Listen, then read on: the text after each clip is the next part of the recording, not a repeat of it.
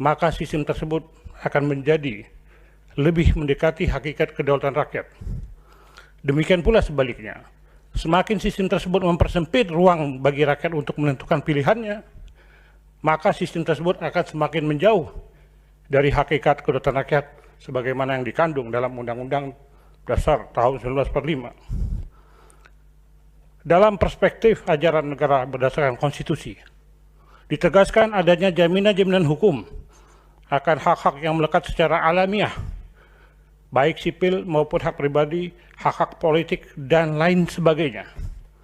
Hak-hak yang melekat secara alamiah tersebut, khususnya hak-hak di bidang politik, sejalan dengan keadilan natural, sebagaimana disampaikan oleh Aristoteles. Keadilan natural, sesuai dengan namanya, tentu bersifat tetap.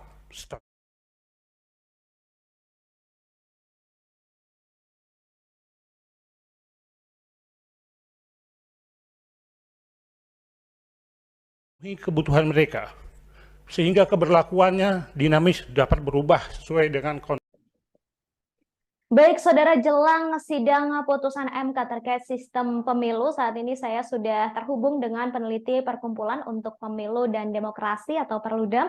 Ada Pak Ihsan Maulana di sana. Saya sapa terlebih dahulu. Selamat pagi, Pak Ihsan. Selamat pagi, Mbak Ratu. Apa kabar, Pak Ihsan? Ya, kabar baik, Mbak Ratu. Semoga Baik. sehat. Hari ini kita menunggu sesuatu yang sangat penting begitu ya untuk negara kita Indonesia, terlebih di tahun depan 2024 ini kita pesta demokrasi begitu, sistem pemilu. Ini gugatan sistem pemilu sedang disorot oleh publik, dan ini kalau menurut Bapak bagaimana? Apa keyakinan Bapak terhadap putusan MK hari ini, Pak Ihsan? Iya, memang kalau dilihat ya, hari ini memang putusan MK soal sistem pemilu tertutup sangat dinantikan oleh masyarakat. Antusiasnya kan juga ini karena berkaitan dengan calon anggota legislatif, pemilih khususnya yang ingin juga memilih caleg begitu ya. Kalau ditanya apa keyakinan kami ya di Perludem, tentunya kami meyakini harusnya MK menolak permohonan pemohon, karena kalau dilihat ya dari dalil-dalil yang diajukan oleh para pemohon, bukti persidangan yang diajukan oleh pemohon begitu ya, semua itu sebetulnya tidak terbukti.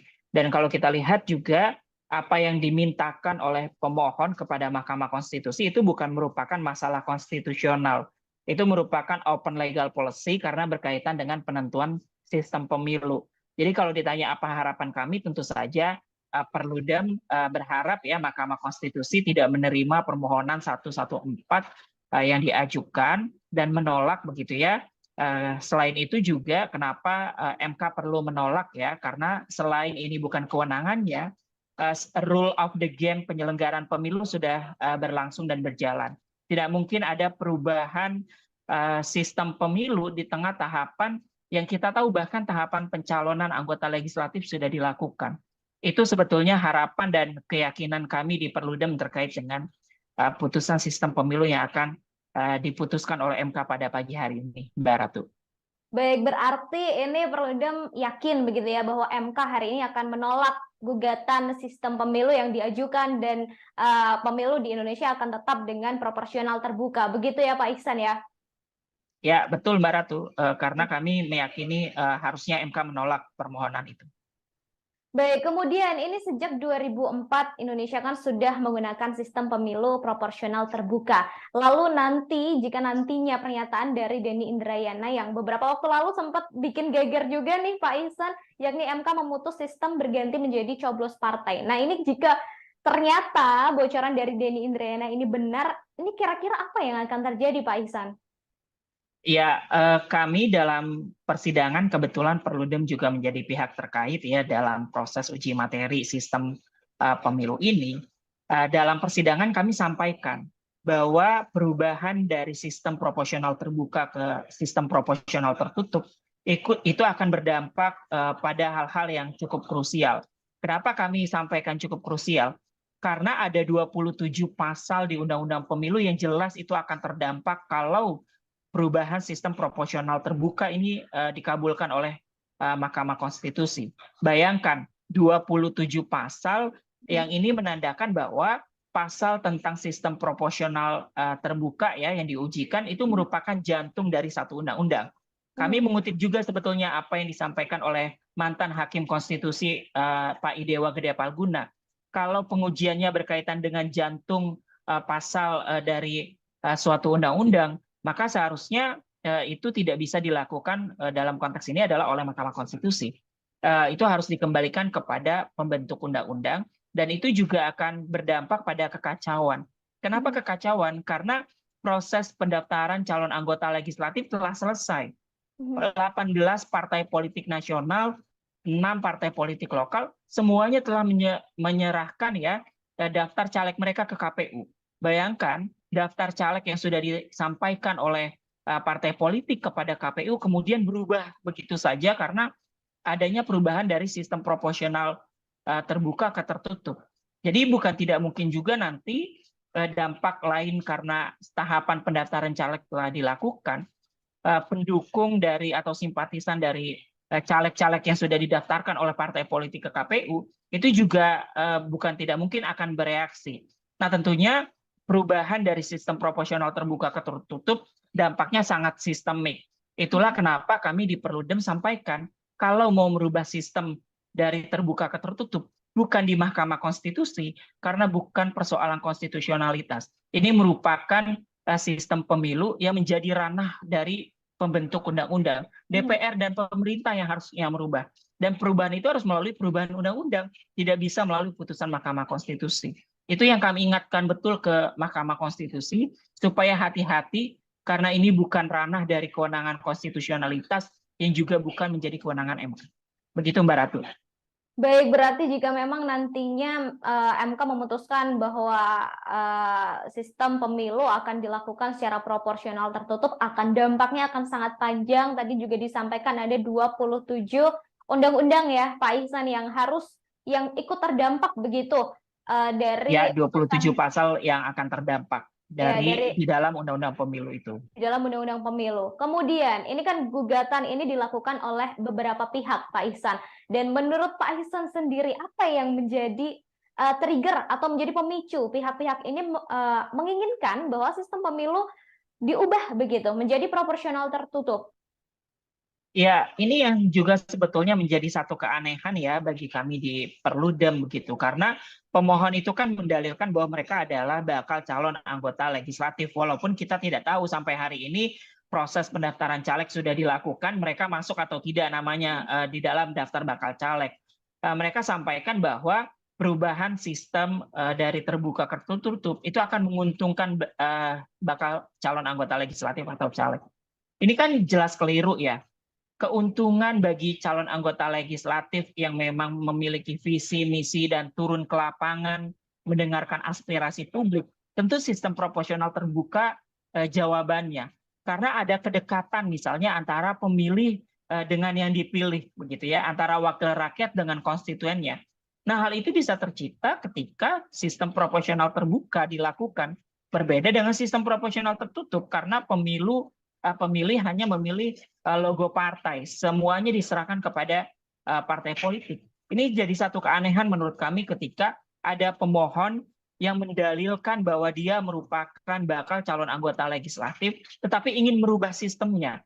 Karena kalau kita lihat proses perubahan dari daftar terbuka menjadi tertutup, yang diuntungkan adalah sebetulnya partai politik. Kenapa? Karena dalam konteks proses pengisian jabatan, partai politik nanti akan diserahkan seluruhnya. Jadi bukan individu calon anggota legislatifnya. Nah ini yang menjadi keanehan bagi kami begitu. Belum lagi kalau kita lihat tadi ya, proses ini kan diajukan saat tahapan pemilu sudah berlangsung begitu ya. Proses pendaftaran caleg sudah dilakukan. Nah ini yang perlu dikonfirmasi, apakah memang pemohon ini betul-betul dia mendaftarkan dirinya sebagai bakal calon anggota legislatif ke KPU? Karena kalau tidak, legal standing mereka perlu dipertanyakan. Harusnya bukan malah ditolak, tetapi tidak dapat diterima. Karena apa yang mereka dalilkan itu tidak bisa dibuktikan. Begitu. Jadi kami merasa aneh betul kalau ada calon anggota legislatif justru ingin merubah dari sistem proporsional terbuka ke tertutup. Karena merubah paradigma pendekatan dari yang tadinya calon anggota legislatif begitu ya menjadi pendekatan partai politik sentris. Gitu Mbak Ratu. Baik, ini kasus sudah bergulir cukup lama ya, Pak Ihsan. Sudah MK sendiri sudah melakukan kurang lebih 16 kali persidangan terkait dengan gugatan yang disampaikan begitu. Ini apakah kemungkinan ada nggak sih, adakah kemungkinan begitu dari parpol-parpol tertentu yang memang ingin mendapatkan perhatian publik saja begitu, Pak Ihsan? Ya, tentu kalau kita lihat ya, gugatannya sudah cukup lama. Apakah ada partai politik yang memang diuntungkan ya dalam konteks perubahan sistem pemilu? Tentu bisa dikatakan potensi ada partai politik yang diuntungkan. Kenapa? Kita bisa lihat Mbak Ratu misalnya ya, Dewan Perwakilan Rakyat yang isinya merupakan partai politik dan seluruhnya adalah partai politik peserta pemilu 2024. Ketika DPR dimintai menjadi pihak terkait dan memberikan keterangan ke Mahkamah Konstitusi, ada perbedaan faksi di dalam tubuh DPR, begitu ya. Kita tahu bahwa 8 fraksi di DPR setuju bahwa MK tetap mempertahankan sistem proporsional terbuka, mohon maaf, dan ada satu partai politik yang menyatakan bahwa perlu ada perubahan dari sistem proporsional terbuka dan tertutup. Jadi kalau ditanya apakah memang ada partai politik yang diuntungkan dalam konteks ini misalnya popularitas, tentu sangat ada partai politik yang diuntungkan. Tinggal dikembalikan kepada MK-nya begitu ya. Apakah MK mau karena ini proses sistem pemilu dan perebutannya adalah perebutan kekuasaan, harusnya ini dikembalikan kepada pembentuk undang-undang, harusnya MK tidak masuk ke sana. Biarkan proses perdebatan itu dilakukan di dalam ranah pembentukan undang-undang, di dalam ranah revisi undang-undang, dan partai politik bisa berargumen di sana. Publik akan bisa melihat. Jadi tidak dibawa ke ranah Mahkamah Konstitusi begitu. Jadi saya bisa pastikan bahwa ada partai politik yang diuntungkan dari sistem proporsional terbuka ataupun tertutup dari perbedaan partai politik menyikapi pemberian keterangan di Mahkamah Konstitusi dalam konteks ini adalah DPR sebagai pihak terkait. Seperti itu Mbak Ratu.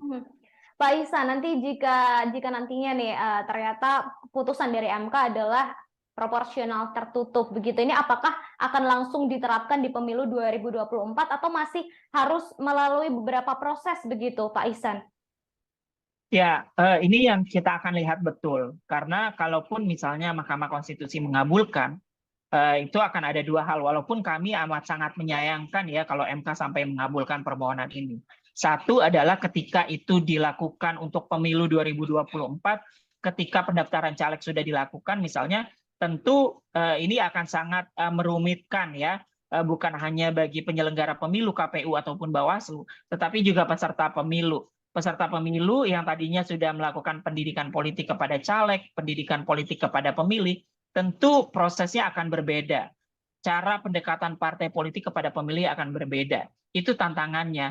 Nah, berbeda misalnya kalau ternyata MK sampaikan bahwa kalaupun dikabulkan ya misalnya sistem proporsional tertutup ini baru akan dilaksanakan pada pemilu 2029 yang akan datang, maka masih ada waktu yang cukup sebetulnya untuk menindaklanjuti putusan MK melalui revisi Undang-Undang Pemilu. Karena tadi saya sampaikan ada 27 pasal turunan dari sistem proporsional terbuka yang akan terdampak. Jadi kita akan lihat kalau MK memerintahkan itu akan diterapkan ya tertutup di 2024, tentu kekacauan sistem pendidikan politik kepada caleg, kepada pemilih itu pasti akan sangat berubah. Tapi kalau itu diterapkan di 2029, bukan tidak mungkin nanti tindak lanjutnya melalui revisi Undang-Undang Pemilu. Yang itu nanti kita akan bicarakan mungkin pasca pemilu 2024. Baik. Berarti masih menunggu juga ya putusan dari MK yang kita semua berharap bahwa MK tidak mengganti sistem pemilu yang saat ini sudah berlangsung, yakni sistem proporsional terbuka. Kemudian Pak Ihsan, ini kan Indonesia sudah pernah menerapkan dua sistem ini ya, proporsional terbuka maupun proporsional tertutup. Setiap sistemnya ini pasti ada yang tidak sempurna begitu. Setiap sistem pasti tidak sempurna. Mungkin bisa disampaikan Pak Ihsan kekurangan dari masing-masing sistem yang pernah diberlakukan begitu di Indonesia. Ya, satu ya, kalau kekurangan dari sistem tertutup kita tahu karena pemilih hanya memilih partai politik, tentunya kedekatan antara pemilih dengan yang dipilih itu akan sangat berjarak. pemilih bisa jadi bahkan tidak mengenal siapa yang mewakili dirinya di daerah pemilihan, karena untuk penentuan calegnya itu akan diserahkan sepenuhnya kepada partai politik. Kita tahu pemilu 2019 ada beberapa rentetan di mana potensi apa yang dikehendaki oleh pemilih dengan apa yang dikehendaki oleh partai politik itu kadang berbeda. Itu bisa dibuktikan dari beberapa daerah pemilihan, caleg yang terpilihnya misalnya A yang mendapatkan suara terbanyak oleh pemilih, tetapi ternyata yang dimintakan untuk dilantik ya dengan proses-proses yang juga tidak dibenarkan oleh undang-undang, misalnya karena caleg peraih suara terbanyak dipecat oleh partai politik karena tidak sesuai dengan keinginannya, itu kan membuktikan bagaimana sistem tertutup akan memberikan gambaran bahwa ada diferensiasi antara apa yang diinginkan pemilih oleh calon anggota legislatif, karena yang menentukan caleg adalah partai politik. Nah, sistem terbuka kita tahu bahwa memang ada kerumitan terkait dengan administrasi dalam konteks penyelenggaraan pemilu 2024.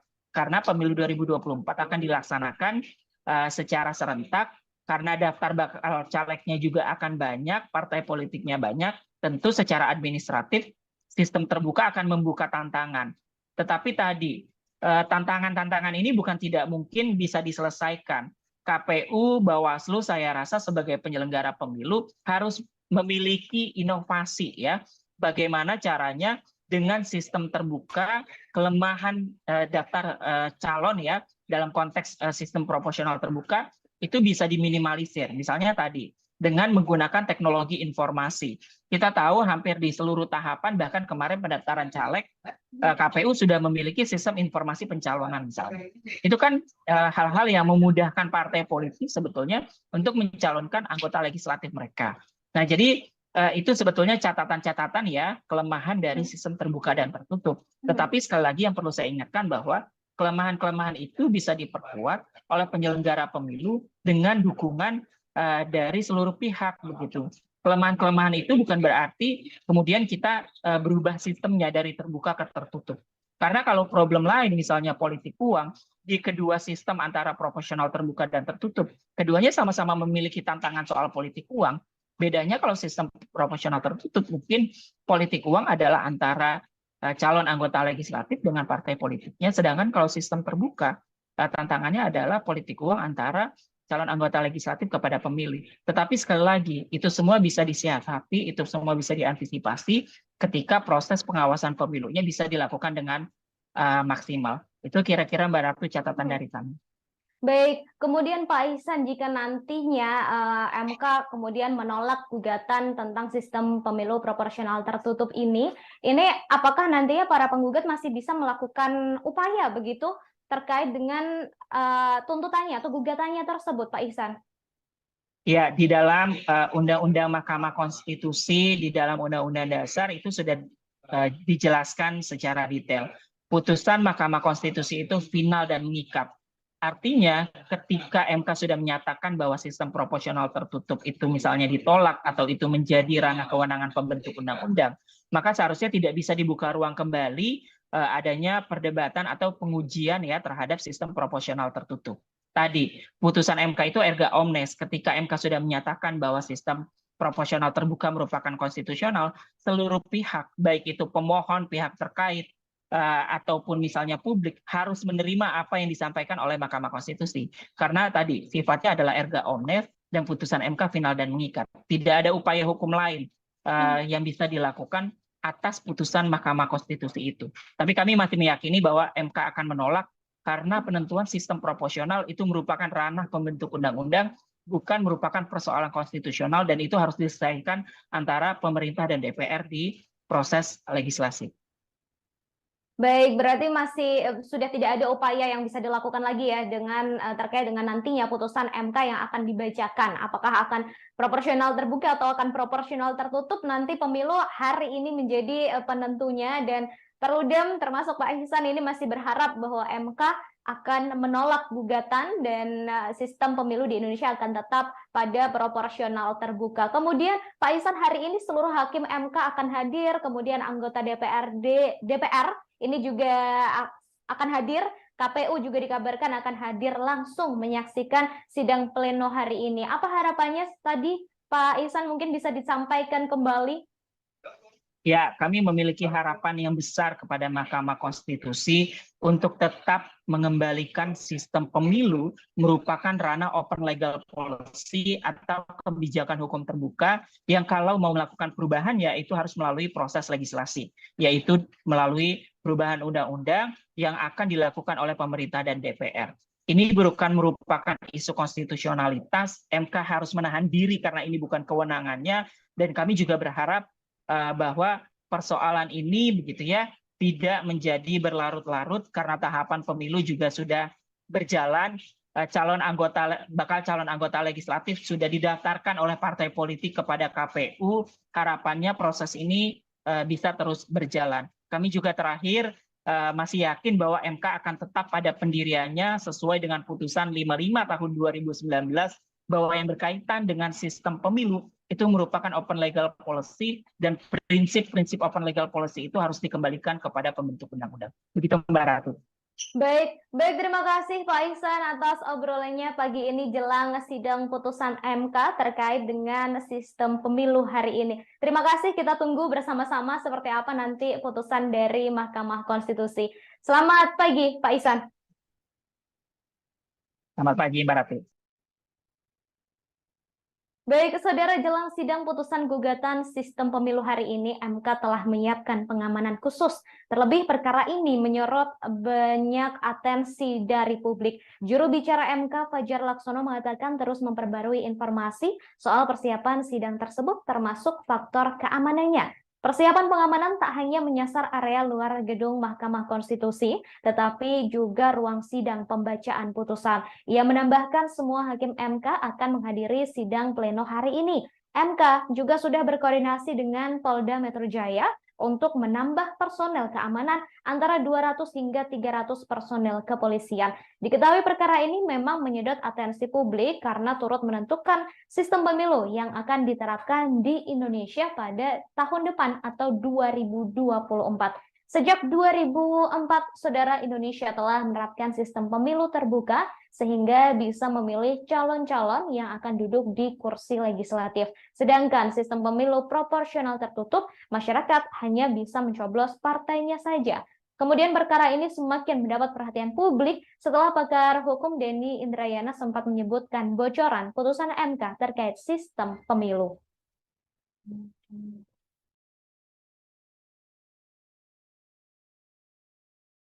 Terima kasih Pak Ketua. Saudara ahli, terima kasih atas keterangan yang sangat komprehensif memberikan pencerahan kepada kita semua. Dari penjelasan yang saudara ahli sampaikan sangat filosofis, jadi kita juga ada beberapa pertanyaan yang mungkin membutuhkan penjelasan secara filosofis. Pertama, menjadi dasar pertanyaan kami adalah apakah sebenarnya Mahkamah Konstitusi memiliki kewenangan atau berwenang untuk mengubah sistem pemilu kita ini? Atau ini menjadi open legal policy dari pemerintah atau DPR dalam mengubah undang-undang pemilu? Kedua, kita dari sejak awal diajukan oleh pemohon menguji terkait proporsional terbuka dan tertutup. Yang ingin saya tanyakan sebenarnya apa sih cost and benefit, apa sih kelebihan, kekurangan, manfaat, mudarat dari sistem proporsional terbuka ini ataupun sistem proporsional tertutup. Ketiga, pemohon menyatakan selalu dalam memberikan stressing penekanan bahwa sistem proporsional terbuka ini mengakibatkan menimbulkan money politik high cost. Pertanyaan saya adalah apakah itu terjadinya perilaku terjadinya praktek high cost atau money politik itu, apakah itu kekeliruan, kesalahan dari sistem terbuka yang kita jalankan, atau itu adalah perilaku dari oknum-oknum atau dari para peserta pemilu maupun masyarakatnya? Dan apakah ada jaminan jika sistem proporsional menjadi tertutup tidak terjadi money politik? Baru yang terakhir, apakah dalam sistem proporsional terbuka sekarang, fungsi dan peran partai politik itu terkait dengan pengkaderan sudah efektif dengan sistem pemilu terbuka tersebut? Mohon penjelasan. Terima kasih, Pak Ketua. Ya, baik, terima kasih. Sekarang kuasa Presiden dipersilakan kalau ada pertanyaan untuk atau kepada kedua ahli. Silakan. Untuk kuasa Presiden cukup, Yang Mulia. Baik. Dari pemohon. Terima kasih Yang Mulia atas kesempatan yang diberikan. Assalamualaikum warahmatullahi wabarakatuh. Pertama terkait ahli yang pertama, banyak menyitir mengenai teori keadilan dan saya juga akan menanggapinya.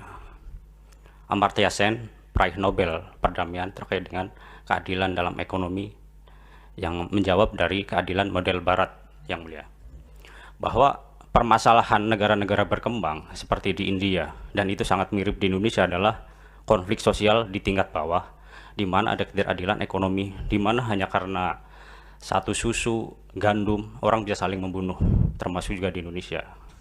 Dan ini dibajak oleh orang-orang yang mempunyai kapital untuk membeli keadilan itu sendiri, yaitu oleh para penguasa-penguasa, para oligarki, menggunakan uang itu untuk membeli keadilan, termasuk adalah kolonial Inggris. Bagaimana dia mencoba untuk membeli masyarakat India, sehingga Amartya Sen mengkritik model keadilan yang seperti itu. Bagaimana keadilan itu harus masuk dalam tataran masyarakat yang sangat konkret di Indonesia.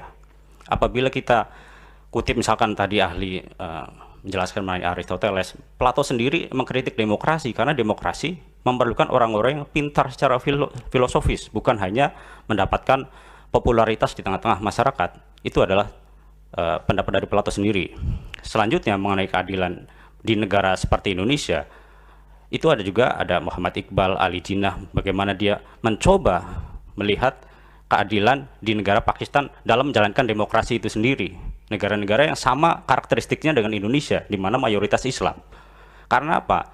Negara Islam sebelumnya dari Maroko sampai Iran itu telah gagal bagaimana Islam sesuai dengan kompatibilitas zaman modern. Hanya Indonesia lah yang diakui secara demokrasi. Oleh karena itu, saya mengutip lagi mengenai buku Adilan dalam Islam oleh Buya Hamka, karena sangat perlu bahwa keadilan itu juga harus sesuai dengan karakteristik bangsa Indonesia. Tidak serta-merta bahwa Islam sesuai dengan sistem proporsional terbuka. Itu adalah kesimpulan yang tiba-tiba sangat prematur menurut saya. Sehingga coba ahli dalami kembali bagaimana sistem pemilihan dalam Islam, karena tidak ada negara-negara Islam yang besar seperti Qatar, Dubai, Arab Saudi, semuanya negara kerajaan, tidak ada pemilihan di sana. Itu lebih jahat daripada di Indonesia, karena kita masih ada sistem partai politik. Oleh karena itu, mungkin kita bisa melihat sistem keadilan dibawa oleh Amartya Sen ataupun Iqbal atau Ali Jinnah, bagaimana dia membangun bangsa dia agar sesuai dengan karakteristik bangsa modern, begitu. Tidak terjerumus pada kejumudan tradisi Islam sebelumnya. Yang Mulia Ketua, Wakil Ketua, dan anggota Majelis Hakim Mahkamah Konstitusi yang terhormat, pemohon, termohon, dan pihak terkait lainnya. Izinkan saya untuk menyampaikan keterangan ahli terkait dengan perkara nomor 114 tahun 2022. Bahwa keberadaan pemilu dalam negara demokrasi merupakan manifestasi prinsip kedaulatan rakyat. Pemilu juga terkait dengan prinsip negara hukum. Antara kedaulatan hukum dan kedaulatan rakyat adalah saudara kembar yang melahirkan pemilu yang demokratis. Melalui pemilu hak asasi rakyat dapat disalurkan. Demikian juga halnya dengan hak untuk perlakuan yang sama di depan hukum dan pemerintahan. Dalam kaitannya dengan dua kutub sistem pemilu, yakni sistem pemilu proporsional terbuka versus sistem proporsional tertutup, maka menurut ahli penilaiannya menunjuk pada sejauh mana konsistensi mewujudkan prinsip kedaulatan rakyat tersebut. Semakin sistem tersebut memberikan ruang yang lebih banyak dan luas bagi rakyat untuk menentukan sendiri pilihannya, maka Baik, saudara, terkait hari ini putusan sidang pleno putusan sistem pemilu yang akan digelar oleh MK, DPR atau Dewan Perwakilan Rakyat akan ikut hadir dalam sidang pleno di MK hari ini. Anggota Komisi 3 DPR RI Habibur Rahman mengatakan sejumlah legislator akan hadir secara langsung di gedung Mahkamah Konstitusi terkait sistem proporsional pemilu. Kehadiran ini untuk mewakili DPR dan tidak hanya mewakili 8 partai di parlemen yang menyatakan sikap menolak sistem proporsional tertutup. Diketahui sebelumnya 8 partai di DPR menyatakan sikap agar MK tetap menerapkan sistem proporsional terbuka pada pemilu 2024. Habibur Rahman menambahkan pemerintah melalui Menteri Dalam Negeri Tito Karnavian dan Menteri Hukum dan Hak Asasi Manusia atau Menkumham Yasona Lauli juga tegas meminta agar sistem proporsional terbuka dipertahankan.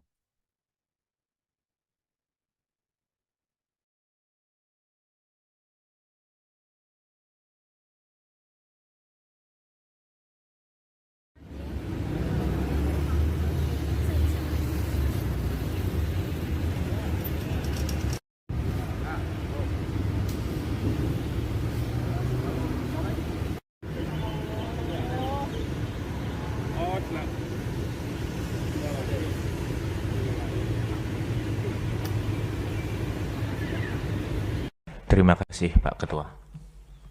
Saudara ahli, terima kasih atas keterangan yang sangat komprehensif memberikan pencerahan kepada kita semua. Dari penjelasan yang saudara ahli sampaikan, Baik, saudara, saya mengajak Anda untuk melihat situasi terkini dari gedung Mahkamah Konstitusi Jakarta Pusat. Bisa Anda saksikan, saudara, ini adalah situasi terkini dari gedung MK Jakarta Pusat. Masih tampak sangat sepi dengan beberapa anggota polisi yang turut berjaga di depan gedung Mahkamah Konstitusi. Diketahui, saudara, hari ini Mahkamah Konstitusi menggelar sidang pleno terkait putusan sistem pemilu. Dan hari ini MK juga telah menyiapkan pengamanan khusus dengan menambah 300 personel untuk melakukan pengamanan. Pengamanan tidak hanya dilakukan di luar gedung Mahkamah Konstitusi saja, saudara, tetapi juga ditambah di dalam gedung Mahkamah Konstitusi atau di dalam ruang sidang pleno yang akan digelar hari ini. Kemudian untuk sidang pleno tentang putusan sistem pemilu ini juga akan digelar di ruang sidang pleno dan rencananya akan dimulai pukul 9.30 waktu Indonesia Barat.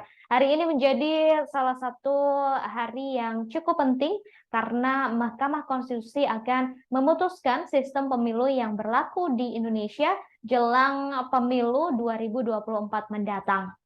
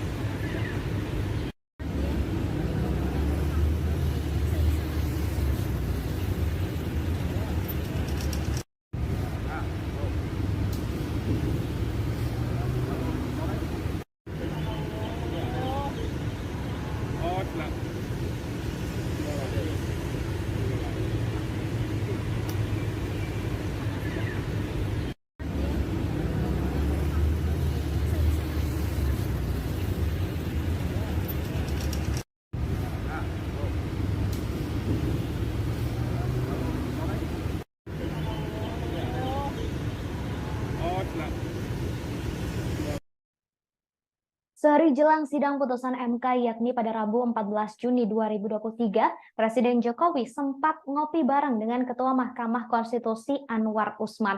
Momen tersebut terjadi saat keduanya sama-sama hadir di Jakarta Fair.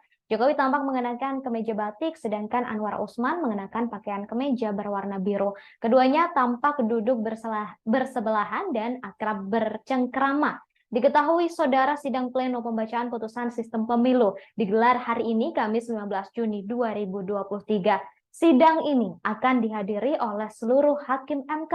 Tak hanya itu, sidang juga akan dihadiri langsung oleh anggota DPR RI. Mahkamah Konstitusi sendiri juga telah menambah pengamanan lantaran perkara ini telah menjadi atensi publik. Diketahui perkara ini muncul berawal dari permohonan judicial review yang dilakukan oleh Dimas Brian Wicaksono selaku pengurus PDIP cabang Banyuwangi, Yuwono Pintadi, kemudian Fahrul Rosti yang merupakan Bacalek 2024, Ibnu Rahman Jaya yang merupakan warga Jagakarsa, Jakarta Selatan, Rianto, warga Pekalongan, dan Nono Mariono, warga Depok. Mereka menggugat pasal yang mengatur pemungutan suara dilakukan proporsional terbuka atau sistem coblos calon anggota legislatif. Dan mereka menginginkan sistem coblos partai atau proporsional tertutup diterapkan. Dalam perkara ini, Mahkamah Konstitusi ini juga telah melakukan kurang lebih 16 kali persidangan dan hari ini menjadi pembacaan putusan terakhir yang akan dilakukan oleh MK terkait dengan sistem pemilu yang akan digelar di Indonesia.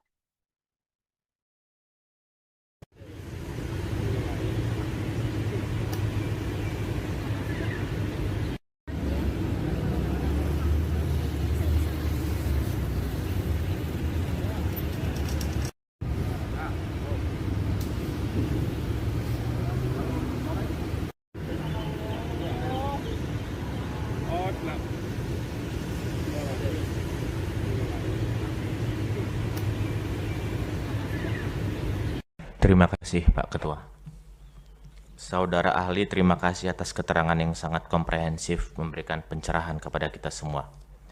Dari penjelasan yang saudara ahli sampaikan sangat filosofis, jadi kita juga ada beberapa pertanyaan yang mungkin membutuhkan penjelasan secara filosofis. Pertama, menjadi dasar pertanyaan kami adalah apakah sebenarnya Mahkamah Konstitusi memiliki kewenangan atau berwenang untuk mengubah sistem pemilu kita ini? Atau ini menjadi open legal policy dari pemerintah atau DPR dalam mengubah undang-undang pemilu? Kedua, kita dari sejak awal diajukan oleh pemohon menguji terkait proporsional terbuka dan tertutup. Yang ingin saya tanyakan sebenarnya apa sih cost and benefit, apa sih kelebihan, kekurangan, manfaat, mudarat dari sistem proporsional terbuka ini ataupun sistem proporsional tertutup. Ketiga, pemohon menyatakan selalu dalam memberikan stressing penekanan bahwa sistem proporsional terbuka ini mengakibatkan menimbulkan money politik high cost. Pertanyaan saya adalah apakah itu terjadinya perilaku terjadinya praktek high cost atau money politik itu, apakah itu kekeliruan, kesalahan dari sistem terbuka yang kita jalankan, atau itu adalah perilaku dari oknum-oknum atau dari para peserta pemilu maupun masyarakatnya? Dan apakah ada jaminan jika sistem proporsional menjadi tertutup tidak terjadi money politik? Baru yang terakhir, apakah dalam sistem proporsional terbuka sekarang, fungsi dan peran partai politik itu terkait dengan pengkaderan sudah efektif dengan sistem pemilu terbuka tersebut? Mohon penjelasan. Terima kasih Pak Ketua. Ya, baik, terima kasih. Sekarang kuasa Presiden dipersilakan kalau ada pertanyaan untuk atau kepada kedua ahli. Silakan. Untuk kuasa Presiden cukup yang mulia. Baik, dari pemohon. Terima kasih yang mulia atas kesempatan yang diberikan. Assalamualaikum warahmatullahi wabarakatuh. Pertama terkait ahli yang pertama, banyak menyitir mengenai teori keadilan dan saya juga akan menanggapinya. Amartya Sen, peraih Nobel perdamaian terkait dengan keadilan dalam ekonomi yang menjawab dari keadilan model barat yang mulia, bahwa permasalahan negara-negara berkembang seperti di India dan itu sangat mirip di Indonesia adalah konflik sosial di tingkat bawah di mana ada ketidakadilan ekonomi, di mana hanya karena satu susu, gandum, orang bisa saling membunuh, termasuk juga di Indonesia. Dan ini dibajak oleh orang-orang yang mempunyai kapital untuk membeli keadilan itu sendiri, yaitu oleh para penguasa-penguasa, para oligarki, menggunakan uang itu untuk membeli keadilan, termasuk adalah kolonial Inggris. Bagaimana dia mencoba untuk membeli keadilan di tengah-tengah masyarakat India. Beberapa waktu lalu perkara ini menjadi lebih santer dibahas setelah ex-wakil Menteri Hukum dan HAM Denny Indrayana mengklaim mendapatkan informasi terpercaya terkait putusan MK soal sistem pemilu. MK menyebut pernyataan Denny pada 28 Mei 2023 lalu berpengaruh buruk terhadap kepercayaan publik. Kini MK sudah siap membacakan putusannya pada Kamis 15 Juni 2023. Kabarnya MK juga akan menggelar konferensi pers terkait pernyataan Denny Indrayana setelah putusan dibacakan. Mengetahui hal ini, Denny Indrayana angkat bicara. Ia mengatakan apapun putusan MK, pihaknya berharap bisa menguatkan sistem pemilu saat ini. Denny juga berharap putusan tersebut tidak menjadi bagian dari strategi pemenangan pemilu 2024 untuk sekelompok kekuatan politik. Ia menambahkan mendorong MK tetap independen, termasuk dalam memutus perkara yang syarat akan kepentingan politik, termasuk soal pemilu.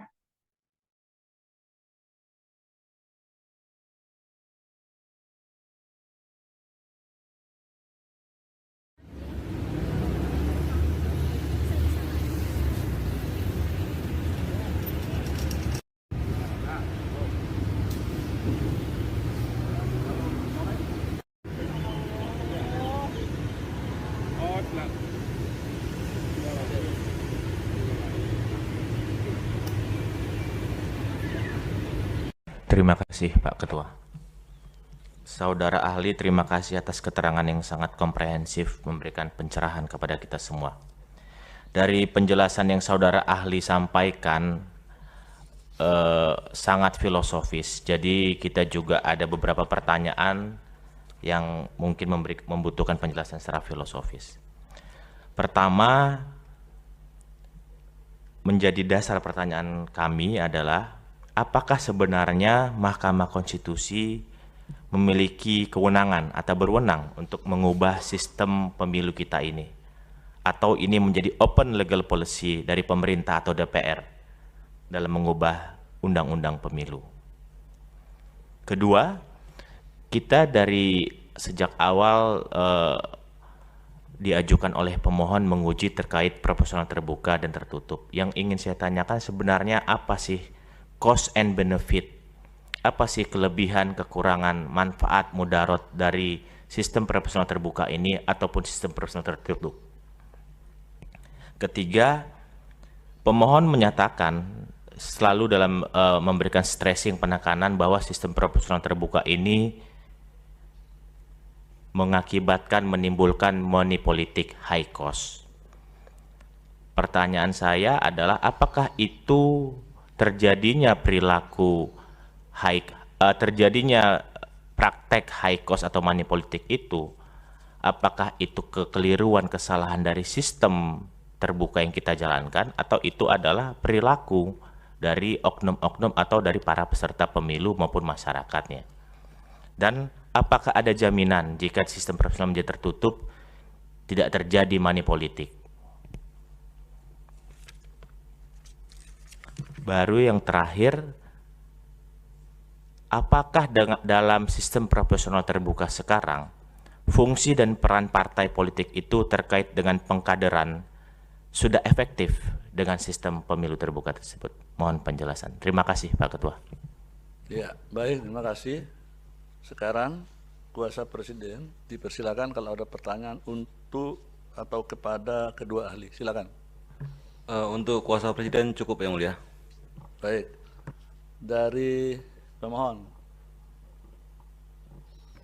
Terima kasih yang mulia atas kesempatan yang diberikan. Assalamualaikum warahmatullahi wabarakatuh. Pertama terkait ahli yang pertama,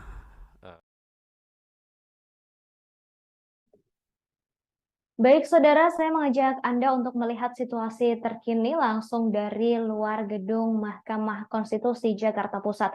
Seperti yang bisa Anda saksikan, saudara, jalanan di depan gedung MK terlihat sangat lengang dan juga tampak dijaga ketat oleh aparat kepolisian. Diketahui jelang sidang putusan gugatan sistem pemilu hari ini, MK juga telah menyiapkan pengamanan khusus. Terlebih perkara ini menyedot banyak atensi publik. Kemudian saudara juru bicara MK Fajar Laksono mengatakan terus memperbarui informasi soal persiapan sidang termasuk faktor keamanan. Persiapan pengamanan tidak hanya menyasar area luar gedung MK saja, tetapi juga di dalam ruang sidang pembacaan putusan. Ia menambahkan, saudara, semua hakim MK akan menghadiri sidang pleno hari ini. Dan bisa Anda saksikan juga, saudara, tadi ini adalah situasi terkini dari luar gedung Mahkamah Konstitusi yang tampak aparat kepolisian juga sudah berjaga di luar gedung. MK juga sudah berkoordinasi dengan Polda Metro Jaya untuk menambah personel keamanan antara 200 hingga 300 personel kepolisian. Bisa Anda saksikan, saudara, ini adalah kepolisian yang berjaga di luar gedung Mahkamah Konstitusi. Kemudian tadi juga sudah disampaikan oleh juru bicara Mahkamah Konstitusi, Fajar Laksono, yang menyebut pengamanan tidak hanya dilakukan di luar gedung Mahkamah Konstitusi saja, tetapi juga di dalam ruang sidang pembacaan putusan. Sidang pembacaan putusan terkait sistem pemilu ini rencananya, saudara, digelar pada pukul 9.30 waktu Indonesia Barat, yang harusnya ini sudah dimulai, namun masih belum tampak begitu persidangan di dalam ruang sidang pleno Mahkamah Konstitusi ini masih juga belum dimulai. Diketahui perkara ini, saudara, memang menyedot atensi publik karena turut menentukan sistem pemilu yang akan diterapkan di Indonesia pada 2024 mendatang. Sejak 2004, saudara, Indonesia telah menerapkan sistem pemilu terbuka sehingga bisa memilih calon-calon yang akan duduk di kursi legislatif. Sedangkan sistem pemilu proporsional tertutup, masyarakat hanya bisa mencoblos partainya saja. Kemudian perkara ini juga semakin mendapatkan perhatian publik setelah mantan Wakil Menteri Hukum dan HAM Denny Indrayana sempat menyebutkan bocoran terkait dengan putusan MK soal sistem pemilu. Kami masih menunggu, saudara, sidang pembacaan putusan terkait sistem pemilu ini dimulai. Jika dalam jadwal seharusnya sudah dimulai pukul 9.30, namun hingga pukul 9.37 waktu Indonesia Barat, sidang masih juga belum dimulai. Kemudian, saudara, sidang putusan sistem pemilu ini digelar oleh Mahkamah Konstitusi pada hari ini, Kamis 19 Juni 2023. Terkait sidang tersebut, MK diyakini tidak akan mengganti sistem pemilu. Hal itu disampaikan oleh peneliti Perkumpulan untuk Pemilu dan Demokrasi atau Perludem, Fadil Ramadhanil. Ia meyakini MK hanya akan memberi rambu-rambu konstitusional untuk menjadi acuan para pembentuk undang-undang bila akan menentukan sistem pemilu ke depan.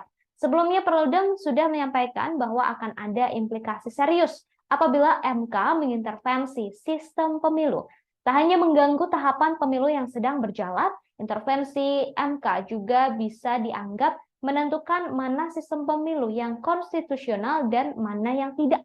Hal ini dianggap tidak relevan karena sistem pemilu yang diterapkan di suatu negara bisa saja berubah sesuai perkembangan keadaan.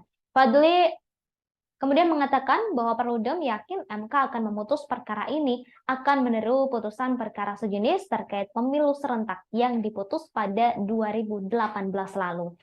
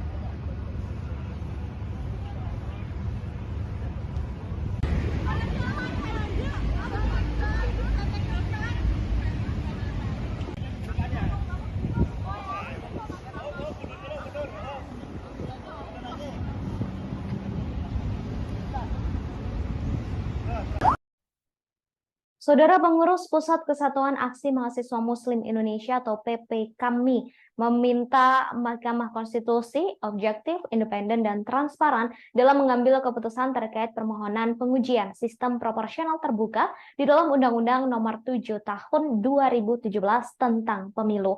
Ketua Umum PPKMI Zaki Ahmad Rifai mengatakan terlepas dari apapun sistem yang diputus nantinya, ia meminta MK untuk tidak membunuh demokrasi dan kedaulatan rakyat dengan menyatakan sistem mana yang lebih tepat untuk pemilu. Lebih lanjut, Zaki menegaskan ihwal sistem pemilu merupakan All Legal Policy DPR sebagai lembaga legislatif. Namun fraksi di DPR ini terbelah dengan adanya dua kubu yang tiba-tiba berbeda dalam memandang sistem pemilu. Sementara itu, Ketua Bidang Politik Hukum dan Keamanan PPKMI Rizky Agus Saputra juga turut buka suara ihwal kami yang mendukung MK mengeluarkan putusan yang seadil-adilnya tanpa pandang bulu. Diketahui putusan final MK terkait sistem pemilu akan digelar hari ini, yakni Kamis 15 Juni 2023. Seluruh hakim MK akan hadir, anggota DPR juga dikabarkan akan hadir langsung menyaksikan sidang pleno putusan gugatan sistem pemilu.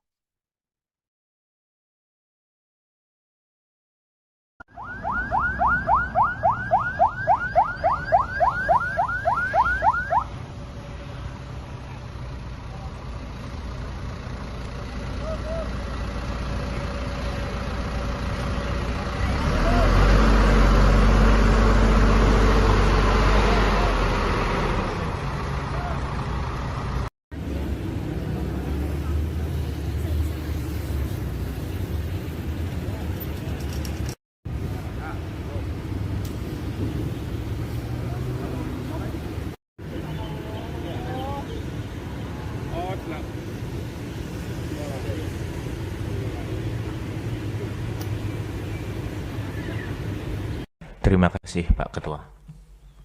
Saudara ahli, terima kasih.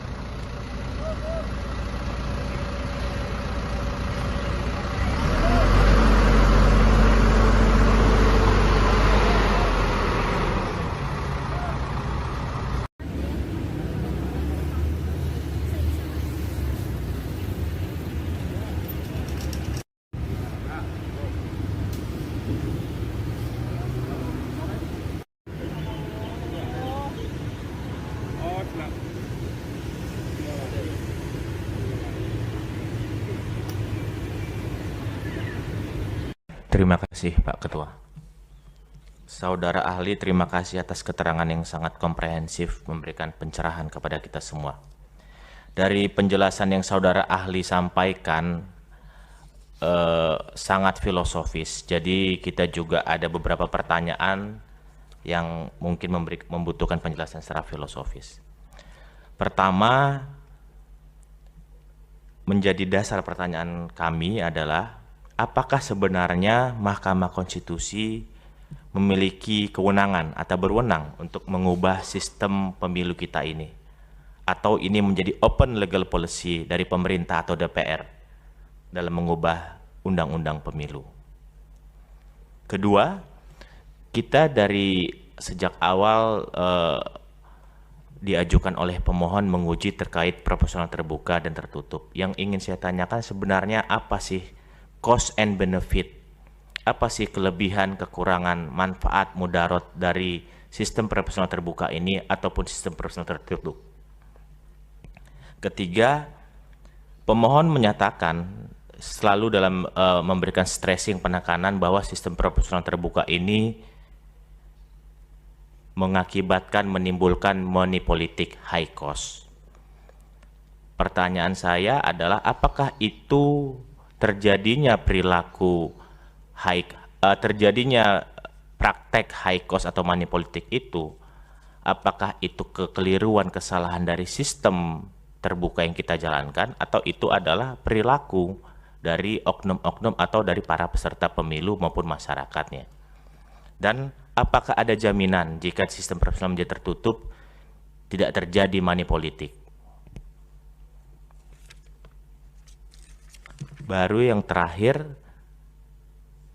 apakah dalam sistem proporsional terbuka sekarang, fungsi dan peran partai politik itu terkait dengan pengkaderan sudah efektif dengan sistem pemilu terbuka tersebut? Mohon penjelasan. Terima kasih, Pak Ketua.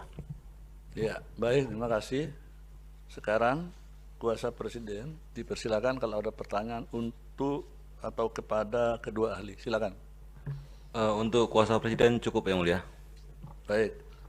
Dari pemohon. Terima kasih Yang Mulia atas kesempatan yang diberikan. Assalamualaikum warahmatullahi wabarakatuh. Pertama terkait ahli yang pertama, banyak menyitir mengenai teori keadilan dan saya juga akan menanggapinya. Amartya Sen, peraih Nobel perdamaian terkait dengan keadilan dalam ekonomi, yang menjawab dari keadilan model Barat, Yang Mulia, bahwa permasalahan negara-negara berkembang seperti di India dan itu sangat mirip di Indonesia adalah konflik sosial di tingkat bawah, di mana ada ketidakadilan ekonomi, di mana hanya karena satu susu, gandum, orang bisa saling membunuh, termasuk juga di Indonesia. Dan ini dibajak oleh orang-orang yang mempunyai kapital untuk membeli keadilan itu sendiri, yaitu oleh para penguasa-penguasa, para oligarki, menggunakan uang itu untuk membeli keadilan, termasuk adalah kolonial Inggris. Bagaimana dia mencoba untuk membeli keadilan di tengah-tengah masyarakat India, sehingga Amartya Sen mengkritik model keadilan yang seperti itu. Bagaimana keadilan itu harus masuk dalam tataran masyarakat yang sangat konkret di Indonesia. Apabila kita kutip misalkan tadi ahli menjelaskan mengenai Aristoteles, Plato sendiri mengkritik demokrasi karena demokrasi memerlukan orang-orang yang pintar secara filosofis, bukan hanya mendapatkan popularitas di tengah-tengah masyarakat. Itu adalah pendapat dari Plato sendiri.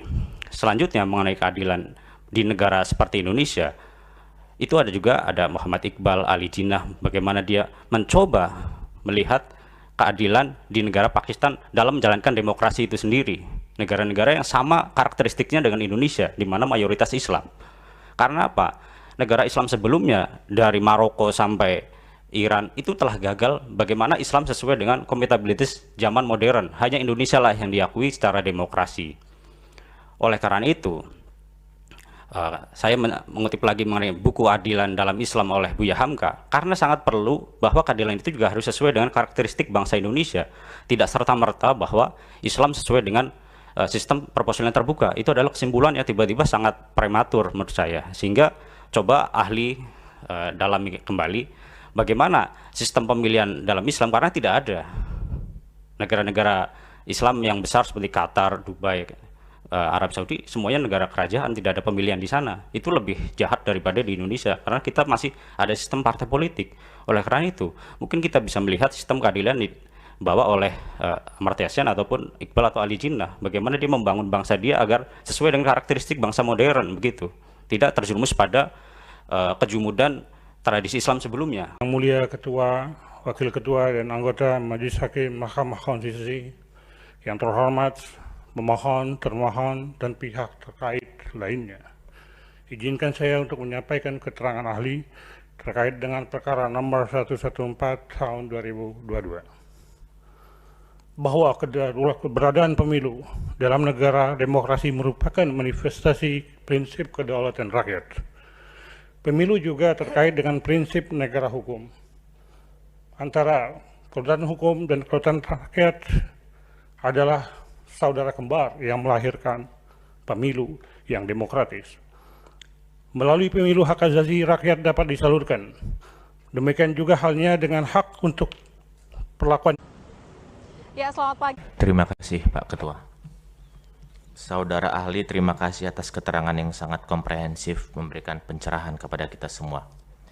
dari penjelasan yang saudara ahli sampaikan sangat filosofis. Jadi kita juga ada beberapa pertanyaan.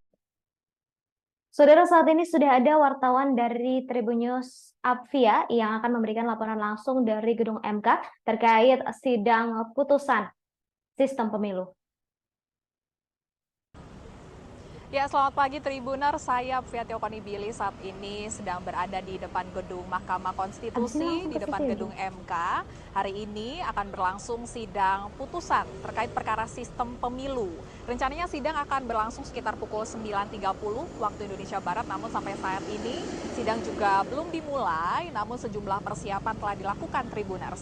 Tadi sekitar pukul 9, para petugas keamanan telah melakukan apel pagi di depan gedung Mahkamah Konstitusi. Kemudian ada mobil barakuda untuk penjagaan juga telah memasuki gedung Mahkamah Konstitusi. Tadi sekitar pukul 9 di depan gedung Mahkamah Konstitusi di Jalan Medan Merdeka Barat, jalanan sempat ditutup, namun saat ini jalanan kembali dibuka. Nah, sampai saat ini kami dari awak media juga masih menunggu proses sidang terkait putusan sistem pemilu akan dimulai. Kembali ke studio.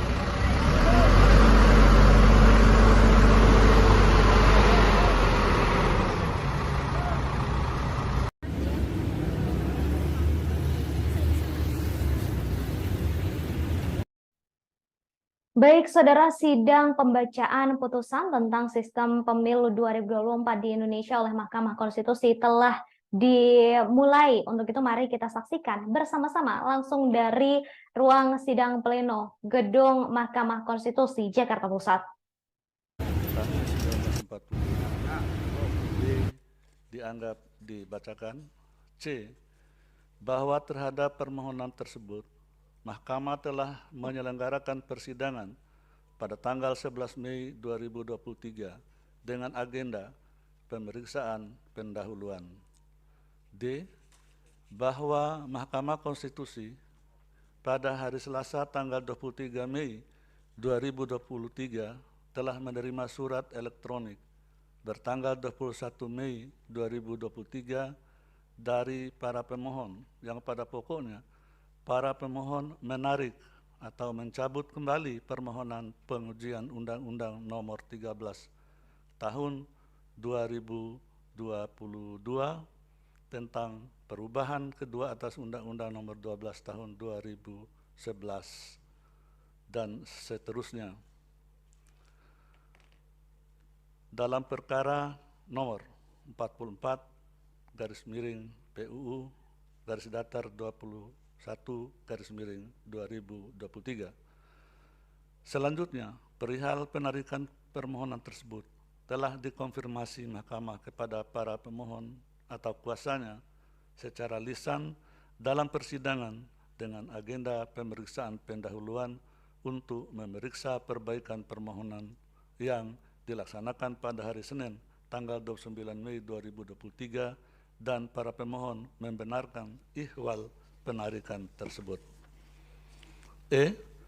Bahwa terhadap penarikan kembali permohonan para pemohon tersebut, Pasal 35 ayat 1 Undang-Undang MK menyatakan, dianggap dibacakan. F. Bahwa berdasarkan ketentuan sebagaimana dimaksud pada huruf E di atas, rapat permusyawaratan hakim pada tanggal 5 Juni 2023 telah menetapkan pencabutan atau penarikan kembali permohonan perkara nomor 44 dan seterusnya beralasan menurut hukum dan para pemohon tidak dapat mengajukan kembali permohonan aku. G. Bahwa berdasarkan pertimbangan hukum pada huruf F di atas, rapat permusyawaratan hakim memerintahkan Panitera Mahkamah Konstitusi untuk mencatat perihal penarikan kembali permohonan pemohon dalam buku registrasi perkara konstitusi elektronik dan mengembalikan salinan berkas permohonan kepada pemohon. Mengingat 1. Undang-Undang Dasar Negara Republik Indonesia tahun 1945 dan seterusnya menetapkan 1. Mengabulkan penarikan kembali permohonan para pemohon.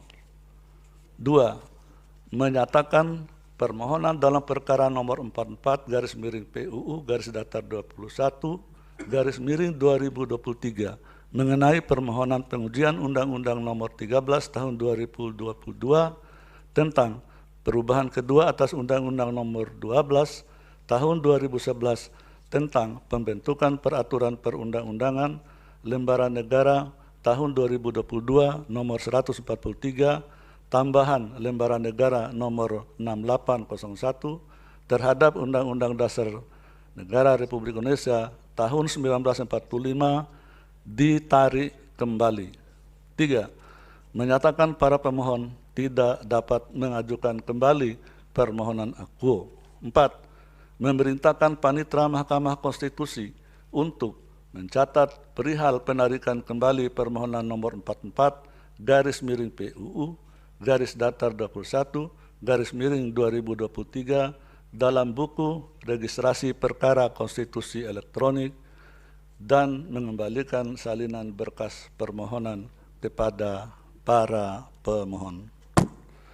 Demikian diputus dalam rapat permusyawaratan hakim yang dihadiri oleh 8 hakim konstitusi, yaitu Anwar Usman selaku ketua merangkap anggota, Saldi Isra, Eni Nurbaningsi, Daniel Yusmik PFW, Arif Hidayat, M. Guntur Hamzah Suhartoyo, dan Wahidudin Adams, masing-masing sebagai anggota pada hari Senin tanggal 5 bulan Juni tahun 2023 yang diucapkan dalam sidang pleno Mahkamah Konstitusi terbuka untuk umum pada hari Kamis tanggal 15 bulan Juni tahun 2023 selesai diucapkan pukul 9:54 WIB oleh 8 hakim konstitusi tersebut tanpa dihadiri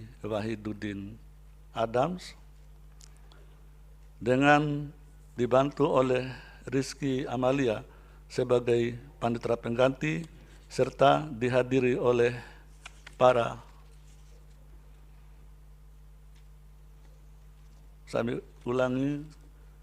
dihadiri oleh Dewan Perwakilan Rakyat atau yang mewakili dan Presiden atau yang mewakili tanpa dihadiri oleh para pemohon.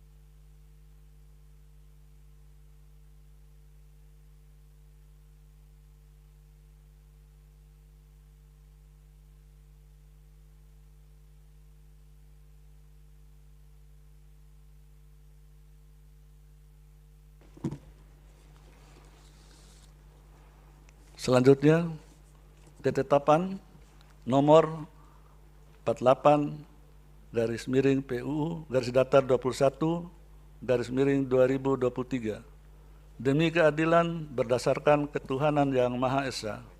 Mahkamah Konstitusi Republik Indonesia yang mengadili perkara konstitusi pada tingkat pertama dan terakhir menjatuhkan ketetapan dalam perkara pengujian Undang-Undang Nomor 1 Tahun 1946 tentang peraturan hukum pidana terhadap Undang-Undang Dasar Negara Republik Indonesia tahun 1945 sebagai berikut.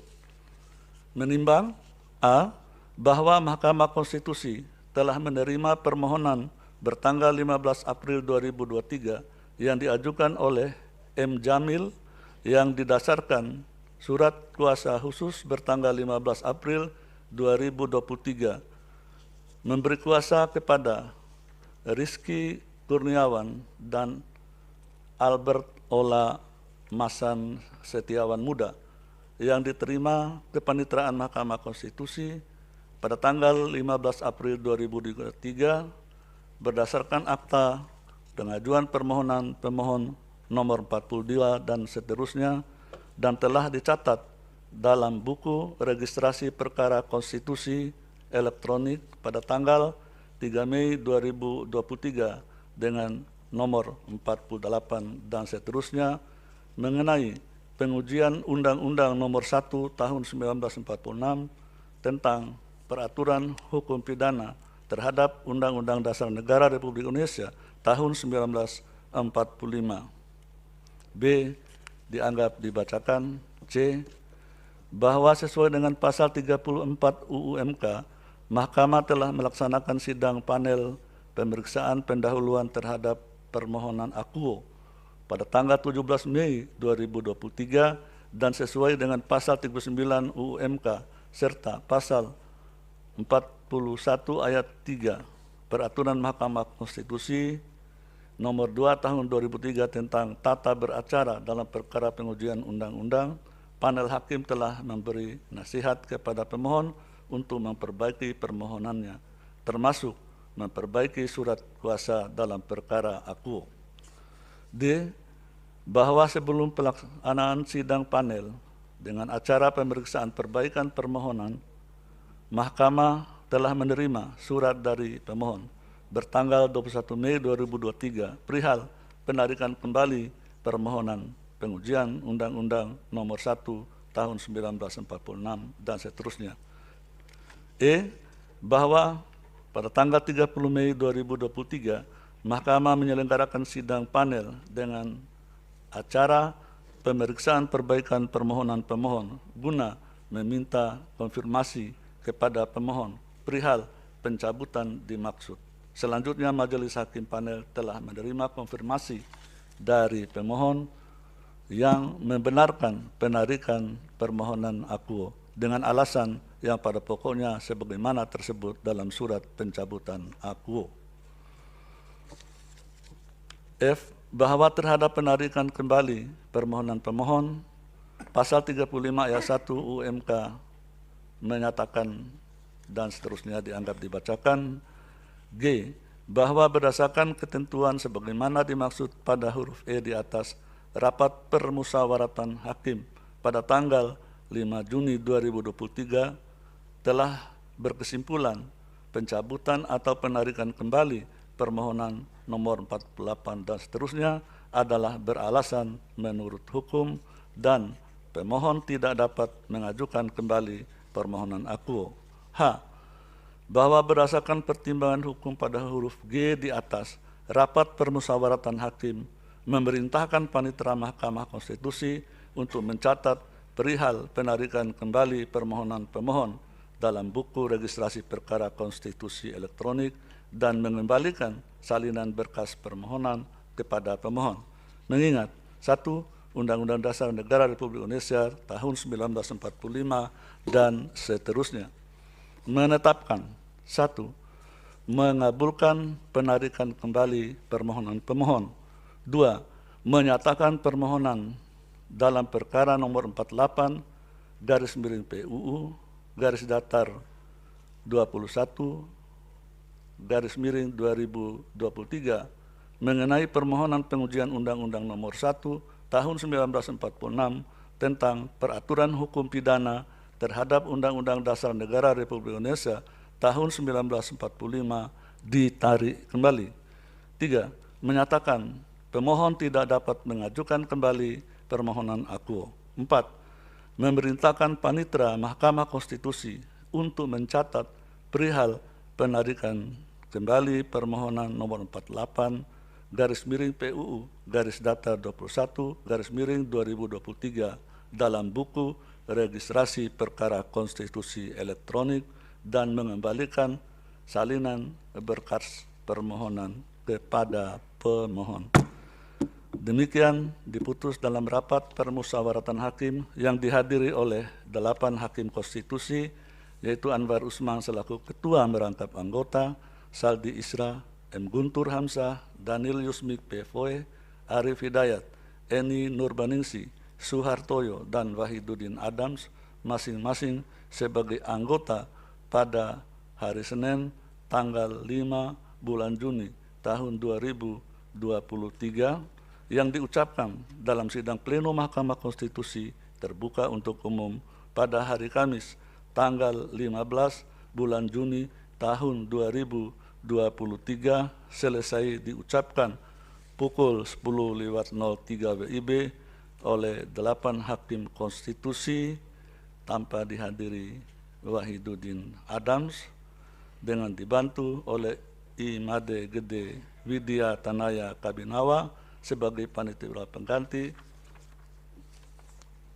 serta dihadiri oleh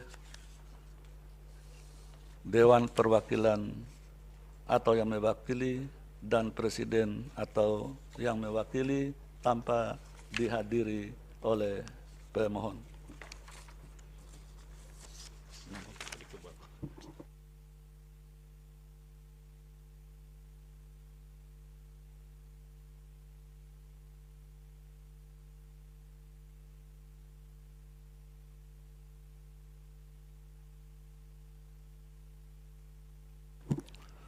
Selanjutnya, putusan nomor 43/PUU-Datar-21/2023. Demi keadilan berdasarkan ketuhanan yang Maha Esa, Mahkamah Konstitusi Republik Indonesia yang mengadili perkara konstitusi pada tingkat pertama dan terakhir menjatuhkan putusan dalam perkara pengujian Undang-Undang Nomor 22 Tahun 2009 tentang lalu lintas dan angkutan jalan terhadap Undang-Undang Dasar Negara Republik Indonesia tahun 1945 yang diajukan oleh Arifin Purwanto SH, selanjutnya disebut sebagai pemohon, membaca permohonan pemohon, mendengar keterangan pemohon, memeriksa bukti-bukti pemohon, duduk perkara, dan seterusnya dianggap dibacakan. Pertimbangan hukum, kewenangan mahkamah, kedudukan hukum dianggap dibacakan. Menimbang bahwa oleh karena mahkamah berwenang mandiri permohonan akuo dan pemohon memiliki kedudukan hukum untuk bertindak dalam mengajukan permohonan akuo, maka selanjutnya mahkamah akan mempertimbangkan pokok permohonan. Pokok permohonan, menimbang bahwa setelah mahkamah membaca secara saksama permohonan akuo beserta bukti-bukti yang diajukan oleh pemohon, maka sebelum pertimbangan lebih jauh dalil permohonan pemohon, penting bagi mahkamah untuk mempertimbangkan hal-hal sebagai berikut.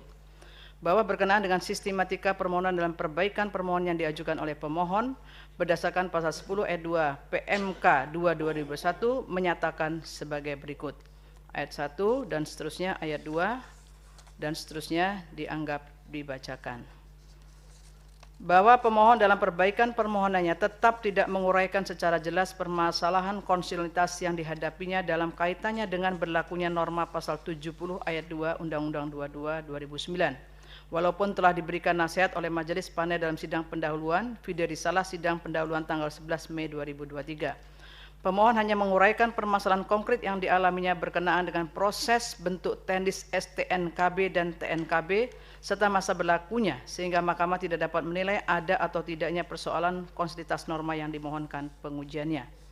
bahwa selain masalah sebagaimana termaktub dalam subparagraf di atas, pemohon dalam petitum angka 2 memohon kepada Mahkamah agar menyatakan frase berlaku selama 5 tahun yang harus dimintakan pengesahannya setiap tahun dalam pasal 70 ayat 2 Undang-Undang 22 tahun 2009, Lembaran Negara RI tahun 2009 nomor 96 tidak mempunyai kekuatan hukum mengikat sepanjang frase berlaku selama 5 tahun yang harus dimintakan pengesahan setiap tahun tidak dimaknai berlaku selamanya dan tidak perlu dimintakan pengesahan setiap tahun.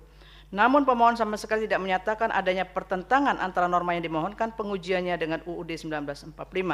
Padahal untuk dapat menilai suatu pasal dan atau ayat undang-undang dinyatakan tidak memiliki kekuatan hukum mengikat, terlebih dahulu pasal dan atau ayat tersebut harus terbukti dan dinyatakan bertentangan dengan UUD 1945.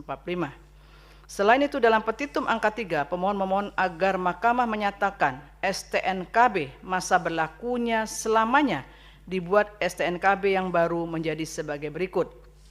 Angka 1, nomor seri STNKB dibuat sama dengan nomor seri KTP atau NIK atau NIK KTP. Angka 2, 3, 4, 5, 6, 7 dianggap dibacakan. Demikian pula dalam petitum angka 4, pemohon juga memohon agar Mahkamah menyatakan TNKB masa berlakunya selamanya dibuat TNKB yang baru menjadi angka 1, nama pemilik untuk kendaraan pribadi dan PT atau PO untuk kendaraan niaga. Angka 2, 3, 4, 5, 6 dianggap dibacakan. Menurut Mahkamah, seluruh rumusan petitum pemohon tersebut adalah tidak jelas atau setidaknya tidak sesuai dengan kelaziman petitum dalam perkara pengujian undang-undang.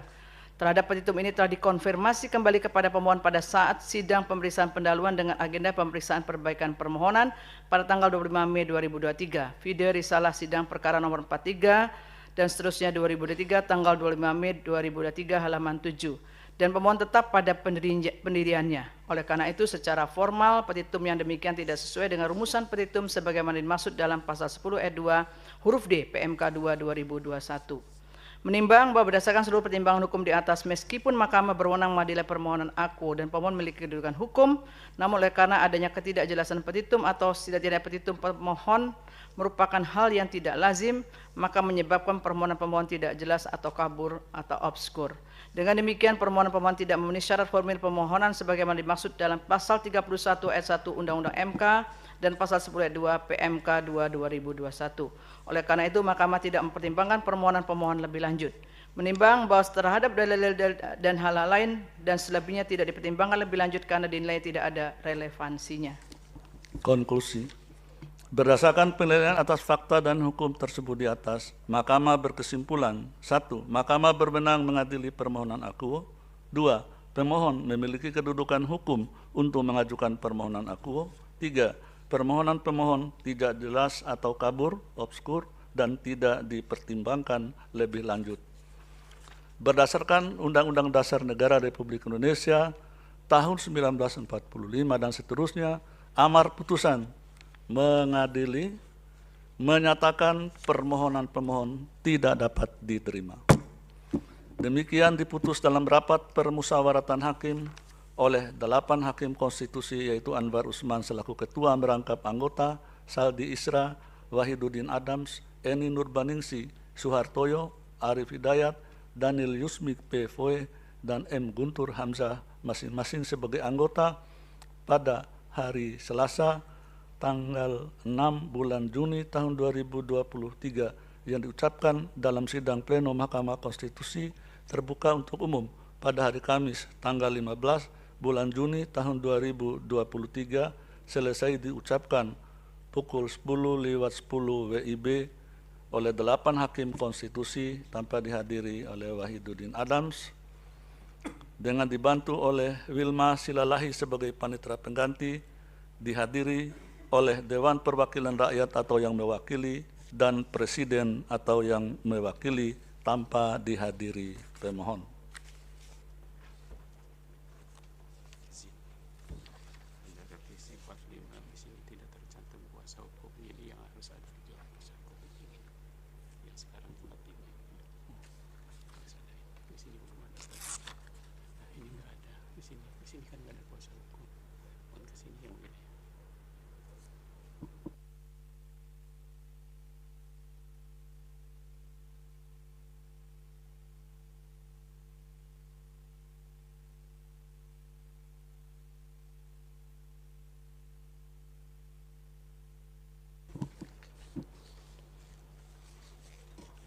Selanjutnya, putusan nomor 45 garis miring PUU garis datar 21 garis miring 2023.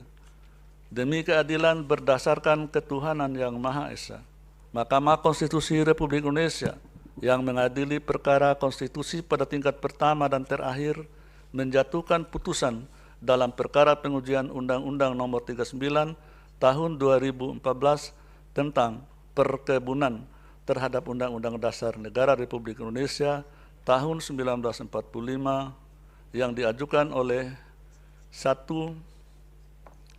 Perkumpulan Serikat Petani Kelapa Sawit yang diwakili oleh Mansuetus Asli Hanu sebagai pemohon 1. 2. Koperasi Simpan Pinjam Karya Mandiri yang diwakili oleh Jajuri sebagai pemohon 2. 3. Koperasi Perkebunan Arenyang Bersatu yang diwakili oleh Albertus Wawan sebagai pemohon 3. 4. Koperasi Produsen Perkebunan Harapan Baru Ratu yang diwakili oleh Irfan S. Farm APT. Selanjutnya disebut pemohon 4. Berdasarkan surat kuasa khusus bertanggal 30 Januari 2023 telah memberi kuasa kepada Jansen E. Sihaloho, SH, dan kawan-kawan. Selanjutnya disebut sebagai para pemohon. Membaca permohonan para pemohon, mendengar keterangan para pemohon, memeriksa bukti-bukti para pemohon, duduk perkara, dan seterusnya dianggap dibacakan. Pertimbangan hukum kewenangan Mahkamah, paragraf 3.1 dianggap dibacakan. Paragraf 3.2, menimbang bahwa oleh karena permohonan para pemohon adalah permohonan untuk menguji konstitusionalitas norma undang-undang in kasu pasal 93 ayat 4 Undang-Undang Nomor 39 Tahun 2014 tentang perkebunan terhadap Undang-Undang Dasar 1945, maka Mahkamah berwenang mengadili permohonan akuo. Kedudukan hukum pemohon, paragraf 3.3, paragraf 3.4 dianggap dibacakan. Paragraf 3.5, menimbang bahwa dalam menguraikan adanya kedudukan hukum untuk bertindak sebagai pemohon dalam permohonan pengujian konstitusionalitas suatu undang-undang, para pemohon menjelaskan pada pokoknya sebagai berikut. 1. Bahwa norma undang-undang yang dimohonkan pengujian dalam permohonan akuo adalah norma pasal 93 ayat 4 Undang-Undang Nomor 39 Tahun 2014 yang rumusannya adalah sebagai berikut, dianggap dibacakan. 2. Bahwa para pemohon masing-masing mengkualifikasikan dirinya sebagai badan hukum baik berupa perkumpulan pemohon 1 maupun koperasi pemohon 2 sampai dengan pemohon 4 yang dalam hal ini diwakili oleh perwakilan pengurus yang secara sah memiliki kapasitas untuk mewakili badan hukumnya masing-masing di hadapan pengadilan sesuai dengan anggaran dasar anggaran rumah tangga. 3. Bahwa dalam menguraikan adanya anggapan kerugian hak konstitusional yang dilibatkan, yang diakibatkan oleh berlakunya undang-undang yang dimohonkan pengujian, para pemohon pada pokoknya menjelaskan hal-hal sebagai berikut. Paragraf 3.1 sampai dengan paragraf 3.5 dianggap dibacakan. Menimbang bahwa berdasarkan uraian ketentuan pasal 51 ayat 1 Undang-Undang Mahkamah Konstitusi dan syarat-syarat kerugian hak konstitusional sebagaimana diuraikan pada paragraf 3.3 dan paragraf 3.4 serta dikaitkan dengan uraian para pemohon dalam menjelaskan kedudukan hukumnya sebagaimana diuraikan pada paragraf 3.5, selanjutnya Mahkamah akan mempertimbangkan kedudukan hukum para pemohon sebagai berikut. Paragraf 3.6.1 sampai dengan paragraf 3.6.1.4 dianggap dibacakan. Paragraf 3.6.2 bahwa terkait dengan syarat kerugian konstitusional yang dialami oleh para pemohon, menurut Mahkamah, para pemohon telah menjelaskan adanya konstitusional para pemohon yang dirugikan dengan berlakunya norma undang-undang yang dimohonkan pengujian, yakni hak untuk mendapatkan kepastian hukum atas pengelolaan dan pengalokasian dana dari pelaku usaha perkebunan oleh Badan Pengelola Dana Perkebunan Kelapa Sawit atau BPDPKS. Anggapan kerugian konstitusional yang dimaksudkan tersebut bersifat spesifik dan potensial karena pasal 93 ayat 4 Undang-Undang Nomor 39 Tahun 2014 yang dimohonkan pengujian konstitusionalitasnya oleh para pemohon diartikan secara meluas atau tidak limitatif sehingga menghalangi pemenuhan visi, misi, dan atau tujuan didirikannya badan hukum sesuai dengan anggaran dasar anggaran rumah tangga masing-masing para pemohon. Oleh karenanya dengan dikabulkannya permohonan para pemohon, maka anggapan kerugian sebagaimana dialami oleh para pemohon khususnya sebagai pelaku usaha perkebunan dan penerima manfaat dana perkebunan kelapa sawit tidak akan atau tidak lagi terjadi.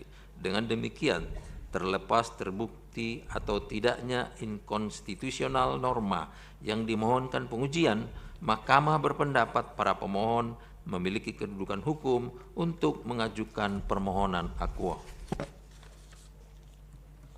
Menimbang bahwa sebelum Mahkamah mempertimbangkan pokok permohonan para pemohon, terlebih dahulu Mahkamah akan mempertimbangkan mengenai objek permohonan para pemohon.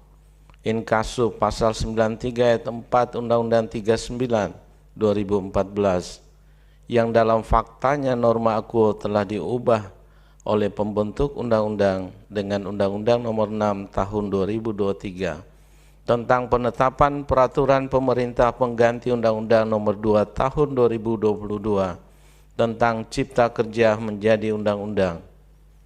Sebagaimana ketentuan dalam pasal 29 angka 26 lampiran Undang-Undang 6 Tahun 2023 yang mengubah norma pasal 93 ayat 4 Undang-Undang 39 2024 menjadi penghimpunan dana sebagaimana dimaksud pada ayat 3 digunakan untuk pengembangan sumber daya manusia, penelitian dan pengembangan, promosi perkebunan, peremajaan tanaman perkebunan, sarana dan prasarana perkebunan, pengembangan perkebunan, dan atau pemenuhan hasil perkebunan untuk kebutuhan pangan, bahan bakar nabati, dan hilirisasi industri perkebunan.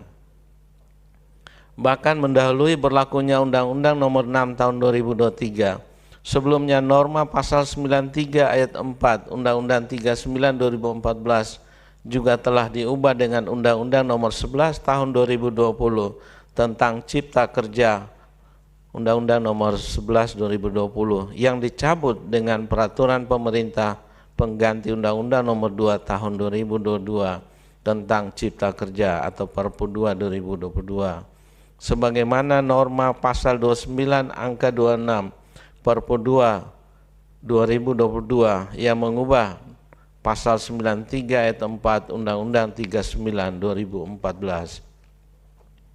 Terhadap fakta hukum demikian, para pemohon dalam permohonannya menyampaikan bahwa baik Undang-Undang 11 2020 maupun Undang-Undang 6 2023 sudah seharusnya dikesampingkan karena pembentuk undang-undang tidak mematuhi putusan Mahkamah Konstitusi Nomor 91/PU Sebdatar 17 Romawi /2020 yang diucapkan pada sidang pleno terbuka untuk umum pada tanggal 25 November 2021. Oleh karenanya para pemohon tetap menggunakan norma pasal 93 ayat 4 Undang-Undang 39 2014 sebagaimana objek permohonan pengujian konstitusionalitasnya dalam perkara akuo dengan sengaja mengabaikan Undang-Undang Nomor 6 2023. Menimbang bahwa dalam sidang pemeriksaan pendahuluan tanggal 15 Mei 2023, Majelis Hakim Panel telah memberikan saran atau nasihat perbaikan terhadap objek permohonan yang digunakan oleh para pemohon, yang pada pokoknya menyarankan agar para pemohon mencermati kembali objek permohonan yang diajukan oleh para pemohon berkenaan dengan fakta adanya beberapa perubahan norma terhadap pasal 93 ayat 4 Undang-Undang 39 2014 dikaitkan dengan keberlakuan suatu norma yang dapat dimohonkan pengujian konstitusionalitasnya. Fide risalah sidang perkara nomor 45 dan seterusnya tanggal 15 Mei 2023 halaman 12 sampai dengan 13 dan halaman 18. Namun demikian para pemohon tetap pada pendiriannya dengan menegaskan kembali dalam sidang perbaikan permohonan tanggal 29 Mei 2023 yang pada pokoknya Perpu 2 2022 yang telah disetujui DPR dan kemudian disahkan menjadi Undang-Undang Nomor 6 2023 sejak awal menurut para pemohon telah melanggar konstitusi karena pembentuk undang-undang tidak mentaati putusan Mahkamah Konstitusi nomor 91 dan seterusnya 2020.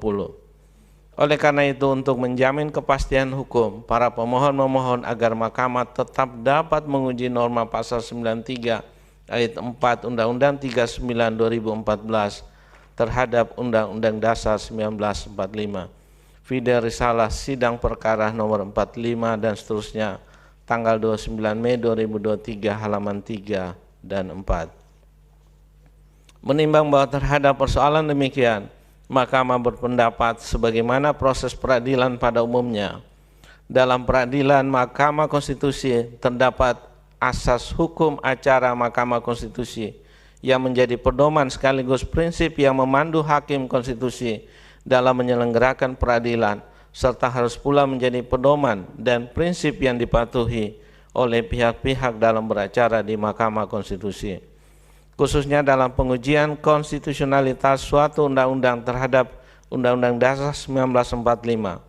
Salah satu asas yang harus dipatuhi tersebut adalah asas praduga keabsahan, praesumptio iustae causa, atau head for modern van rechts matigheid, yang diartikan bahwa tindakan penguasa dianggap sah sesuai aturan hukum sampai ada pembatalannya. Berdasarkan asas ini, semua tindakan penguasa in casu pembentuk undang-undang dalam membentuk produk hukum undang-undang harus dianggap sah sampai ada pembatalan. Untuk melakukan pembatalan tindakan tersebut dapat dilakukan oleh lembaga yang melakukan tindakan itu sendiri maupun oleh lembaga lain yang diberi kewenangan berdasarkan aturan hukum.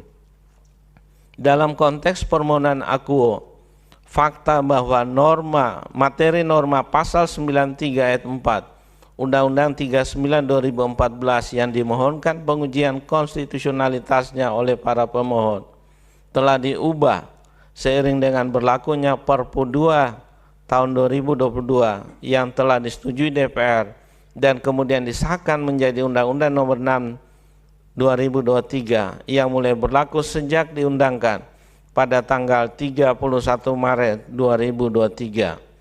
Tanpa Mahkamah bermaksud menilai konstitusionalitas Undang-Undang 6 2023 yang juga sedang dimohonkan pengujian konstitusionalitasnya adalah merupakan tindakan hukum yang harus dianggap sah sampai ada pembatalan. Sehingga norma yang saat ini berlaku dan memiliki kekuatan hukum mengikat adalah norma dalam pasal 29 angka 26 lampiran Undang-Undang 6 2023 yang mengubah pasal 93 ayat 4 Undang-Undang 39 2014. Oleh karena itu menjadi jelas bahwa dalil para pemohon yang mengesampingkan keberlakuan Undang-Undang 6 2023 karena dianggap telah melanggar konstitusi sebelum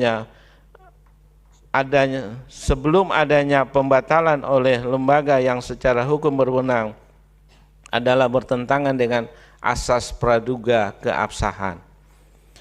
Menimbang bahwa walaupun Mahkamah berwenang mengadili permohonan para pemohon dan para pemohon memiliki kedudukan hukum untuk bertindak sebagai pemohon, namun berdasarkan pertimbangan hukum tersebut di atas, menurut Mahkamah para pemohon telah keliru dalam menentukan objek permohonan, karena objek permohonan yang dimohonkan tidak lagi menjadi bagian dari Undang-Undang 39 2014 karena telah diubah dalam pasal 29 angka 26 lampiran Undang-Undang 6 2023. Oleh karenanya permohonan para pemohon telah kehilangan objek sehingga Mahkamah tidak mempertimbangkan lebih lanjut pokok permohonan para pemohon. Menimbang bahwa terhadap hal-hal lain tidak dipertimbangkan lebih lanjut karena dinilai tidak ada relevansinya. Konklusi, berdasarkan penilaian atas fakta dan hukum sebagaimana diuraikan di atas, Mahkamah berkesimpulan: 1. Mahkamah berwenang mengadili permohonan aku. 2. Para pemohon memiliki kedudukan hukum untuk mengajukan permohonan aku. 3. Permohonan para pemohon kehilangan objek. 4. Permohonan para pemohon tidak dipertimbangkan lebih lanjut. Berdasarkan Undang-Undang Dasar Negara Republik Indonesia tahun 1945 dan seterusnya, amar putusan mengadili menyatakan permohonan para pemohon tidak dapat diterima. Demikian diputus dalam rapat permusyawaratan hakim oleh 9 hakim konstitusi, yaitu Anwar Usman selaku ketua merangkap anggota, Saldi Isra, Daniel Yusmik PFOE, Wahiduddin Adams, Suhartoyo, Arif Hidayat, Eni Nurbaningsi, Manahan MP Sitompul, dan M. Guntur Hamzah, masing-masing sebagai anggota pada hari Senin tanggal 12 bulan Juni tahun 2023 yang diucapkan dalam sidang pleno Mahkamah Konstitusi terbuka untuk umum pada hari Kamis tanggal 15 bulan Juni tahun 2023 selesai diucapkan pukul 10:28 WIB oleh 8 hakim konstitusi tanpa dihadiri oleh Wahiduddin Adams dengan dibantu oleh Rahadian Prima Nugraha sebagai panitera pengganti, dengan dihadiri oleh para pemohon atau kuasanya, Dewan Perwakilan Rakyat atau yang mewakili, dan Presiden atau yang mewakili.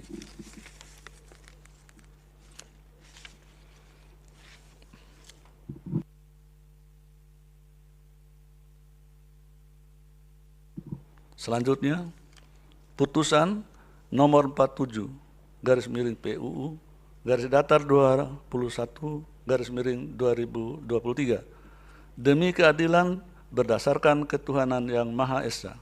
Mahkamah Konstitusi Republik Indonesia yang mengadili perkara konstitusi pada tingkat pertama dan terakhir menjatuhkan putusan dalam perkara pengujian Undang-Undang Nomor 1 Tahun 2023 tentang Kitab Undang-Undang Hukum Pidana terhadap Undang-Undang Dasar Negara Republik Indonesia tahun 1945 yang diajukan oleh Muhammad Anwar SH MH berdasarkan surat kuasa khusus bertanggal 19 Februari 2023 memberi kuasa kepada Victor Santoso Tandiasa SH MH dan kawan-kawan selanjutnya disebut sebagai pemohon, membaca permohonan pemohon, mendengar keterangan pemohon, memeriksa bukti-bukti pemohon, duduk perkara dan seterusnya dianggap dibacakan. Pertimbangan hukum kewenangan Mahkamah paragraf 3.1 dianggap dibacakan. Paragraf 3.2 menimbang bahwa oleh karena permohonan pemohon mengenai pengujian Undang-Undang Nomor 1 Tahun 2023 tentang Kitab Undang-Undang Hukum Pidana, lembaran negara dan seterusnya dianggap dibacakan, maka Mahkamah berwenang mengadili permohonan akuo.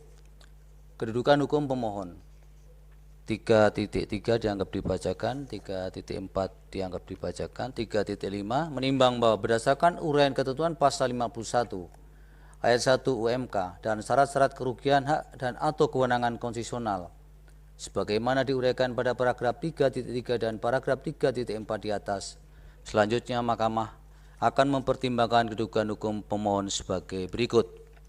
1. Bahwa norma undang-undang dimohonkan pengujian dalam permohonan aku adalah pasal 509 U1 2023 yang rumusannya sebagai berikut. Pasal 509 dipidana dengan pidana penjara paling lama 1 tahun atau pidana denda paling banyak kategori 3. A. Advokat yang memasukkan atau meminta memasukkan dalam surat gugatan atau permohonan cerai atau permohonan pilot keterangan tentang tempat tinggal atau kediaman tergugat atau debitur padahal diketahui atau patut diduga bahwa keterangan tersebut bertentangan dengan keadaan yang sebenarnya. B. Suami atau istri yang mengajukan gugatan atau permohonan cerai yang memberikan keterangan yang bertentangan dengan keadaan yang sebenarnya kepada advokat sebagaimana dimaksud dalam huruf A, atau C. Kreditur yang mengajukan permohonan pilot yang memberikan keterangan yang bertentangan dengan keadaan yang sebenarnya kepada advokat sebagaimana dimaksud dalam huruf A. 2. Bahwa pemohon adalah perorangan warga negara Indonesia yang dibuktikan dengan kepemilikan kartu tanda penduduk bida bukti B3 yang berprofesi sebagai advokat bida bukti B4 yang juga aktif dalam organisasi advokat yakni Kongres Advokat Indonesia yang saat ini menjabat sebagai Ketua Dewan Perwakilan Daerah Provinsi Banten KAI bukti bida bukti B6. 3. Bahwa pemohon beranggapan memiliki kedudukan hukum atau legal standing oleh karena memiliki hak konstitusional yang diberikan oleh Undang-Undang Dasar 1945 yaitu hak untuk memajukan dirinya dalam memperjuangkan haknya secara kolektif untuk membangun masyarakat, bangsa, dan negaranya sebagaimana diatur dalam pasal 28C ayat 2 UUD 1945 dan hak atas pengakuan, jaminan, pelindungan, dan kepastian hukum yang adil serta perlakuan yang sama di hadapan hukum sebagaimana diatur dalam pasal 28D ayat 1 UUD 1945. 4. Bahwa menurut pemohon pasal 509 UU 1 2023 telah menyebabkan diri pemohon mengalami kerugian konstitusional oleh karena apabila ketentuan pasal 509 UU 1 2023 diberlakukan, maka pemohon dalam batas penerapan yang wajar dapat dikenakan sanksi pidana apabila mengalami kesalahan sebagaimana diatur pada huruf A, padahal kesalahan itu dilakukan yang disebabkan oleh klien bukan oleh pemohon selaku advokat yang menjadi kuasa hukum. Selain itu, menurut pemohon, ketentuan norma pasal 509 UU 1 2023 bersifat saling terkait antara huruf A dengan huruf B atau huruf A dengan huruf C. Artinya, apabila terjadi tindakan yang dilakukan oleh subjek hukum sebagaimana diatur pada ketentuan norma huruf B atau huruf C, maka subjek hukum dalam ketentuan norma huruf A akan juga terkena akibat dari tindakan yang dilakukan oleh subjek hukum yang diatur dalam ketentuan norma huruf B atau huruf C, dan demikian pula sebaliknya. Angka 5, angka 6, dan angka 7 dianggap dibacakan. Berdasarkan uraian alasan pemohon dalam menjelaskan dugaan hukumnya di atas, maka pemohon beranggapan memiliki dugaan hukum untuk bertindak sebagai pemohon dalam mengajukan permohonan aku. Menimbang bahwa setelah mahkamah memeriksa secara seksama uraian pemohon dalam menguraikan kedudukan hukumnya, sebagaimana diuraikan pada paragraf 3.5 di atas, serta kualifikasi dan syarat kedudukan hukum pemohon, sebagaimana diuraikan pada paragraf 3.3 dan paragraf 3.4 di atas, selanjutnya mahkamah akan mempertimbangkan sebagai berikut. Bahwa norma yang diajukan pengujian konstitusionalitasnya oleh pemohon berkenaan dengan ketentuan yang mengatur tentang pidana pemberian keterangan yang tidak sebenarnya, sebagaimana tertuang dalam pasal 509 UU 1 2023. Pemohon dalam hal ini berkedudukan sebagai perorangan warga negara Indonesia yang dibuktikan dengan kartu tanda penduduk bida bukti P3 dan juga berprofesi sebagai advokat bida bukti P4. Pemohon menerangkan memiliki hak konstitusional untuk memajukan dirinya dalam memperjuangkan haknya secara kolektif untuk membangun masyarakat, bangsa, dan negaranya, dan seterusnya dianggap dibacakan, yang dianggap dirugikan dengan berlakunya norma pasal aku. Bahwa norma pasal yang diajukan pengujian aku terdapat dalam UU 1 2023 yang telah disahkan dan diundangkan pada tanggal 2 Januari 2023. Meskipun demikian, berdasarkan pasal 624 bab 37 Romawi ketentuan penutup, Undang-Undang aku mulai berlaku setelah 3 tahun terhitung sejak tanggal diundangkan. Artinya UU aku akan mulai berlaku pada tanggal 2 Januari 2026. Adapun permohonan pemohon diajukan pada tanggal 26 April 2023 dan diregistrasi kepanitiaan mahkamah pada tanggal 3 Mei 2023, sehingga pada saat permohonan ini diajukan ke Mahkamah Konstitusi dan diperiksa sebagai perkara pengujian undang-undang terhadap Undang-Undang Dasar 1945, undang-undang yang diajukan pengujiannya belum berlaku. bahwa berdasarkan pada putusan Mahkamah Konstitusi yang menetapkan beberapa syarat kerugian konstitusional yang bersifat kumulatif untuk memberikan kedudukan hukum kepada pemohon sebagaimana diuraikan dalam paragraf 3.3 dan paragraf 3.4 di atas. Dalam hal ini pemohon telah dapat menjelaskan adanya hak konstitusional yang diberikan oleh pasal 28C ayat 2 dan pasal 28D ayat 1 UUD 1945. Selanjutnya dikaitkan dengan syarat kedua, yaitu adanya anggapan bahwa hak konstitusional yang diberikan oleh pasal 28C ayat 2 dan pasal 28D ayat 1 UUD 1945 tersebut diduga oleh berlakunya undang-undang, dalam hal ini UU 1 2023. Menurut Mahkamah terkait dengan hal aku secara tegas diperlukan syarat yang bersifat imperatif, yaitu anggapan kerugian konstitusional yang dimiliki oleh pemohon dirugikan dengan berlakunya norma undang-undang yang dimohonkan pengujiannya. Oleh karena itu, apabila dikaitkan dengan fakta hukum yang ada dalam persidangan, hal yang dialami oleh pemohon telah ternyata hak konstitusional pemohon tersebut belum ada kaitannya dengan berlakunya norma undang-undang Inkasu UU 1 2023. Dengan kata lain, pasal 509 yang terdapat dalam UU 1 2023 yang dimohonkan pengujian oleh pemohon terdapat dalam undang-undang yang belum berlaku dan dengan sendirinya belum mempunyai kekuatan hukum mengikat sebagaimana yang dimaksudkan dalam pasal 87 Undang-Undang 12 tahun 2011 tentang pembentukan peraturan perundang-undangan sebagaimana telah diubah terakhir dengan Undang-Undang Nomor 13 tahun 2022 yang menyatakan peraturan perundang-undangan mulai berlaku dan mempunyai kekuatan hukum mengikat pada tanggal diundangkan, kecuali ditentukan lain di dalam peraturan perundang-undangan yang bersangkutan. Berkaitan dengan itu, pasal 624 UU 1 2023 menyatakan undang-undang ini mulai berlaku setelah 3 tahun terhitung sejak tanggal diundangkan. Dengan demikian, undang-undang aku belum berdampak terhadap adanya anggapan kerugian konstitusional, baik secara potensial maupun secara aktual kepada pemohon. Bahwa yang dimaksud dengan anggapan kerugian konstitusional yang bersifat aktual adalah anggapan kerugian konstitusional konkret atau real yang pernah dialami karena disebabkan berlakunya suatu norma undang-undang. Sedangkan yang dimaksud dengan anggapan kerugian konstitusional yang bersifat potensial adalah kerugian yang belum pernah secara konkret atau real dialami, namun suatu saat berpotensi dialami karena disebabkan berlakunya suatu norma undang-undang. Oleh karena itu, baik anggapan kerugian konstitusional yang bersifat aktual maupun potensial, keduanya tetap bertumpu pada telah berlakunya norma undang-undang. Dengan demikian, berdasarkan fakta hukum bahwa UU 1 2023 baru mulai berlaku 3 tahun sejak tanggal diundangkan pada pasal 624 bab 37 Romawi, ketentuan penutup UU 1 2023, pemberlakuan demikian mengakibatkan UU aku belum memiliki kekuatan hukum mengikat, sehingga menyebabkan tidak terpenuhinya syarat-syarat anggapan kerugian konstitusional sebagaimana dimaksudkan dalam putusan Mahkamah Konstitusi nomor 006 dan seterusnya tahun 2005 dianggap dibacakan, dan putusan Mahkamah Konstitusi nomor 11 dan seterusnya dianggap dibacakan tahun 2007. Dengan demikian, pemohon telah terbukti tidak memenuhi persyaratan adanya anggapan kerugian konstitusional dengan berlakunya norma undang-undang. Sehingga terkait dengan syarat selebihnya, yaitu adanya anggapan kerugian konstitusional yang bersifat spesifik, adanya hubungan sebab akibat atau kausal perban yang ditimbulkan antara hak konstitusional yang diberikan oleh Undang-Undang Dasar 1945 dengan berlakunya norma undang-undang yang dimohonkan pengujian, dengan sendirinya tidak relevan lagi untuk dipertimbangkan karena syarat-syarat anggapan kerugian konstitusional dimaksud adalah bersifat kumulatif.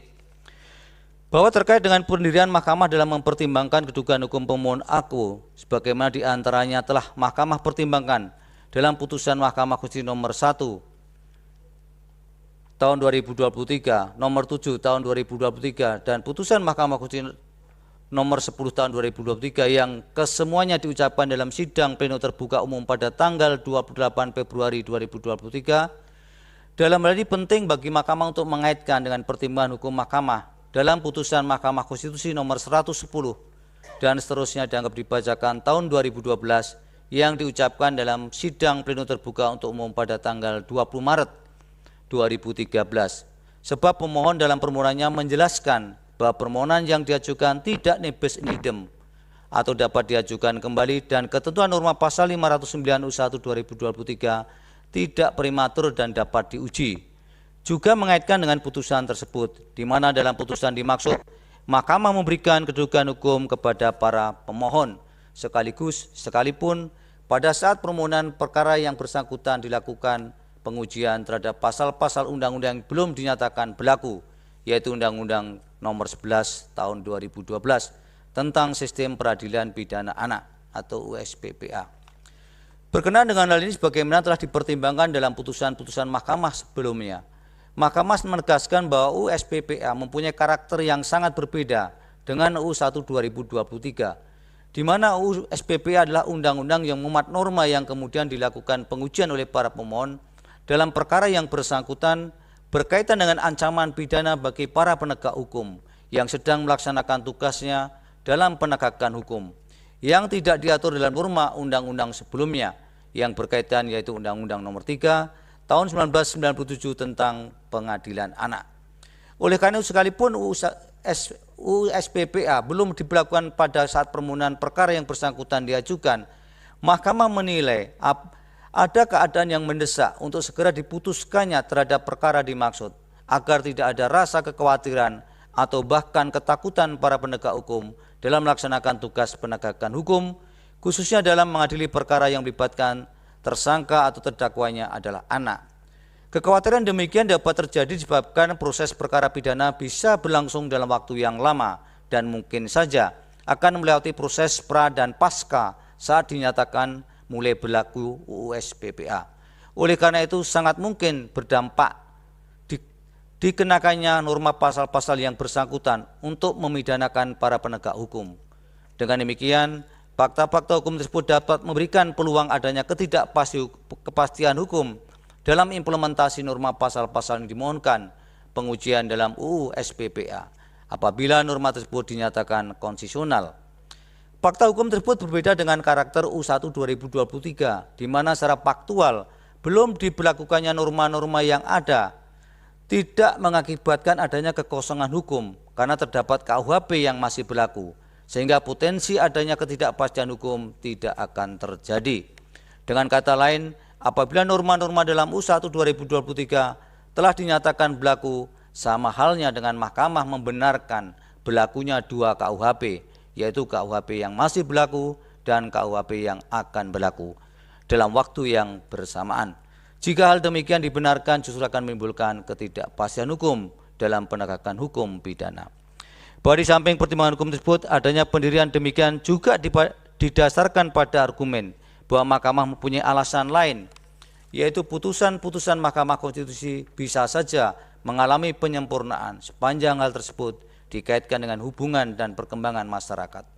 Oleh karena itu, dalam perspektif pemberian kedudukan hukum kepada pemohon, Mahkamah harus mempertimbangkan syarat yang bersifat absolut dan kumulatif, yaitu adanya subjek hukum sebagaimana yang diatur dalam pasal 51 UMK dan syarat-syarat anggapan kerugian konstitusional sebagaimana yang ditentukan dalam putusan Mahkamah Konstitusi nomor 006 dan seterusnya dianggap dibacakan tahun 2005 dan putusan Mahkamah Konstitusi nomor 11 dan seterusnya dianggap dibacakan tahun 2007.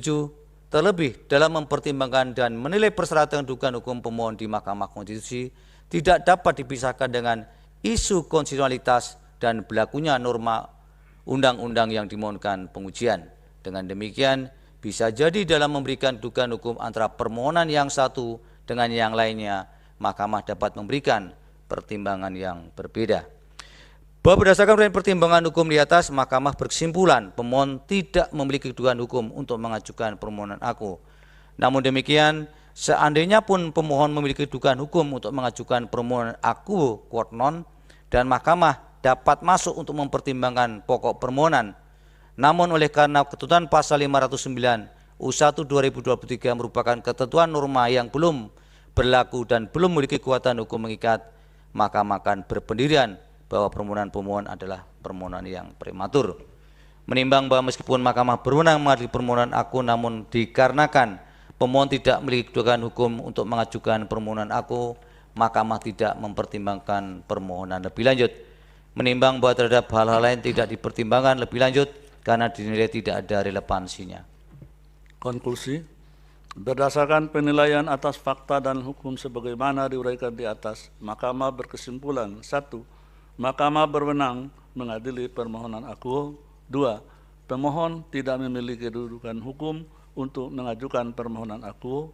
3. Seandainya pun pemohon memiliki kedudukan hukum untuk mengajukan permohonan akuo, quote non, pokok permohonan pemohon adalah prematur. Permohonan pemohon tidak dipertimbangkan lebih lanjut.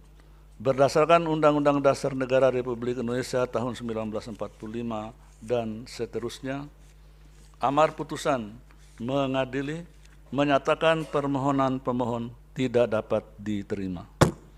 Demikian diputus dalam rapat permusyawaratan hakim oleh 9 hakim konstitusi, yaitu Anwar Usman selaku ketua merangkap anggota, Saldi Isra, Suhartoyo, Wahiduddin Adams, Daniel Yusmik PFOE, Arif Hidayat, Eni Nurbaningsi, Manahan MP Sitompul, dan M. Guntur Hamzah masing-masing sebagai anggota pada hari Senin tanggal 12 bulan Juni tahun 2023 yang diucapkan dalam sidang pleno Mahkamah Konstitusi terbuka untuk umum pada hari Kamis tanggal 15 bulan Juni tahun 2023 selesai diucapkan pukul 10:48 WIB oleh 8 hakim konstitusi tanpa dihadiri Wahiduddin Adams, dibantu oleh Hani Adani sebagai panitera pengganti, serta dihadiri oleh Dewan Perwakilan Rakyat atau yang mewakili Presiden atau yang mewakili tanpa dihadiri pemohon atau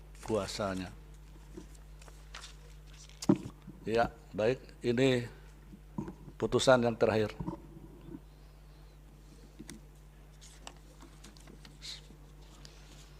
Putusan nomor 114 garis miring PUU garis datar 20 garis miring 2022. Demi keadilan berdasarkan ketuhanan yang Maha Esa, Mahkamah Konstitusi Republik Indonesia yang mengadili perkara konstitusi pada tingkat pertama dan terakhir menjatuhkan putusan dalam perkara pengujian Undang-Undang Nomor 7 Tahun 2017 tentang pemilihan umum terhadap Undang-Undang Dasar Negara Republik Indonesia tahun 1945 yang diajukan oleh 1. Riyanto sebagai pemohon 1, 2. Nono Mariono sebagai pemohon 2, 3. Ibnu Rahmanjaya sebagai pemohon 3, 4. Yuwono Pintadi sebagai pemohon 4, 5.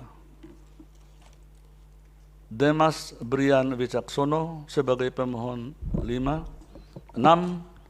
Fahrul Rozi sebagai pemohon 6. Berdasarkan surat kuasa khusus bertanggal 27 Oktober 2022 memberi kuasa kepada Sururuddin SHLLM dan kawan-kawan, selanjutnya disebut sebagai para pemohon. Membaca permohonan para pemohon, mendengar keterangan para pemohon, memeriksa bukti-bukti para pemohon, membaca dan mendengar keterangan Dewan Perwakilan Rakyat, membaca dan mendengar keterangan Presiden, membaca keterangan pihak terkait Komisi Pemilihan Umum KPU, membaca dan mendengar keterangan para pihak terkait, membaca kesimpulan para pemohon, Presiden, DPR, dan para pihak terkait, duduk perkara, dan seterusnya dianggap dibacakan. Pertimbangan hukum, kewenangan Mahkamah 3.1, 3.2 dianggap dibacakan. Mahkamah berwenang mengadili permohonan akuo. Kedudukan hukum pemohon 3.3, 3.4 dianggap dibacakan. 3.5 menimbang bahwa berdasarkan pertimbangan sebagaimana diuraikan paragraf 3.3 dan paragraf 3.4 di atas, Mahkamah selanjutnya mempertimbangkan kedudukan hukum para pemohon sebagai berikut. 1. Bahwa norma undang-undang yang dimohonkan pengujian konstitusionalitasnya oleh para pemohon dalam permohonan akuo adalah pasal 168 ayat 2, pasal 342 ayat 2, pasal 353 ayat 1 huruf D, pasal 386 ayat 2 huruf B, pasal 420 huruf C dan huruf D, pasal 422, pasal 426 ayat 3, Undang-Undang 7 2017 yang masing-masing berbunyi sebagai berikut. Pasal-pasal dianggaplah dibacakan, bahwa para pemohon menjelaskan memiliki hak konstitusional yang dijamin dalam pasal 28D ayat 1 UUD 1945, 3, 4 dan seterusnya dianggap dibacakan. Mahkamah berpendapat para pemohon memiliki kedudukan hukum untuk bertindak sebagai pemohon dalam permohonan akuo. 3.6 menimbang bahwa oleh karena Mahkamah berwenang mengadili permohonan akuo dan para pemohon memiliki kedudukan hukum untuk mengajukan permohonan akuo, selanjutnya Mahkamah akan mempertimbangkan provisi dan pokok permohonan. Dalam provisi, menimbang bahwa sebelum mempertimbangkan pokok permohonan para pemohon, terlebih dahulu Mahkamah akan mempertimbangkan permohonan provisi para pemohon yang meminta untuk mendahulukan proses pemeriksaan dan memutus permohonan akuo agar kiranya ada kepastian hukum dan manfaat dari permohonan yang diajukan para pemohon. Karena menurut para pemohon, pada tanggal 24 April 2023 sudah dimulai pendaftaran anggota DPR dan DPRD, bahwa terhadap permohonan provisi para pemohon di atas, Mahkamah telah selesai memeriksa permohonan akuo sampai dengan penyerahan kesimpulan pada tanggal 31 Mei 2023. Sementara itu berdasarkan lampiran 1 Peraturan Komisi Pemilihan Umum nomor 10 tahun 2023 tentang pencalonan anggota Dewan Perwakilan Rakyat, Dewan Perwakilan Rakyat Daerah Provinsi, dan Dewan Perwakilan Rakyat Daerah Kabupaten atau Kota saat ini sedang dalam kegiatan verifikasi administrasi dokumen persyaratan bakal calon yang telah dimulai dari tanggal 15 Mei 2023 dan akan berakhir pada tanggal 23 Juni 2023. Dan akan dilanjutkan dengan kegiatan pengajuan perbaikan dokumen persyaratan bakal calon yang akan dilaksanakan pada tanggal 26 Juni 2023 sampai dengan 9 Juli 2023, sehingga terlepas dari dikabulkan atau tidak dikabulkannya permohonan akuo dan ada atau tidak adanya permohonan provisi dari para pemohon, Mahkamah telah dengan sendirinya menjatuhkan putusan terhadap permohonan akuo sebelum selesainya tahapan pencalonan anggota DPR dan DPRD. Dengan demikian, permohonan provisi para pemohon tidak relevan untuk dipertimbangkan lebih lanjut, oleh karenanya tidak beralasan menurut hukum. Dalam pokok permohonan, menimbang bahwa dalam mendalilkan inkonstitusionalitas pasal 168 ayat 2, pasal 342 ayat 2, pasal 353 ayat 1 huruf B, pasal 386 ayat 2 huruf B, pasal 420 huruf C dan huruf D, pasal 422, pasal 426 ayat 3 Undang-Undang 7 2017, para pemohon mengemukakan dalil-dalil yang pada pokoknya sebagai berikut. Dalil-dalil para pemohon selengkapnya telah dimuat dalam bagian duduk perkara putusan ini. 1. Bahwa menurut para pemohon, sistem proporsional dengan daftar terbuka dapat membahayakan bentuk negara kesatuan Republik Indonesia sebagaimana diatur dalam pasal 1 ayat 1 UUD 1945 karena sistem pemilihan umum proporsional dengan daftar terbuka dianggap membuka ruang bagi seseorang untuk berusaha menjadi populer, menimbulkan kebebasan tanpa batas dan merusak ideologi negara. 2, 3, 4, 5, 6, 7, 8, 9, 10 dianggap dibacakan. 11, bahwa berdasarkan dalil-dalil di atas, para pemohon memohon kepada mahkamah agar menyatakan: 1. Kata terbuka pada pasal 168 ayat 2 Undang-Undang 7 2017 bertentangan dengan UUD 1945 dan tidak mempunyai kekuatan hukum yang mengikat. 2. Kata proporsional pada pasal 168 ayat 2 Undang-Undang 7 2017 bertentangan dengan UUD 1945 dan tidak mempunyai kekuatan hukum mengikat sepanjang tidak dimaknai sistem proporsional tertutup.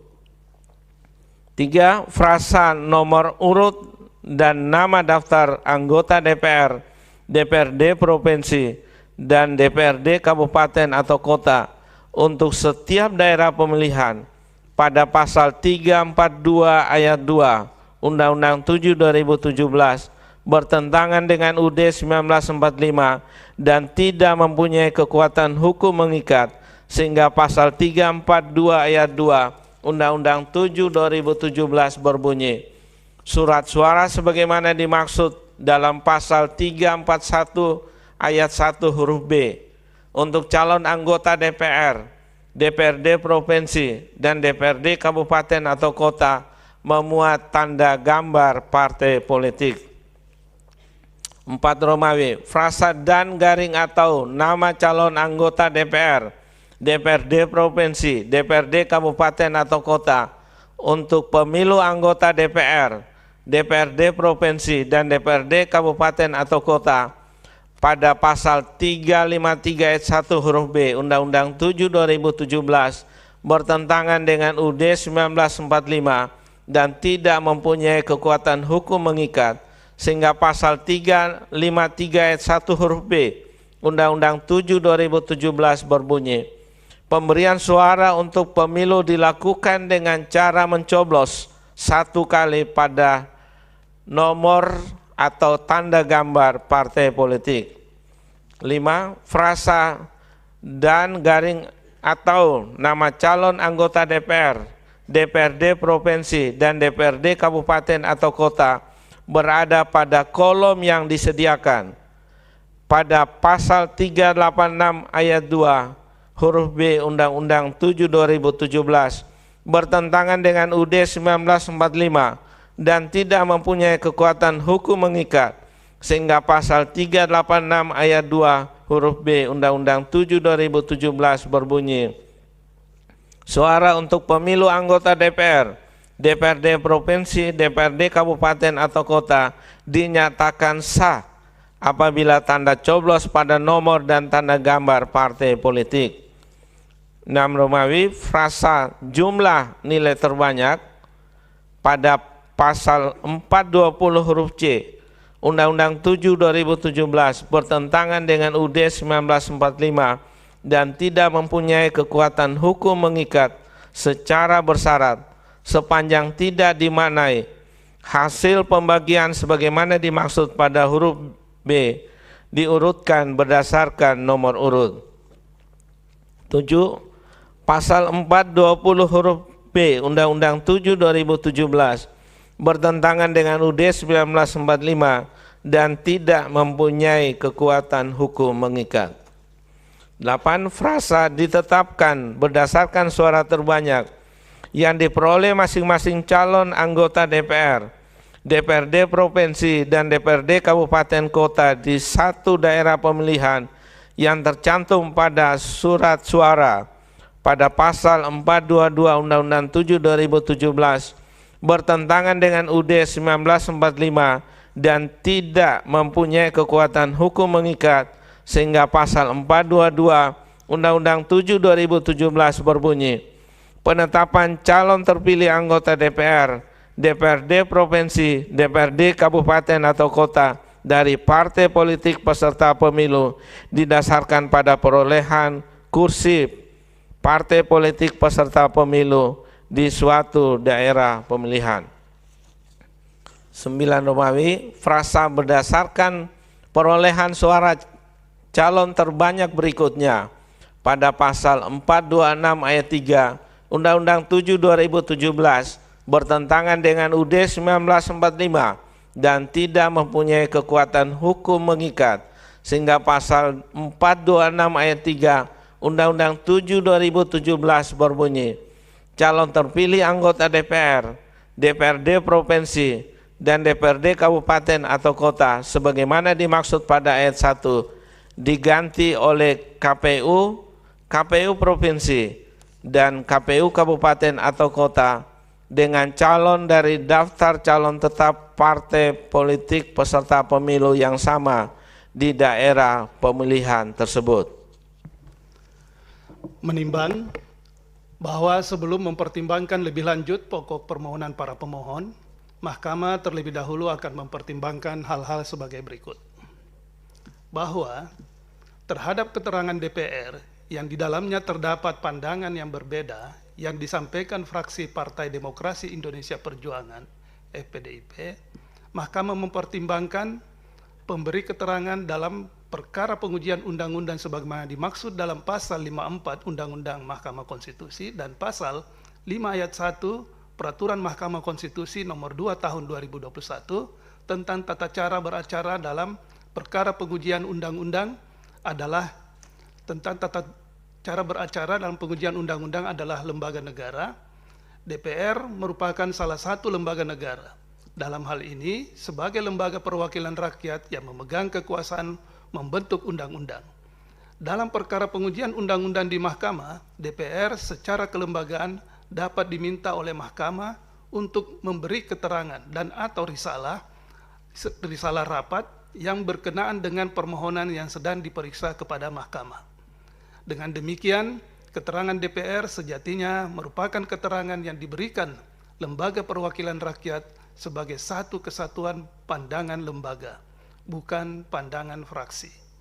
Karena pada dasarnya materi keterangan DPR berkaitan dengan kesepakatan DPR pada waktu membentuk suatu undang-undang, termasuk di dalamnya materi muatan dalam ayat, pasal, dan atau bagian undang-undang yang ternyata di kemudian hari diajukan pengujiannya ke Mahkamah. Sehingga sudah sepantasnya tidak ada perbedaan pandangan. Berdasarkan hal tersebut, sepanjang perbedaan pandangan dari FPDIP dalam keterangan DPR lebih merupakan persoalan internal lembaga DPR. Sehingga yang akan Mahkamah pertimbangkan adalah keterangan DPR secara kelembagaan. Bahwa terhadap adanya keberatan dari beberapa pihak terkait mengenai indikasi perbedaan tanda tangan pada permohonan dan perbaikan permohonan para pemohon, Mahkamah mempertimbangkan seharusnya keberatan tersebut disampaikan sejak awal dalam keterangan pihak terkait karena hal tersebut merupakan bagian dari permohonan yang dapat ditanggapi oleh pihak terkait.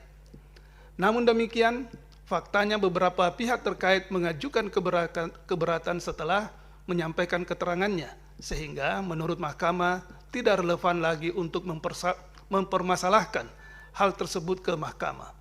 Hal tersebut bukan berarti Mahkamah memperbolehkan adanya perbedaan tanda tangan permohonan dan perbaikan permohonan, namun menurut Mahkamah kesempatan untuk mempersoalkannya seharusnya digunakan bersama-sama dengan pemberian keterangan terhadap permohonan para pemohon. Sehingga oleh karena tidak disampaikan bersamaan dengan keterangan terhadap permohonan dan permohonan para pemohon, maka persoalan tersebut menurut Mahkamah lebih tepat diselesaikan oleh organisasi advokat kuasa hukum para pemohon. Terlebih, berdasarkan pencermatan Mahkamah, tidak terdapat adanya bukti yang dapat meyakinkan Mahkamah terkait dengan perbedaan tanda tangan dimaksud.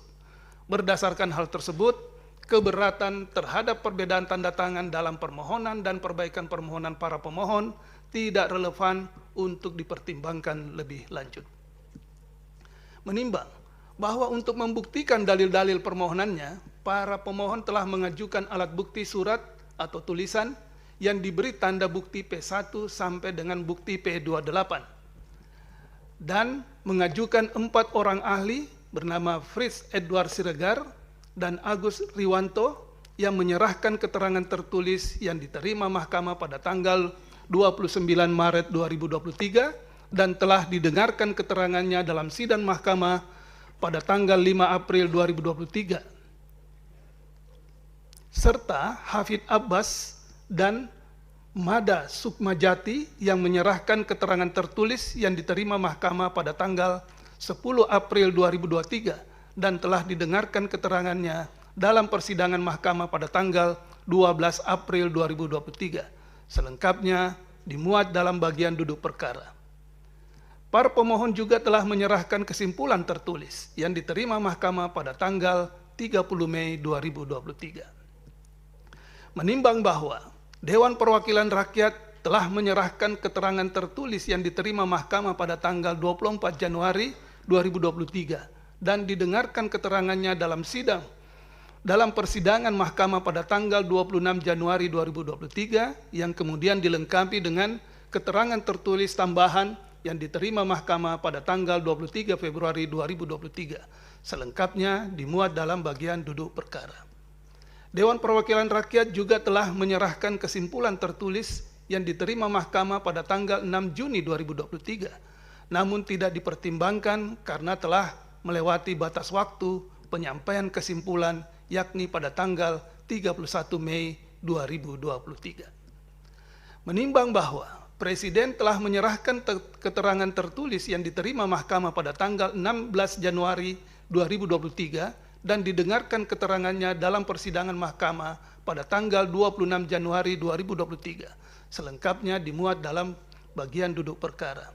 Presiden juga telah menyerahkan kesimpulan tertulis yang diterima Mahkamah pada tanggal 31 Mei 2023. Menimbang bahwa terhadap permohonan para pemohon, pihak terkait Komisi Pemilihan Umum telah menyerahkan keterangan tertulis yang diterima Mahkamah pada tanggal 17 Januari 2023. Selengkapnya dimuat dalam bagian duduk perkara. Menimbang bahwa terhadap permohonan para pemohon, pihak terkait M. Fatur Rahman, JS, Reza Fahlevi, AD, dan Sandi Julian Pratama telah menyerahkan keterangan tertulis yang diterima Mahkamah pada tanggal 8 Februari 2023 dan didengarkan keterangannya dalam persidangan Mahkamah pada tanggal 9 Februari 2023. Selengkapnya dimuat dalam bagian duduk perkara. Menimbang bahwa terhadap permohonan para pemohon, pihak terkait Sarlota Febiola Mramra Amrin Rosemailanda Bisai Didimus Beme Yulianus Sita Yusuf Hamo Yohanis Nixon Kwano Abihud Yeimo Usman Harahap Lot Urumban Nimrod Yamle Yusuf Urumban Yahya Winim Octavianus Bitara, Habel Auri, Theo Hirua, Amos Masita, dan Simon Petrus Auri telah menyerahkan keterangan tertulis yang diterima Mahkamah pada tanggal 24 Januari 2023 dan didengarkan keterangannya dalam persidangan Mahkamah pada tanggal 9 Februari 2023. Selengkapnya dimuat dalam bagian duduk perkara. Pihak terkait Sarlota Febiola Mramra, Amirin Rose Mailanda Bisai, Didimus Beme Yusuf Hamo, Yohanis Nixon, Kwano, Abihud Yeimo, Yusman Harahap, Lot Urumban, Martinus Sidai, Nimrod Yamle, Yusuf Urumban, Yahya Winim, Octavianus Bitara, Habel Auri, Theo Hirua, Amos Masita, dan Simon Petrus Auri juga telah menyerahkan kesimpulan tertulis yang diterima Mahkamah pada tanggal 31 Maret 2023. Menimbang bahwa terhadap permohonan para pemohon, pihak terkait M. Asnawi, Iqbal Fajar, Muhi Sanusi, Suherman Umar Isu, dan Randi Firdaus Sihombing telah menyerahkan keterangan tertulis yang diterima Mahkamah pada tanggal 8 Februari 2023 dan didengarkan keterangannya dalam persidangan Mahkamah pada tanggal 9 Februari 2023.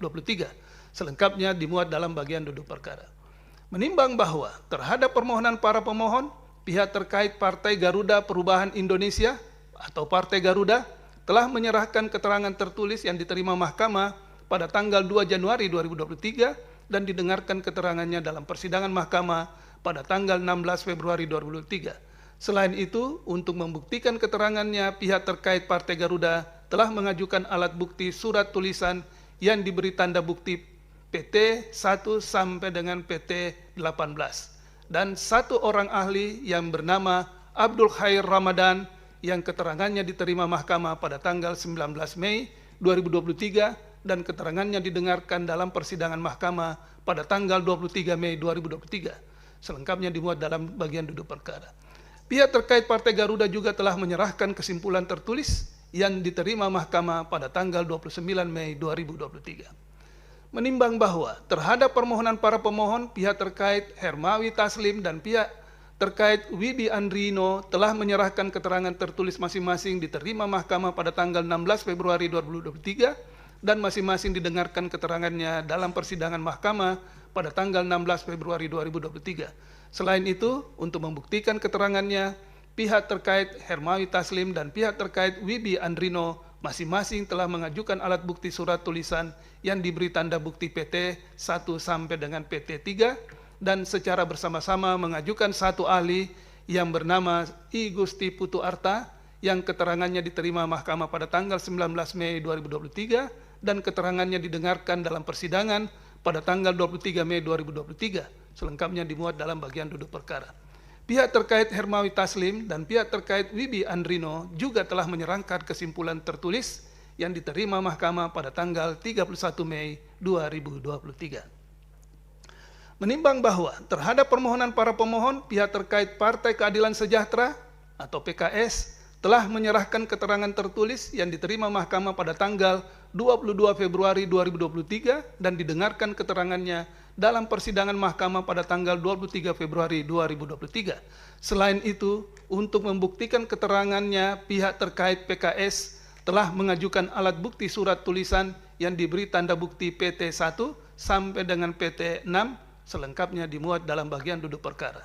Pihak terkait PKS juga telah menyerahkan kesimpulan tertulis yang diterima Mahkamah pada tanggal 30 Mei 2023.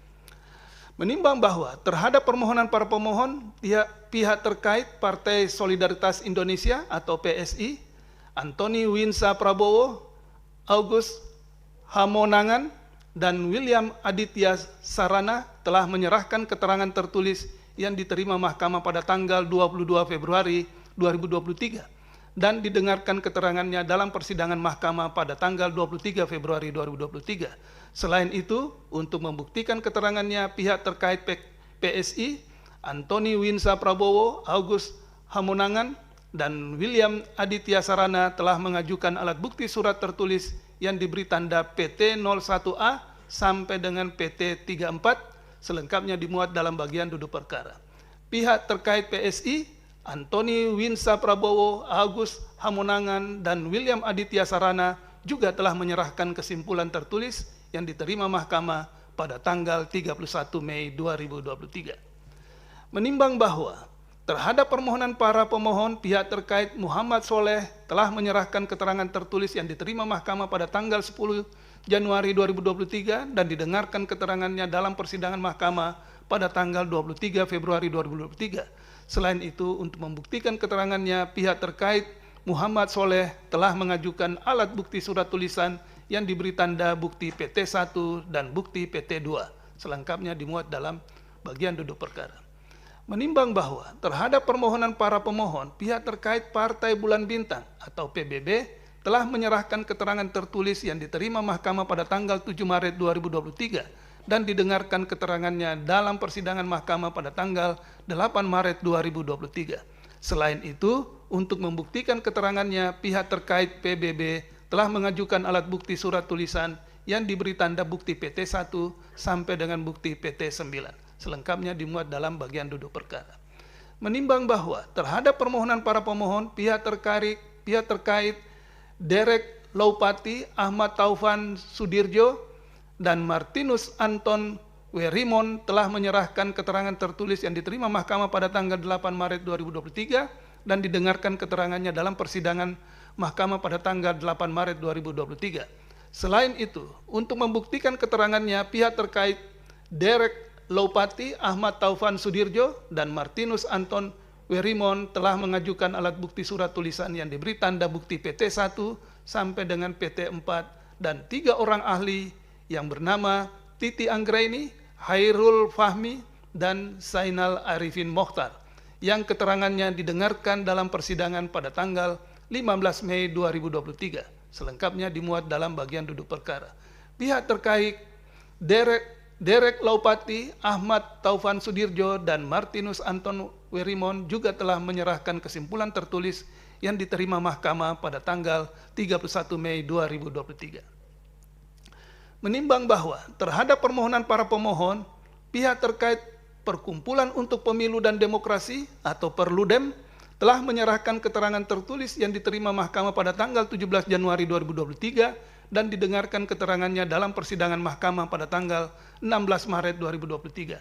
Selain itu, untuk membuktikan keterangannya, pihak terkait Perludem telah mengajukan alat bukti surat tulisan yang diberi tanda bukti PT 1 dan 2 orang ahli yang bernama Firman Nur dan Charles Simambura yang keterangannya didengarkan dalam persidangan Mahkamah pada tanggal 9 Mei 2023. Selengkapnya dimuat dalam bagian duduk perkara. Pihak terkait Perludem juga telah menyerahkan kesimpulan tertulis yang diterima Mahkamah pada tanggal 31 Mei 2023. Menimbang bahwa terhadap permohonan para pemohon, pihak terkait Jansen Sitandaun telah menyerahkan keterangan tertulis yang diterima Mahkamah pada tanggal 13 Maret 2023 dan didengarkan keterangannya dalam persidangan Mahkamah pada tanggal 16 Maret 2023. Selain itu, untuk membuktikan keterangannya, pihak terkait Jansen Sitandaun telah mengajukan alat bukti surat tulisan yang diberi tanda bukti PT 1 sampai dengan PT 5. Selengkapnya dimuat dalam bagian duduk perkara. Pihak terkait Jansen Sitandaun juga telah menyerahkan kesimpulan tertulis yang diterima Mahkamah pada tanggal 29 Mei 2023. Menimbang bahwa setelah Mahkamah membaca dan memeriksa secara saksama permohonan para pemohon beserta alat bukti surat tulisan dan ahli, serta kesimpulan yang diajukan, keterangan DPR, keterangan Presiden, dan kesimpulan yang diajukan, keterangan masing-masing pihak terkait beserta alat bukti surat tulisan dan ahli, serta kesimpulan yang diajukan sebagaimana tersebut di atas, menurut Mahkamah, meskipun inkonstitusionalitas norma yang dimohonkan para pemohon meliputi 8 norma sebagaimana termaktub dalam pasal 168 ayat 2, pasal 342 ayat 2, pasal 353 ayat 1, huruf B, pasal 386 ayat 2 huruf B, pasal 420 huruf C dan huruf D, pasal 422 serta pasal 426 ayat 3 Undang-Undang 7 tahun 2017. Namun kesemua norma yang diuji konstitusionalnya tersebut bertumpu pada norma pasal 168 ayat 2 Undang-Undang 7 2017, khususnya pada kata terbuka. Artinya, norma-norma lain yang dimohonkan pengujian merupakan konsekuensi logis dan penjabaran lebih lanjut dari norma yang diatur dalam pasal 168 ayat 2 Undang-Undang 7 2017. Oleh karena itu, dengan menilai dan mempertimbangkan konstitusionalitas norma pasal 168 ayat 2 AKO, baik secara langsung maupun tidak langsung, Mahkamah sekaligus akan menilai dan mempertimbangkan norma pasal 342 ayat 2, pasal 353 ayat 1 huruf B, pasal 386 ayat 2 huruf B, pasal 420 huruf C dan huruf D, pasal 422 serta pasal 426 ayat 3 Undang-Undang 7 2017 yang dimohonkan oleh para pemohon. Menimbang bahwa norma pasal 168 ayat 2 Undang-Undang 7 2017 intinya menyatakan sistem pemilihan umum untuk memilih anggota legislatif in casu, memilih anggota DPR, DPRD provinsi, dan DPRD kabupaten kota dilaksanakan dengan sistem proporsional dengan daftar terbuka. Berkenaan dengan sistem proporsional dengan daftar terbuka dimaksud, para pemohon dalam permohonannya pada intinya mendalilkan pilihan pembentuk undang-undang terhadap sistem proporsional dengan daftar terbuka bertentangan dengan Undang-Undang Dasar 1945. Bagi para pemohon, sistem pemilihan untuk memilih anggota DPR, DPRD Provinsi, dan DPRD Kabupaten Kota yang konstitusional atau tidak bertentangan dengan Undang-Undang Dasar 1945 adalah sistem pemilihan umum proporsional dengan daftar tertutup. Menimbang bahwa sebelum lebih jauh mempertimbangkan dalil-dalil para pemohon, Mahkamah akan menguraikan terlebih dahulu perkembangan pengaturan pemilihan umum dalam semua konstitusi Indonesia sejak awal kemerdekaan hingga perubahan Undang-Undang Dasar 1945 yang dilakukan Majelis Permusyawaratan Rakyat RI pada tahun 1999 hingga 2002 sebagai berikut. Bahwa sebagai hukum dasar pertama setelah proklamasi kemerdekaan Indonesia UUD 1945 sama sekali tidak memuat istilah pemilihan umum dalam pengisian anggota legislatif maupun untuk mengisi jabatan presiden dan wakil presiden. Meski demikian, ketika mempersiapkan kemerdekaan, para pendiri negara telah merancang Indonesia menjadi sebuah republik yang mendasarkan pada daulat rakyat, yaitu berupa keterlibatan rakyat dalam penyelenggaraan pemerintahan melalui lembaga perwakilan. Misalnya, saat pembahasan dasar Indonesia Merdeka di Badan Penyelidik Usaha Persiapan Kemerdekaan BPUPK pada tanggal 29 Mei 1945, salah seorang pendiri negara, Muhammad Yamin, mengemukakan kemerdekaan ditujukan untuk kemanusiaan yang didasarkan atas kedaulatan rakyat. Ihwal pelaksanaan kedaulatan rakyat tersebut, Yamin menambahkan pengangkatan dan pengambilan keputusan urusan negara dilakukan dengan dasar musyawarah dan pemilihan. PD Abikusuma 2004 halaman 98. Bahwa sekalipun tidak terdapat pembahasan mengenai pemilihan umum dan sistem pemilihan umum dalam perkembangannya, keinginan untuk melaksanakan pemilihan umum telah muncul selang beberapa waktu setelah Indonesia merdeka. Keinginan tersebut dapat ditelusuri berdasarkan manifesto politik pemerintahan yang dikeluarkan pada tanggal 1 November 1945 sebagai tindak lanjut maklumat Wakil Presiden nomor 10 Romawi tertanggal 16 Oktober 1945 yang antara lain menyatakan perihal penyelenggaraan pemilihan umum sebagai bukti cita-cita dan dasar kerakyatan. Bida Yusril Islam Mahindra 1998 halaman 5. Bahkan berselang 2 hari, yaitu tanggal 3 November 1945, pemerintah mengeluarkan maklumat kepada seluruh rakyat agar mendirikan partai politik dan sekaligus menegaskan waktu penyelenggaraan pemilihan umum pada bulan Januari 1946. Dalam batas penelaran yang wajar, maklumat mendirikan partai politik merupakan salah satu elemen penting yang harus dipenuhi sebelum melaksanakan kontestasi berupa pemilihan umum. Namun agenda pemilihan umum tersebut tidak dapat diwujudkan karena pilihan mempertahankan kemerdekaan dari segala macam bentuk ancaman jauh lebih penting. Bahwa salah satu perkembangan penting pada masa revolusi kemerdekaan adalah tercapainya kesepakatan dalam konferensi meja bundar yang diikuti dengan berlakunya Konstitusi RIS 1949. Secara konstitusional, pasal 35 Konstitusi RIS 1949 menyatakan kemauan rakyat adalah dasar kekuasaan penguasa. Kemauan itu dinyatakan dalam pemilihan berkala yang jujur dan yang dilakukan menurut hak pilih yang bersifat umum dan berkesamaan, serta dengan pemungutan suara yang rahasia ataupun menurut cara yang juga menjamin kebebasan mengeluarkan suara. Selain itu, ihwal pemilihan anggota DPR pasal 57 Konstitusi RIS 1949 menyatakan anggota-anggota Dewan Perwakilan Rakyat dipilih dalam suatu pemilihan umum oleh warga negara Indonesia yang memenuhi syarat-syarat dan memenuhi aturan-aturan yang ditetapkan dengan undang-undang. Sehubungan dengan Konstitusi RIS 1949 tidak berumur panjang, hanya berlaku sejak tanggal 19 Desember 1949 sampai 17 Agustus 1950. Pemilihan umum tidak pernah terlaksana. Bahwa sebagai pengganti Konstitusi RIS 1949 pada tanggal 17 April, diulang 17 Agustus 1950, mulai berlaku UUD sementara atau UDS 1950. sebagai sebuah konstitusi dalam Bingkai Negara Kesatuan UDS 1950 juga mengatur pemilihan umum. Dalam hal ini pasal 57 UDS 1950 menyatakan anggota-anggota Dewan Perwakilan Rakyat dipilih dalam suatu pemilihan umum oleh warga negara Indonesia yang memenuhi syarat-syarat dan menurut aturan-aturan yang ditetapkan dengan undang-undang. Selain memilih anggota DPR, pemilihan umum juga diselenggarakan untuk memilih anggota konstituante. Bahwa berdasarkan mandat konstitusional untuk penyelenggaraan pemilihan umum tersebut, Kabinet Nasir 1950-1951 menempatkan pemilihan umum sebagai program pertama agenda pemerintahnya. Ketika agenda pemilihan umum belum dapat dilaksanakan, Kabinet Nasir digantikan oleh Kabinet Wilopo 1952-1953.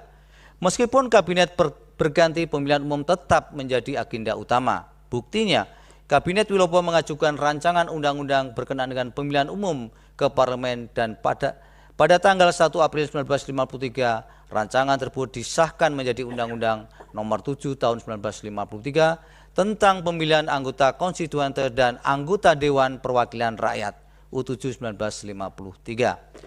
Selanjutnya U7 1953 mulai diberlakukan pada tanggal 4 April 1953 meskipun mampu melakukan langkah yang lebih konkret menuju penyelenggaraan pemilihan umum. Agenda pemilihan umum tidak dapat diselenggarakan pada masa Kabinet Wilopo karena iklim politik yang tidak stabil sehingga kabinet jatuh bangun. Pada Juli 1953, Kabinet Wilopo digantikan oleh pemerintahan baru yaitu Kabinet Burhanuddin Harhab. Akhirnya setelah direncanakan sejak awal kemerdekaan, pemilihan umum pertama kali setelah Indonesia merdeka baru dapat terlaksana pada masa Kabinet Burhanuddin Harhab pada tahun 1955. Tak hanya sekali pemilihan umum dilaksanakan, dua kali untuk memilih dua lembaga yang berbeda, yaitu pada tanggal 29 September 1945 untuk memilih anggota DPR dan tanggal 15 Desember 1945 untuk memilih anggota konstituante. Bahwa perubahan besar dan mendasar kembali terjadi dalam pelaksanaan pemerintahan, baik langsung maupun tidak langsung, yang berpengaruh terhadap agenda pemilihan umum. Setelah penyelenggaraan pemilihan umum 1955 melalui Dekret 5 Juli 1959, Presiden Soekarno membubarkan konstituante dengan menyatakan berlaku kembali UUD 1945. Dengan berlakunya kembali UUD 1945 berarti berlaku kembali konstitusi yang tidak mengatur mengenai pemilihan umum. Merujuk fakta empirik sejak kembali kepada UUD 1945 hingga berakhirnya masa pemerintahan Presiden Soekarno atau Orde Lama, pemilihan umum sengaja sebagai salah satu wujud pelaksanaan doa rakyat tidak terlaksana. Bahwa di bawah Undang-Undang 1945 pemilihan umum dilaksanakan pada tahun 1971 dan kemudian diselenggarakan secara berkala setiap 5 tahun dimulai sejak tahun 1977, 1982, 1987. 1992, 1997 dan kecuali pada 1999. Secara normatif selama rezim Orde Baru pemilihan umum tahun 1971 hingga 1997 awalnya dilaksanakan berdasarkan ketetapan Majelis Permusyawaratan Rakyat Sementara nomor 11/MPRS/1966 tentang pemilihan umum, yang intinya menentukan pelaksanaan asas kedaulatan rakyat diperlukan lembaga-lembaga permusyawaratan atau perwakilan rakyat yang dibentuk dengan pemilihan umum dan untuk kembali pada pelaksanaan UUD 1945 secara murni dan konsekuen, serta lembaga-lembaga perwakilan perlu dibentuk melalui pemilihan umum. Menindaklanjuti TAP MPRS 11 MPRS 1965-66 diundangkan Undang-Undang Nomor 15 Tahun 1969 tentang pemilihan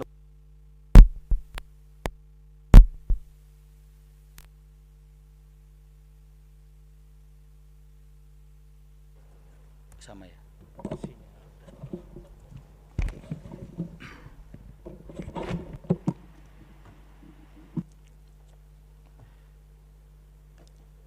Diulangi, menindaklanjuti TAP MPRS 11 MPRS 1966 diundangkan Undang-Undang Nomor 15 Tahun 1969 tentang pemilihan umum anggota-anggota Badan Permusyawaratan atau Perwakilan Rakyat U15 1969. Dengan demikian, merujuk pada bentangan empirik selama Orde Baru, penyelenggaraan pemilihan umum dilaksanakan dengan cara menyesuaikan dengan UU 15 1969 tersebut. Bahwa lebih lanjut, belum genap 1 tahun setelah penyelenggaraan pemilihan umum 1997, gerakan reformasi yang berdampak pada suksesi kepemimpinan pada tanggal 21 Mei 1998, peristiwa tersebut sekaligus menjadi pertanda awal era reformasi. Kuatnya desakan untuk melakukan transisi kekuasaan dan sekaligus menghantarkan peralihan kekuasaan secara demokratis melalui pemilihan umum kurang 4 bulan setelah mengucapkan sumpah atau janji sebagai presiden tanggal 16 September 1998, Presiden B.J. Habibie segera mempersiapkan penyelenggaraan pemilihan umum dengan cara mengajukan rancangan undang-undang pemilihan umum sebagai bagian dari salah satu paket undang-undang bidang politik yang diajukan ke DPR. Komitmen untuk mempercepat demokratisasi bidang politik yang diajukan ke DPR. Diulang, komitmen untuk mempercepat demokratisasi dalam pelaksanaan sidang umum MPR tahun 1998 disahkan ketetapan MPR nomor 11, diulang 14/MPR 1998 tentang perubahan dan tambahan atas ketetapan Majelis Pemusatan Rakyat Republik Indonesia nomor 3/MPR 1988 tentang pemilihan umum TAP MPR 14/MPR 1988. Pada intinya TAP MPR 14/MPR 1988 mengatur pokok penyelenggaraan pemilihan umum secara demokratis dengan prinsip pemilihan umum harus diselenggarakan sesegera mungkin dilaksanakan secara demokratis, jujur dan adil. Kepesertaan pemilihan umum tidak boleh dibatasi hanya 2 partai politik dan golongan karya, dan penyelenggaraan merupakan badan yang bebas, penyelenggara merupakan badan yang bebas dan mandiri. Akhirnya pemilihan umum 1999 terlaksana dan diikuti oleh 48 partai politik peserta pemilihan umum. Berdasarkan hasil pemilihan umum 1999 berhasil diisi DPR, DPRD Provinsi, dan DPRD Kabupaten Kota. Khusus pengisian anggota DPR bermuara pada pengisian anggota MPR RI. Setelah pengisian anggota MPR, pemenuhan agenda reformasi terus berjalan, termasuk perubahan atas UUD 1945 Constitutional Reform. Terkait dengan permohonan aku, salah satu agenda reformasi konstitusi adalah membuat rancang bangun konstitusi, Constitutional Design. Ehwal pemilihan anggota lembaga perwakilan NKSU anggota DPR, DPD, dan DPRD. Selain itu juga dilakukan perubahan pengaturan perihal pemilihan presiden dan wakil presiden dari model pemilihan oleh lembaga perwakilan atau MPR menjadi pemilihan secara langsung oleh rakyat. Tidak hanya itu, UUD 1945 hasil perubahan juga mengatur ehwal pemilihan gubernur dan bupati wali kota.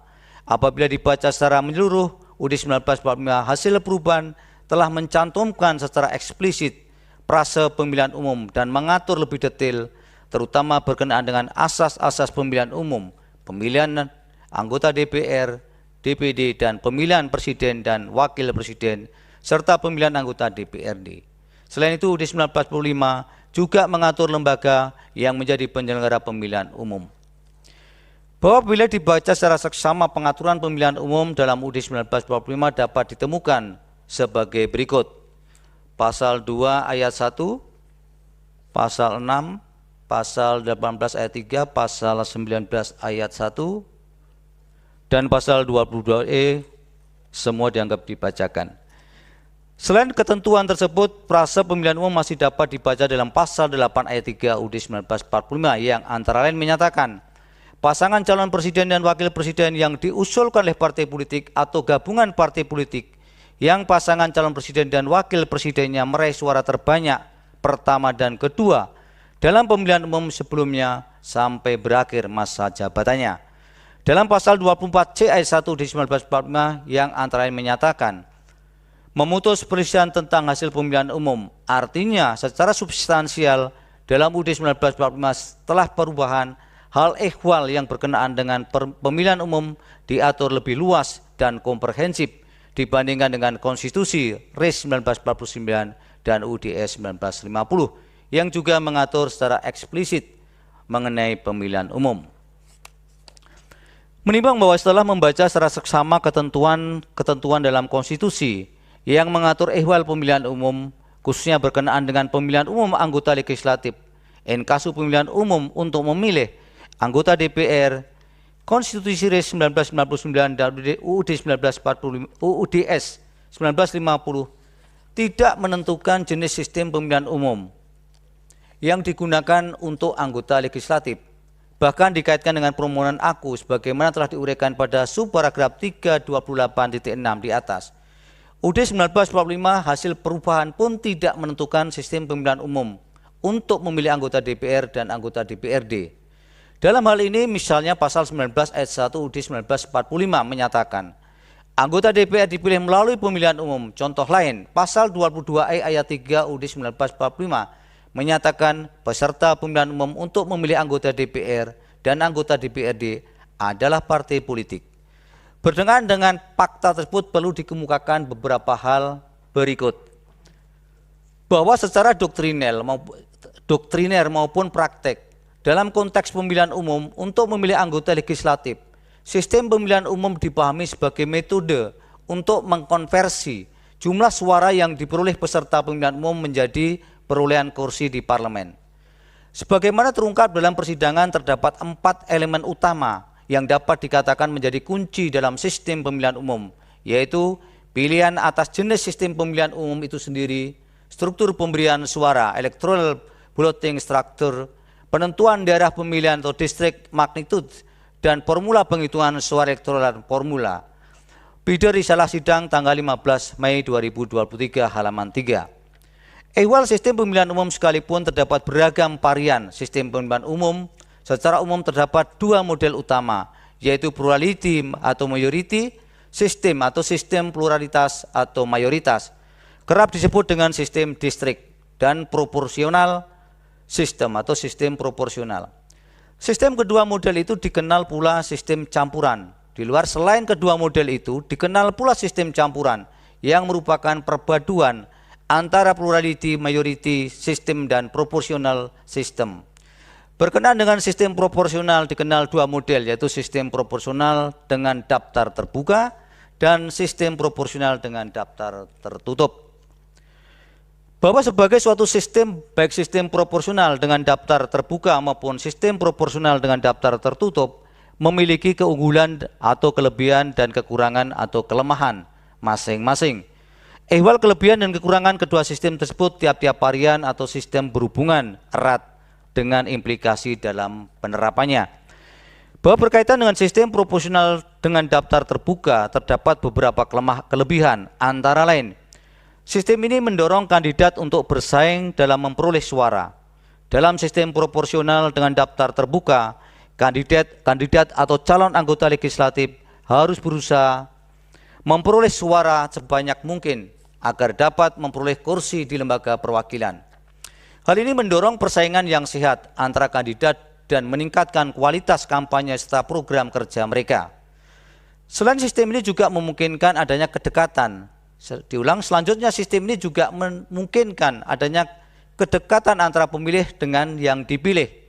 Dalam sistem ini pemilih memiliki kebebasan langsung untuk memilih calon anggota legislatif yang mereka anggap paling mewakili kepentingan dan aspirasi mereka. Hal ini menciptakan hubungan yang lebih dekat antara pemilih dengan wakil yang terpilih, karena pemilih memiliki peran langsung dalam menentukan siapa yang akan mewakili mereka di lembaga perwakilan. Selain itu, sistem proporsional dengan daftar terbuka memungkinkan pemilih untuk menentukan calonnya secara langsung. Pemilih memiliki kebebasan untuk memilih calon dari partai politik tertentu tanpa terikat pada urutan daftar calon yang telah ditetapkan oleh partai tersebut. Hal ini memberikan fleksibilitas kepada pemilih untuk memilih calon yang mereka anggap paling kompeten atau sesuai dengan preferensi mereka tanpa harus terikat pada daftar calon yang sudah ditentukan. Kelebihan lainnya adalah pemilih dapat berpartisipasi langsung dalam mengawasi wakilnya di lembaga perwakilan. Dalam sistem ini pemilih memiliki kesempatan untuk melibatkan diri dalam pengawasan terhadap tindakan dan keputusan yang diambil oleh wakil yang mereka pilih, sehingga meningkatkan akuntabilitas dan transparansi dalam sistem politik, termasuk meningkatkan partisipasi pemilih. Terakhir, sistem proporsional dengan daftar terbuka dinilai lebih demokratis karena dalam sistem ini representasi politik didasarkan pada jumlah suara yang diterima oleh partai politik atau calon, sehingga memberikan kesempatan yang lebih adil bagi partai atau calon yang mendapatkan dukungan publik yang signifikan. Hal ini mendorong inklusivitas politik, mengakomodasi berbagai kepentingan masyarakat, dan mencegah dominasi pemerintahan oleh satu kelompok atau partai politik. Bahwa sebaliknya sistem proporsional dengan daftar terbuka juga memiliki beberapa kekurangan yang perlu diperhatikan, antara lain sistem ini memberikan peluang terjadinya politik uang atau money politics. Dalam sistem proporsional dengan daftar terbuka terdapat risiko tinggi terjadinya praktek politik uang kandidat yang memiliki sumber daya finansial yang besar dapat memanfaatkannya untuk memengaruhi pemilih. Selanjutnya, sistem proporsional dengan daftar terbuka mengharuskan modal politik yang besar untuk proses pencalonan. Dalam sistem ini, kandidat perlu mengeluarkan biaya yang signifikan untuk mencalonkan diri dan melakukan kampanye politik. Mereka harus memikirkan biaya iklan, promosi, transportasi, dan logistik lainnya. Keberadaan modal politik yang besar ini dapat menjadi hambatan bagi kandidat yang tidak memenuhi sumber daya finansial yang cukup, sehingga merugikan kesempatan kandidat dari latar belakang ekonomi yang lebih rendah untuk berpartisipasi secara adil dalam proses politik.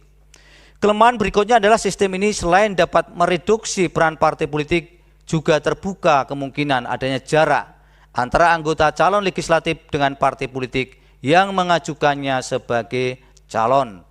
Kelemahan lainnya adalah pendidikan politik oleh partai politik yang tidak optimal, di mana partai politik cenderung memilih peran yang lebih rendah dalam memberikan pendidikan politik kepada pemilih.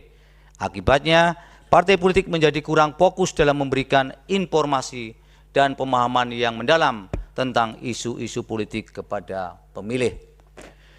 Bahwa demikian halnya dengan sistem proporsional dengan daftar tertutup yang juga memiliki kelebihan dan kekurangan. Beberapa kelebihan dari sistem proporsional dengan daftar tertutup antara lain, partai politik lebih mudah mengawasi anggotanya di lembaga perwakilan. Partai politik dapat dengan lebih mudah mengawasi dan mengontrol kegiatan serta sikap para anggotanya di lembaga perwakilan. Hal ini dapat memungkinkan partai politik untuk memastikan bahwa anggotanya bertindak sesuai dengan kehendak partai politik dan kepentingan kolektif yang mereka wakili. Selanjutnya, sistem ini juga memungkinkan partai politik untuk dapat mendorong kader terbaik untuk menjadi anggota legislatif. Dalam sistem proporsional dengan daftar tertutup, partai politik memiliki kewenangan lebih besar dalam menentukan siapa yang menjadi calon anggota legislatif. Dengan adanya mekanisme seleksi yang ketat, hal ini dapat meningkatkan kualitas dan kompetensi para wakil rakyat yang terpilih. Selanjutnya, sistem ini juga dapat mendorong partai politik untuk melakukan kaderisasi dan pendidikan politik. Dengan adanya fokus yang lebih kuat pada pembentukan kader partai politik dapat memastikan bahwa anggotanya memiliki pemahaman yang baik tentang isu-isu politik serta memiliki kualitas kepemimpinan yang diperlukan dalam menjalankan tugas-tugas mereka di lembaga perwakilan. Selain itu, sistem ini juga berpotensi meminimalkan praktek politik uang dan kampanye hitam.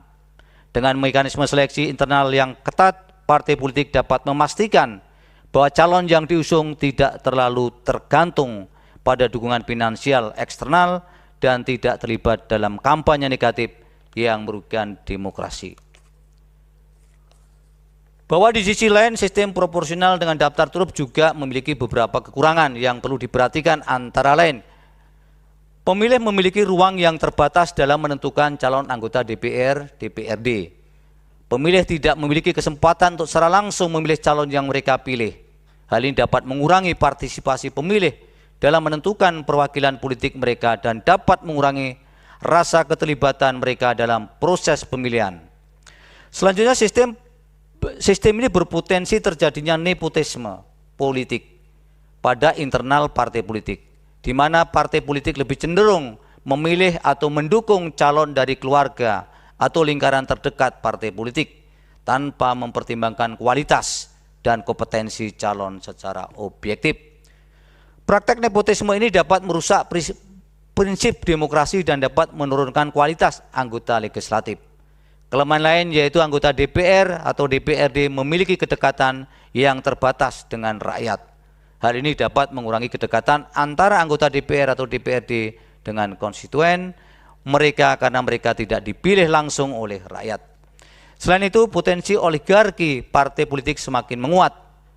Jika partai politik tidak memiliki sistem rekrutmen dan kandidasi yang transparan, calon yang diusung atau dipilih oleh partai politik dapat terkonsentrasi pada kelompok-kelompok kepentingan yang ada di dalam partai tanpa memperhatikan aspirasi dan kepentingan masyarakat secara luas.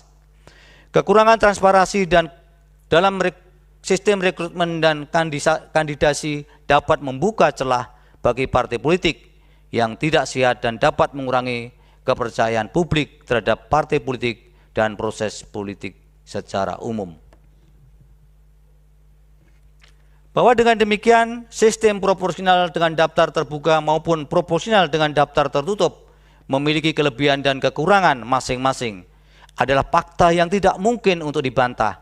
Bahkan kelebihan dan kelemahan tiap-tiap varian sistem pemilihan umum dimaksud hampir selalu berkaitan erat dengan implikasi dan penerapannya dalam praktek penyelenggaraan pemilihan umum.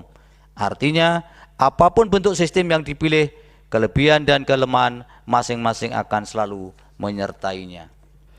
Bahwa sebagai sebuah model yang diturunkan dari konstitusi, terutama pasal-pasal sebagaimana dikutip pada subparagraf 3.28.6 di atas, dalam konteks permohonan akuo untuk mengetahui original intent dalam pengertian yang lebih longgar, yaitu sekitar ide-ide yang dikemukakan dan berkembang selama perubahan UUD 1945, Mahkamah merasa perlu melacak risalah perdebatan dalam pembahasan perubahan UUD 1945, terutama perdebatan sekitar pemilihan umum anggota DPR DPRD sebagaimana tertuang dalam naskah komprehensif perubahan UUD 1945, latar belakang proses dan hasil pembahasan 1999, 2002, buku kelima Pemilu, penerbit Sekretariat Jenderal dan Kepanitraan Mahkamah Konstitusi 2010. Bahwa setelah menelusuri kembali secara sama risalah perubahan UUD 1945, ide-ide yang dikemukakan dan berkembang selama pembahasan, Mahkamah menemukan fakta sebagai berikut. Pertama, FPDIP melalui juru bicaranya Aberson Malesi Haloho dalam rapat BP MPR kedua dengan agenda sidang pemandangan umum fraksi tentang materi sidang umum MPR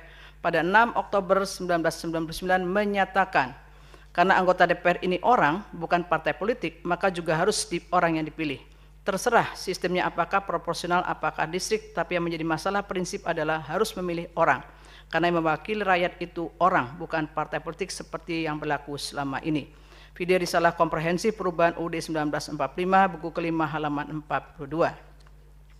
Berbeda dengan pendapat Aberson Malesi Haloho, dalam forum sidang yang sama, Gregorius Seto Haryanto, FPDKB mengusulkan untuk memilih anggota DPR DPRD 1 DP2 sementara masih dapat diselenggarakan dengan sistem proporsional yang mencoblos gambar partai politik. Video risalah komprehensif perubahan UUD 1945, buku kelima halaman 55. Kedua, dalam rapat PAS 1 BPMPR ke-11, 4 Februari 2000, anggota PAS 1 BPMPR melaporkan kunjungan mereka ke sejumlah daerah yang dilakukan guna menyerap aspirasi masyarakat mengenai hal-hal yang harus dipertimbangkan dalam perubahan UUD 1945. Hatta Mustafa, FPG, ketika melaporkan hasil kunjungan ke Sumatera Barat dan Sumatera Selatan, melaporkan berkembangnya aspirasi untuk mengubah sistem pemilihan umum menjadi sistem distrik dan seluruh anggota DPR dipilih secara langsung oleh rakyat. Video risalah komprehensif perubahan UUD 1945, buku kelima halaman 64.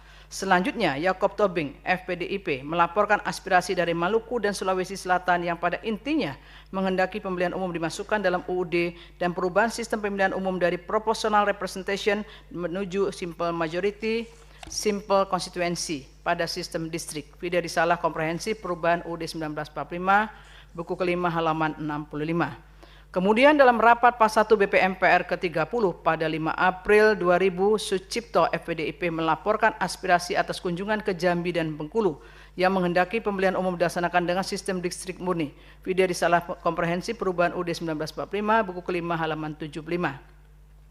Menindaklanjut rapat-rapat sebelumnya dalam rapat tim perumus PAS 1 BPMPR 6 Mei 2000, Yusuf Muhammad FKB menegaskan usul partainya bahwa untuk memilih anggota DPR menggunakan sistem distrik.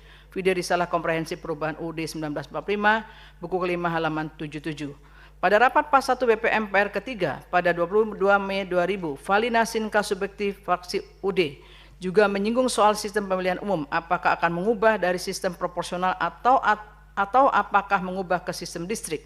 Video risalah komprehensif perubahan UUD 1945, buku kelima halaman 82. Menegaskan pendapat tersebut dalam rapat PAS 1 BPM MPR ke-37 pada tanggal 30 Mei 2000, Falina mengemukakan untuk memberdayakan DPR. Pertama-tama yang harus dilakukan adalah memperbaiki sistem pemilihan umum, yaitu sistem pemilihan umum proporsional harus diubah menjadi distrik. Lebih jauh Falina menambahkan, selain itu juga yang ketiga juga akan dengan sendirinya memberdayakan partai-partai politik karena tidak ada pilihan lain bagi partai kalau dengan distrik sistem. Maka partai itu harus mulai menata dirinya, mulai dari soal rekrutmen, kaderisasi sampai soal perbaikan dari struktur kepartainya mulai dari tingkat pusat sampai ke bawah.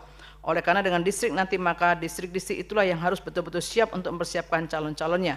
Walaupun tidak membuka kemungkinan calon-calon muncul tidak dari distrik-distrik yang bersangkutan. Nanti akan diatur dalam mengenai Undang-Undang Pemilu dan Kepartaian. Video risalah komprehensif perubahan UUD 1945, buku kelima halaman 87. Ketiga, berbeda dengan Falina, Ali Hardi Kiai Demak, FP3, berpandangan mungkin lebih cocok memilih anggota DPR menggunakan sistem pemilihan umum proporsional. Namun Ali Hardi mengusulkan agar sistem pemilihan umum tidak dicantumkan atau diatur dalam Undang-Undang Dasar. Video risalah komprehensif perubahan UUD 1945, buku kelima halaman 93. Sejalan dengan Ali Hardi, Katin Subiantoro FPDIP menilai sistem pemilihan umum proporsional lebih tepat diterapkan di Indonesia. Lebih lanjut, wakil fraksi PDIP ini menyampaikan, yang pertama, masalah yang timbul yaitu tentang sistem pemilihan apakah distrik atau proporsional dan sebagainya.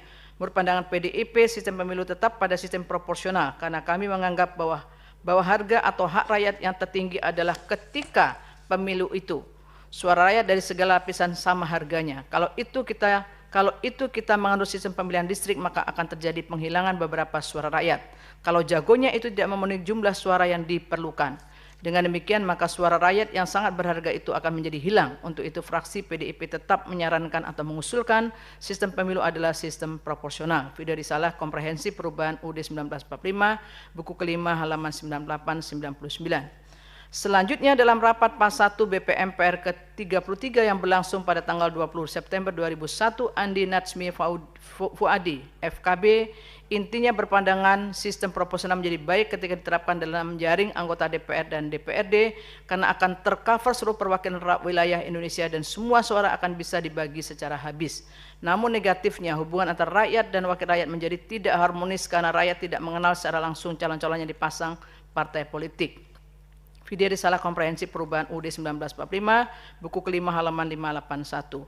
Bahkan pada rapat paripurna kelima, sidang tahunan MPR 2001 pada tanggal 4 November 2001 yang dipimpin oleh Ketua MPR M. Amin Rais, pembahasan mengenai sistem pemilihan umum bergulir kembali. Misalnya S. Masardi Kapat, FKKI, menyampaikan pandangan fraksinya ihwal wakil rakyat dipilih langsung oleh rakyat melalui sistem distrik atau proporsional daftar terbuka atau proporsional open list. Video risalah komprehensif perubahan UUD 1945, buku kelima halaman 599-560. Menimbang bahwa setelah uraian sebagaimana termaktub dalam paragraf 3.28 dan paragraf 3.29 di atas, selanjutnya Mahkamah akan mempertimbangkan sistem pemilihan umum dalam undang-undang yang melaksanakan UUD 1945, ihwal pengaturan sistem pemilihan umum inkasu Undang-Undang Nomor 12 Tahun 2003 tentang pemilihan umum anggota DPR, DPD, DPRD. Undang-Undang 12 2003. Undang-Undang Nomor 10 Tahun 2008 tentang pemilihan umum anggota DPR, DPD dan DPRD. Undang-Undang 7 dan Undang-Undang 7 2017. Selain itu akan diuraikan pertimbangan hukum Mahkamah perihal sistem pemilihan umum dalam putusan Mahkamah Konstitusi Nomor 22 2024 PUU garis datar 6 Romawi 28 yang diucapkan dalam sidang pemilihan terbuka untuk umum pada tanggal 23 Desember 2008. Bahwa setelah perubahan UUD 1945, kontestasi pemilihan umum pertama dilaksanakan pada tahun 2004 karena perubahan UUD 1945. Undang-Undang Nomor 3 Tahun 1999 sebagaimana telah diubah dengan Undang-Undang 4 2000 tentang pemilihan umum diganti dengan Undang-Undang 12 2003 menjadi dasar hukum bagi penyelenggaraan pemilihan umum anggota DPR, DPRD pada pemilihan umum 2004. Berkenaan dengan pemilihan anggota DPR, DPRD, norma pasal 6 ayat 1 Undang-Undang 12 2003 menyatakan pemilihan umum untuk memilih anggota DPR, DPRD provinsi, dan DPRD kabupaten kota dilaksanakan dengan sistem proporsional dengan daftar calon terbuka. Selanjutnya, penentuan calon terpilih diatur dalam pasal 107 ayat 2 Undang-Undang 12 2003 yang menyatakan penetapan calon terpilih anggota DPR, DPRD provinsi, dan DPRD kabupaten kota dari partai politik peserta pemilu didasarkan pada perolehan kursi partai politik peserta pemilu di suatu daerah pemilihan dengan ketentuan A. Nama calon yang mencapai angka bilangan pembagi pemilihan ditetapkan sebagai calon terpilih. B. Nama calon yang tidak mencapai angka BPP. Penetapan calon terpilih ditetapkan berdasarkan nomor urut pada daftar calon di daerah pemilihan yang bersangkutan. Sebagaimana dikemukakan beberapa ahli dalam persidangan, pada penyelenggaraan pemilu 2004 untuk pertama kalinya dipraktikkan sistem proporsional dengan daftar calon terbuka, terutama jika membaca frase dilaksanakan dengan sistem proporsional dengan daftar calon terbuka. Namun demikian, setelah membaca konstruksi normatif dalam menentukan calon terpilih menurut pasal 107 ayat 2 Undang-Undang 12 2003, penerapan sistem proporsional dengan daftar terbuka lebih tepat disebut dengan sistem proporsional daftar terbuka yang relatif tertutup, relatively closed open list system. Namun disebabkan sulitnya memenuhi angka BPP dalam pemilihan umum 2004, lebih dari 99% calon terpilih ditentukan berdasarkan nomor urut calon jadi yang diusung partai politik. Daftar nama urut calon jadi akan kehilangan relevansinya jikalau terdapat calon yang mampu meraih suara mencapai atau melebihi angka BPP. Oleh karena itu, banyak pihak tetap menyebut sistem proporsional dengan daftar terbuka dalam pemilihan umum 2004 sebagai sistem proporsional dengan daftar tertutup. Bahwa dalam penyelenggaraan pemilihan umum 2009, Undang-Undang 12 2003 diganti dengan Undang-Undang 10 2008. Berkenaan dengan pemilihan anggota DPR, DPRD, norma pasal 5 ayat 1 Undang-Undang 10 2008 menyatakan pemilihan umum untuk memilih anggota DPR, DPRD provinsi, dan DPRD kabupaten kota dilaksanakan dengan sistem proporsional terbuka.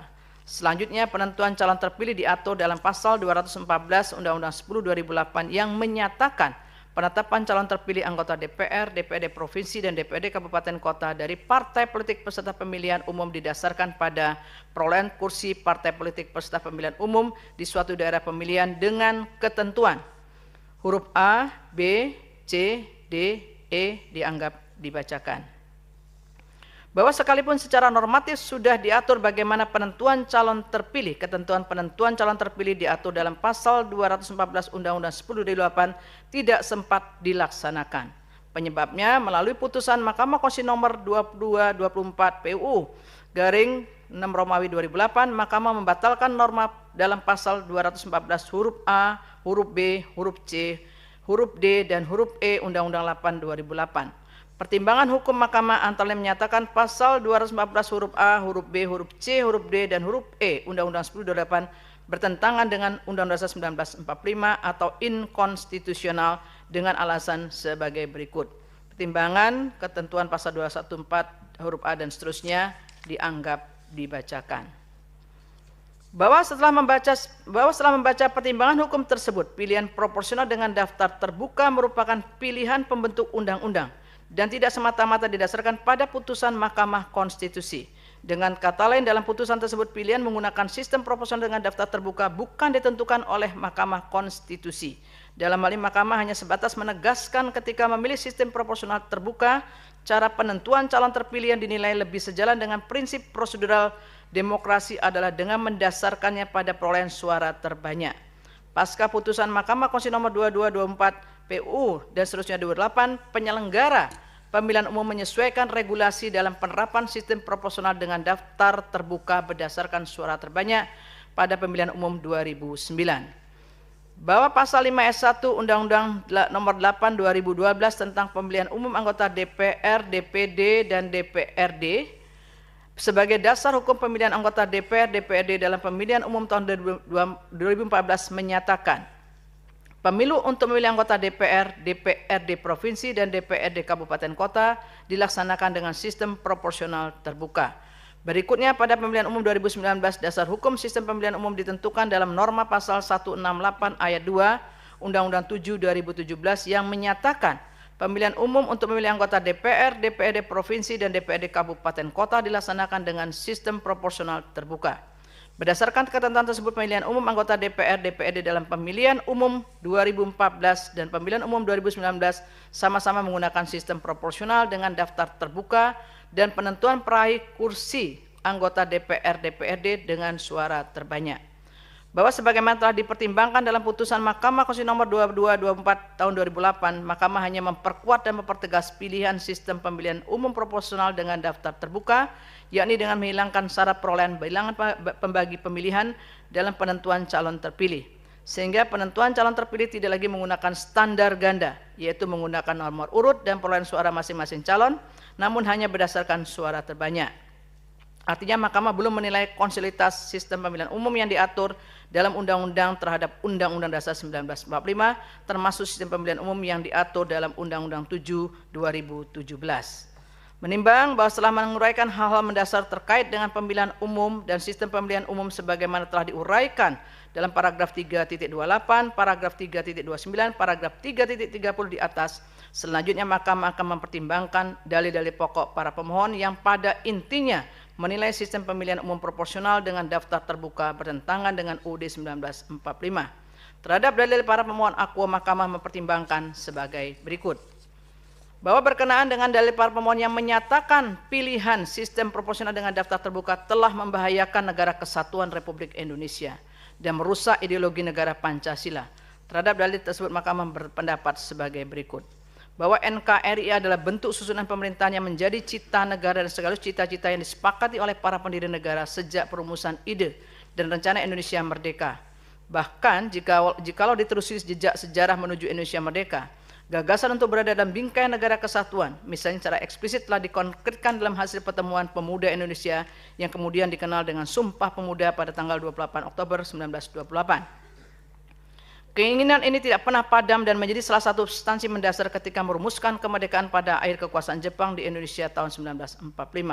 Hal ini terbukti ketika merumuskan hukum dasar menuju Indonesia Merdeka, masalah kesatuan dan negara kesatuan menjadi bagian penting dalam perumusan dasar negara, yaitu ketika merumuskan sila-sila Pancasila. Tidak hanya itu, secara konstitusional alinea kedua pembukaan UUD 1945 menyatakan dan perjuangan pergerakan kemerdekaan Indonesia telah sampailah kepada saat yang berbahagia dengan selamat sentosa mengantarkan rakyat Indonesia ke depan pintu gerbang kemerdekaan negara Indonesia yang merdeka, bersatu, berlaut, adil, dan makmur. Selanjutnya lebih dipertegas lagi dalam pasal 1 ayat 1 UUD 1945 yang menyatakan negara Indonesia ialah negara kesatuan yang berbentuk republik. Bahkan ketika UUD 1945 dilakukan serangkaian perubahan tahun 1999 sampai tahun 2002, posisi NKRI semakin diperkuat dan dijadikan sebagai norma atau pasal dalam UUD 1945 yang tidak bisa diubah, unamendable article. Dalam hal ini, pasal 37 ayat 5 UUD 1945 menyatakan khusus mengenai bentuk negara kesatuan Republik Indonesia tidak dapat dilakukan perubahan. Bahwa lebih lanjut berkaitan dengan kedaulatan yang sepenuhnya berada di tangan rakyat dan dijalankan sesuai dengan pasal 1 ayat 2 UUD 1945, maka sistem pemilihan umum menjadi sebuah rujukan yang sangat berharga bagi terbentuknya pemerintahan yang demokratis. Atas dasar pemikiran tersebut, sistem pemilihan umum harus dirancang sedemikian rupa untuk membangun kehidupan demokrasi yang lebih baik.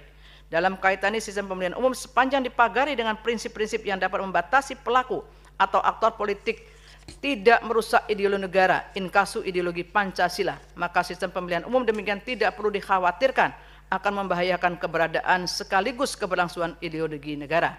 Berkenaan dengan hal tersebut, secara normatif sejumlah undang-undang telah mengantisipasi agar pelaku atau aktor politik tidak mengancam keberadaan sekaligus keberlangsungan ideologi negara.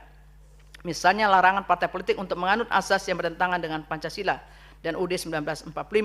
Video pasal 9 Undang-Undang Nomor 8 Tahun 2008 tentang partai politik sebagaimana telah diubah dengan Undang-Undang Nomor 2 Tahun 2011.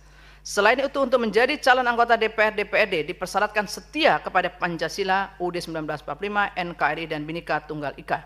Video pasal 241 S1 huruf F Undang-Undang 7 2017. Apabila terdapat partai politik yang menganut dan mengembangkan serta menyebabkan ajaran atau paham komunisme, Marxisme-Leninisme, bahkan melakukan kegiatan dan akibat yang ditimbulkan bertentangan dengan Pancasila, UUD 1945, NKRI, dan Bhinneka Tunggal Ika, dapat dijadikan sebagai alasan oleh pemerintah untuk mengajukan permohonan pembubaran partai politik ke Mahkamah Konstitusi. Vide pasal 40 ayat 5 dan pasal 48 ayat 7 Undang-Undang 2 2008. Tidak hanya itu, dalam hal aktor politik in kasus calon anggota dan anggota DPR, DPRD terlibat dalam hal-hal yang membahayakan ideologi negara dan eksistensi NKRI, partai politik dapat mengambil langkah tegas dengan membatalkan pencalonan atau menarik mereka dari keanggotaan lembaga perwakilan. Bahwa berkenaan dengan kekhawatiran para pemohon tersebut apabila dilacak risalah perubahan UUD 1945 tidak terdapat pandangan dan kekhawatiran para pengubah Undang-Undang 1945 ihwal upaya memperbaiki sistem pemilihan umum dapat berujung pada ancaman terhadap ideologi negara dan NKRI. Bahkan keinginan untuk memperbaiki sistem pemilihan umum dalam perubahan UUD 1945 kerap dipandang sebagai bagian dari upaya memperkuat NKRI dan sekaligus memperkuat ideologi negara, sehingga makin mengukuhkan negara bangsa atau nation states. Dengan pengaturan yang bersifat antisipatif tersebut, pilihan sistem pemilihan umum yang ditentukan oleh pembentuk undang-undang akan dapat mengantisipasi segala kemungkinan yang dapat mengancam keberadaan sekaligus keberlangsungan ideologi Pancasila dan NKRI. Artinya, apapun pilihan sistem pemilihan umum, seluruh partai politik diharuskan memiliki ideologi yang sejalan dengan Pancasila dan Undang-Undang Dasar 1945. Bahwa para pemohon mendalilkan penyelenggaraan pemilihan umum yang menggunakan sistem proporsional dengan daftar terbuka telah mendistorsi peran partai politik. Terhadap dalil tersebut, Mahkamah mempertimbangkan sebagai berikut. Bahwa partai politik dikonstruksikan sebagai organisasi yang bersifat nasional dan dibentuk oleh sekelompok warga negara secara sukarela atas dasar kesamaan kehendak dan cita-cita untuk memperjuangkan dan membela kepentingan politik anggota, masyarakat, bangsa, dan negara, serta memelihara keutuhan NKRI berdasarkan Pancasila dan Undang-Undang Dasar 1945. Vide pasal 1 angka 1 Undang-Undang 2 2008. Dalam konteks ini, partai politik memiliki peran sentral dalam kehidupan berbangsa dan bernegara, termasuk dalam kehidupan berdemokrasi, sehingga eksistensinya harus dipertahankan. Bahwa apabila dikaitkan dengan dalil para pemohon yang pada intinya menyatakan pemilihan umum yang diselenggarakan dengan sistem proporsional dengan daftar terbuka telah mendistorsi peran partai politik. Dalil tersebut hendak menegaskan sejak penyelenggaraan pemilihan umum tahun 2009 sampai 2019, partai politik seperti kehilangan peran sentralnya dalam kehidupan berdemokrasi. Menurut Mahkamah, sesuai dengan ketentuan pasal 22 ayat 3 Undang-Undang Dasar 1945 yang menempatkan partai politik sebagai peserta pemilihan umum anggota DPR, DPRD dalam batas penalaran yang wajar, dalil demikian adalah suatu yang berlebihan. Karena sampai sejauh ini, partai politik masih tetap memiliki peran sentral yang memiliki otoritas penuh dalam proses seleksi dan penentuan bakal calon termasuk penentuan nomor urut calon anggota legislatif. Vide pasal 241, 243, dan pasal 246 Undang-Undang 7 2017. Terlebih lagi, fakta menunjukkan sejak penyelenggaraan pemilihan umum setelah perubahan Undang-Undang Dasar 1945, partai politik menjadi satu-satunya pintu masuk bagi warga negara yang memenuhi persyaratan untuk dapat diajukan sebagai calon anggota DPR, DPRD. Bahwa selain dalam proses pencalonan, peran sentral partai politik juga dapat dilacak dalam mengelola jalannya kinerja anggota DPR, DPRD yang terpilih. Dalam hal ini, partai politik memiliki kewenangan untuk sewaktu-waktu melakukan evaluasi terhadap anggotanya yang duduk di DPR, DPRD melalui mekanisme penggantian antar waktu atau PAW atau recall. Vide pasal 240 ayat 1 dan pasal 356 ayat 1 Undang-Undang 17 2014 tentang MPR, DPR, DPD, dan DPRD sebagaimana telah diubah terakhir dengan Undang-Undang Nomor 13 Tahun 2019 tentang perubahan ketiga atas Undang-Undang Nomor 17 Tahun 2014 tentang MPR, DPR, DPD, dan DPRD atau Undang-Undang MD3. Dengan adanya pelembagaan mekanisme PAW tersebut, maka para anggota DPR atau DPRD dituntut untuk tetap bersikap loyal dan berkomitmen terhadap garis kebijakan partai politiknya. Bahkan jika diletakkan dalam konteks sistem pemilihan umum proporsional dengan daftar terbuka, tatkala terjadi PAW, maka para pemilih sudah akan langsung mengetahui siapa pengganti calon anggota DPR atau DPRD setelahnya, karena penggantinya akan didasarkan pada suara terbanyak berikutnya yang ditentukan atas pilihan rakyat. VD pasal 242 ayat 1 dan ayat 2, serta pasal 359 ayat 1 dan ayat 2 Undang-Undang MD3. Sekalipun PAW tetap berdasarkan suara terbanyak, proses PAW tidak akan pernah terjadi tanpa adanya peran partai politik. Tidak hanya dalam proses PAW, peran sentral partai politik juga diperkuat dengan adanya pembentukan fraksi masing-masing partai politik yang memiliki kursi di DPR, VD pasal 82 ayat 3 Undang-Undang MD3, dan fraksi di DPRD sesuai dengan ketentuan perundang-undangan. Dengan demikian, peran partai politik sama sekali tidak berkurang, apalagi menyebabkan hilangnya daulat partai politik dalam kehidupan berdemokrasi. Bahwa apabila dibaca secara saksama hasil pemilihan umum anggota DPR tahun 2009, 2014, dan 2019, sekalipun menggunakan sistem pemilihan umum proporsional dengan daftar terbuka, secara empirik calon terpilih tetap merupakan calon yang berada pada urut nomor 1 dan nomor urut 2 yang dapat dimaknai sebagai nomor urut calon jadi yang diajukan partai politik. Misalnya pemilihan umum 2009 terdapat 79,1% calon terpilih berasal dari nomor urut 1 dan nomor urut 2. Pemilihan umum 2014 terdapat 84,3% calon terpilih berasal dari nomor urut 1 dan nomor urut 2. Dan pemilihan umum 2019 terdapat 82,4% calon terpilih berasal dari nomor urut 1 dan nomor urut 2. VD Data Riset Pusat Kajian dan Politik Universitas Indonesia Puskapol UI. Artinya, sistem proporsional dengan daftar terbuka tetap memberikan ruang lebih besar kepada calon nomor urut 1 dan calon nomor urut 2 yang penentuan nomor urut tersebut merupakan wewenang sepenuhnya partai politik. Berdasarkan data tersebut, ruang yang murni untuk dapat dikatakan diperebutkan oleh calon yang menggunakan hakikat sistem proporsional dengan daftar terbuka berdasarkan suara terbanyak hanya ada pada kisaran 20%. Atau dengan persentase yang lebih kecil. Bahwa dalam hal terdapat partai politik yang dinilai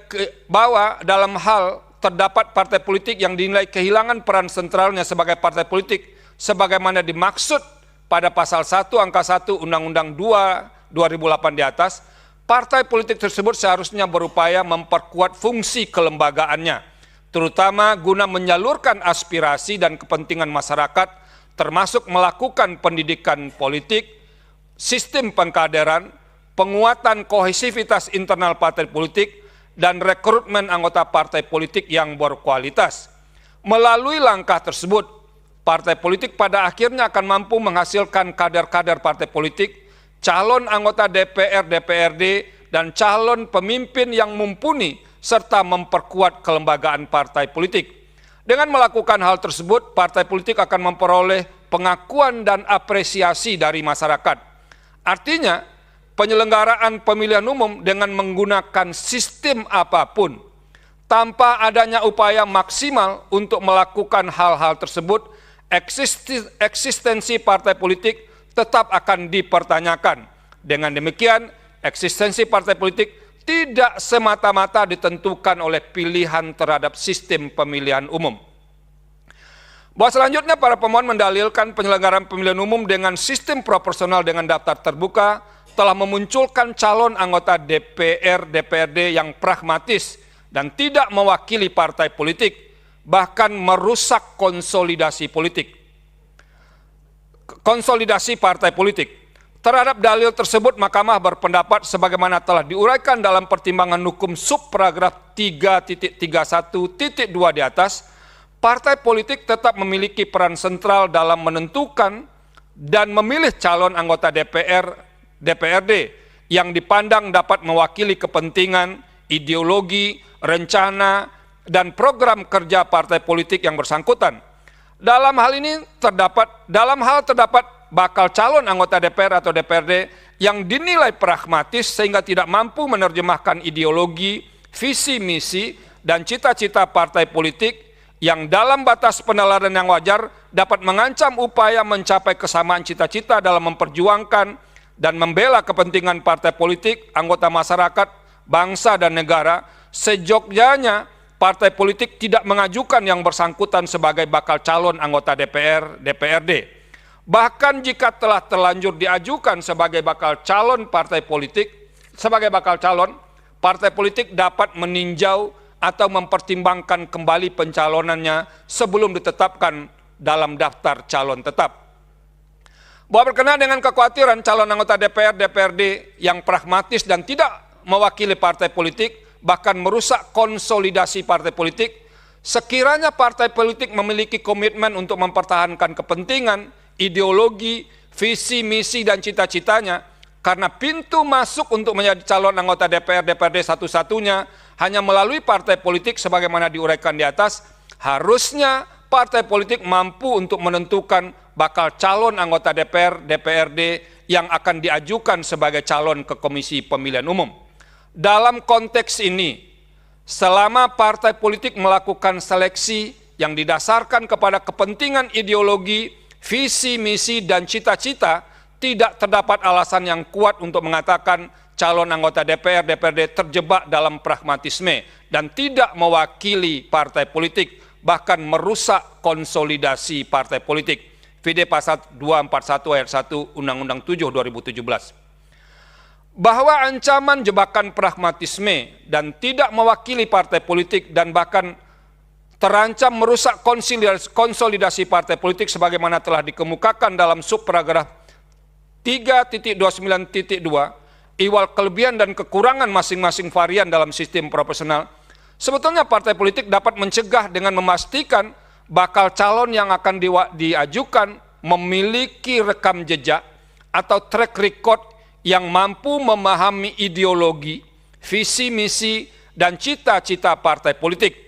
Bantahan empirik selama ini menunjukkan banyak partai politik terjebak pada pertimbangan elektabilitas figur dalam menentukan calon untuk meraih suara pemilih dibandingkan mempertimbangkan pemahaman calon terhadap ideologi, visi misi, dan cita-cita partai politik yang bersangkutan. Artinya, sikap pragmatisme sebagaimana yang didalilkan para pemohon tidak hanya merupakan pragmatisme calon, tetapi juga dipicu oleh sikap pragmatisme sebagian partai politik. Dalam posisi demikian, sistem pemilihan umum apapun yang dipakai, selama partai politik tidak memiliki komitmen untuk memilih calon berdasarkan pemahaman calon terhadap ideologi, visi misi, dan cita-cita partai politik yang bersangkutan, ancaman pragmatisme calon anggota sulit dicegah. Bahwa perihal ancaman pragmatisme tersebut, partai politik seharusnya memiliki keberanian untuk melakukan langkah strategis dalam pengusulan bakal calon anggota DPR, DPRD, yaitu menggunakan mekanisme pemilihan pendahuluan atau preliminary election, atau mekanisme lain yang dilakukan secara transparan dan akuntabel untuk dapat menilai bakal calon terhadap pemahaman ideologi, visi misi, dan cita-cita partai politik bersangkutan. Pemilihan pendahuluan atau mekanisme lain dapat juga digunakan untuk menentukan nomor urut calon dalam daftar calon. Selain itu, mereka yang dapat diajukan sebagai bakal calon anggota DPRD adalah mereka yang telah memiliki pengalaman menjadi pengurus partai politik atau telah terdaftar dan aktif sebagai kader untuk waktu tertentu. Misalnya, 3 tahun sebelum dimulai tahapan penyelenggaraan pemilihan umum. Sementara untuk dapat diajukan sebagai calon anggota DPRD, telah terdaftar dan aktif sebagai kader untuk waktu tertentu. Misalnya 2 tahun sebelum dimulainya tahap penyelenggaraan pemilihan umum. Berikutnya, berlakunya syarat dimaksud tidak hanya didasarkan kepada kesadaran partai politik, namun apabila suatu waktu ke depan pembentuk undang-undang mengagendakan revisi Undang-Undang 7 2017, persyaratan tersebut dimasukkan dalam salah satu materi perubahan. Bahwa selain dalil-dalil di atas, para pemohon juga mendalilkan dengan diselenggarakan pemilihan umum dengan sistem proporsional daftar terbuka telah memperluas terjadinya praktek politik uang atau money politics dan tindak pidana korupsi. Berkenaan dengan dalil aku, Mahkamah berpendapat, pilihan terhadap sistem pemilihan umum apapun sama-sama berpotensi terjadinya praktek politik uang.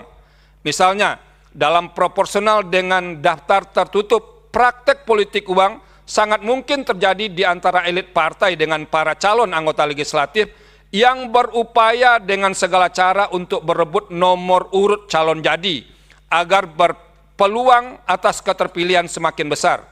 Dengan kata lain, pembelian nomor urut calon anggota DPR, DPRD atau jual beli kandidasi dan nomor urut nomination buying juga merupakan salah satu bentuk praktek politik uang yang potensial terjadi dalam sistem proporsional dengan daftar tertutup. Sementara itu dalam sistem proporsional dengan daftar terbuka, sebagaimana telah diuraikan pada subparagraf 3.29.2 di atas, juga memiliki peluang terjadinya politik uang. Dalam hal ini, bakal calon dan calon yang memiliki sumber daya finansial besar dapat memanfaatkannya untuk memengaruhi pemilih. Bahwa karena praktek politik uang berpotensi terjadi dalam semua sistem pemilihan umum, maka untuk menghilangkan atau setidak-tidaknya meminimalisir terjadinya praktek politik uang dalam penyelenggaraan pemilihan umum, seharusnya dilakukan 3 langkah konkret secara simultan. Pertama, partai politik dan para calon anggota DPR atau DPRD harus memperbaiki dan meningkatkan komitmen untuk menjauhi dan bahkan sama sekali tidak menggunakan dan terjebak dalam praktek politik uang setiap tahapan penyelenggaraan pemilihan umum. Kedua, penegakan hukum harus benar-benar dilaksanakan terhadap setiap pelanggaran pemilihan umum, khususnya pelanggaran yang berkenaan dengan politik uang, tanpa membeda-bedakan latar belakangnya, baik penyelenggara maupun peserta pemilihan umum. Khusus calon anggota DPR, DPRD yang terbukti terlibat dalam praktek politik uang harus dibatalkan sebagai calon dan diproses secara hukum sesuai dengan ketentuan perundang-undangan yang berlaku. Bahkan untuk efek jera, partai politik yang terbukti membiarkan berkembangnya praktek politik uang dapat dijadikan alasan oleh pemerintah untuk mengajukan permohonan pembubaran partai politik yang bersangkutan. Ketiga, masyarakat perlu diberikan kesadaran.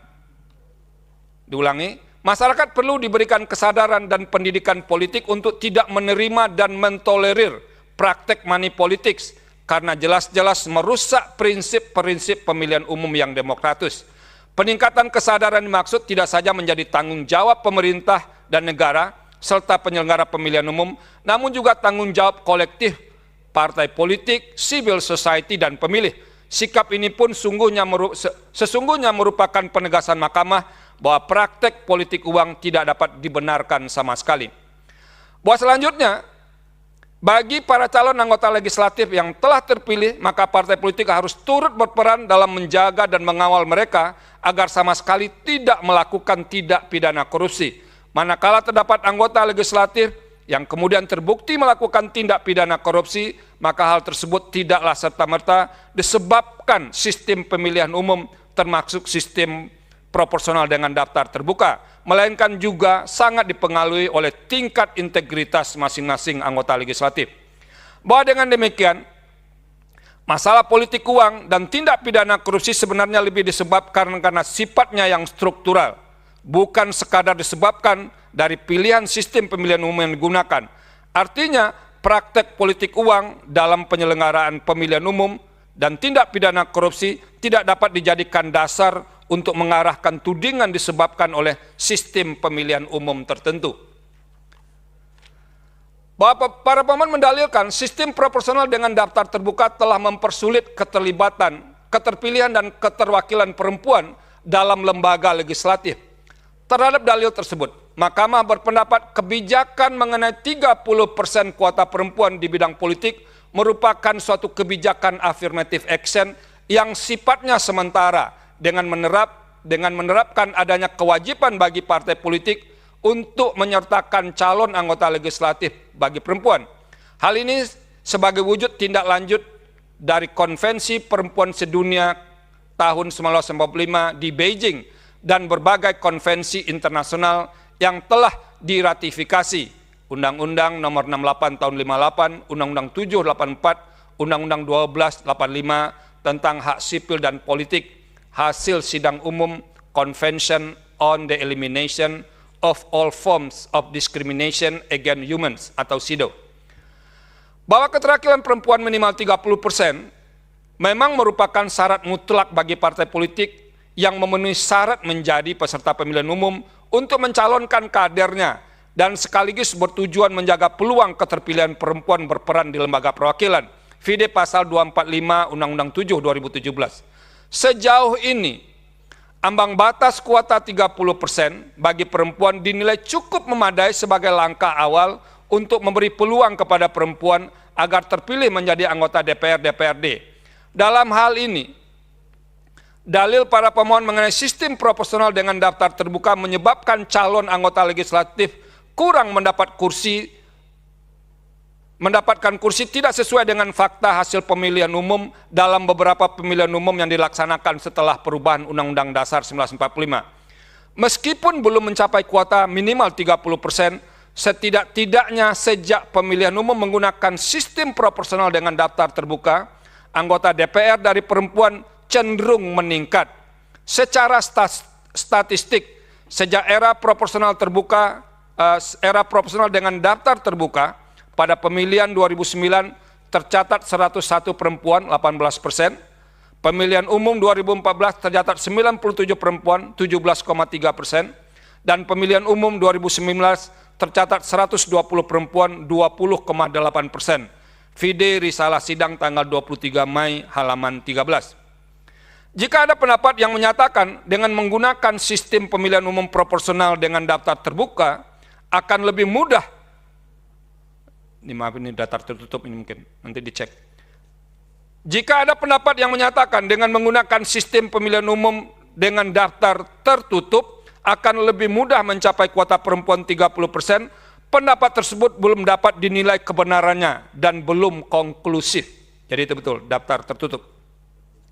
Namun demikian, berkenaan dengan persentase tersebut, Mahkamah menyadari sistem pemilihan umum proporsional dengan daftar terbuka atau daftar tertutup bukan menjadi satu-satunya faktor yang menentukan keterpilihan perempuan, namun juga dipengaruhi oleh faktor lain, misalnya pola rekrutmen di internal partai politik, kesadaran partai politik terhadap pentingnya keterwakilan perempuan, dan pendidikan politik.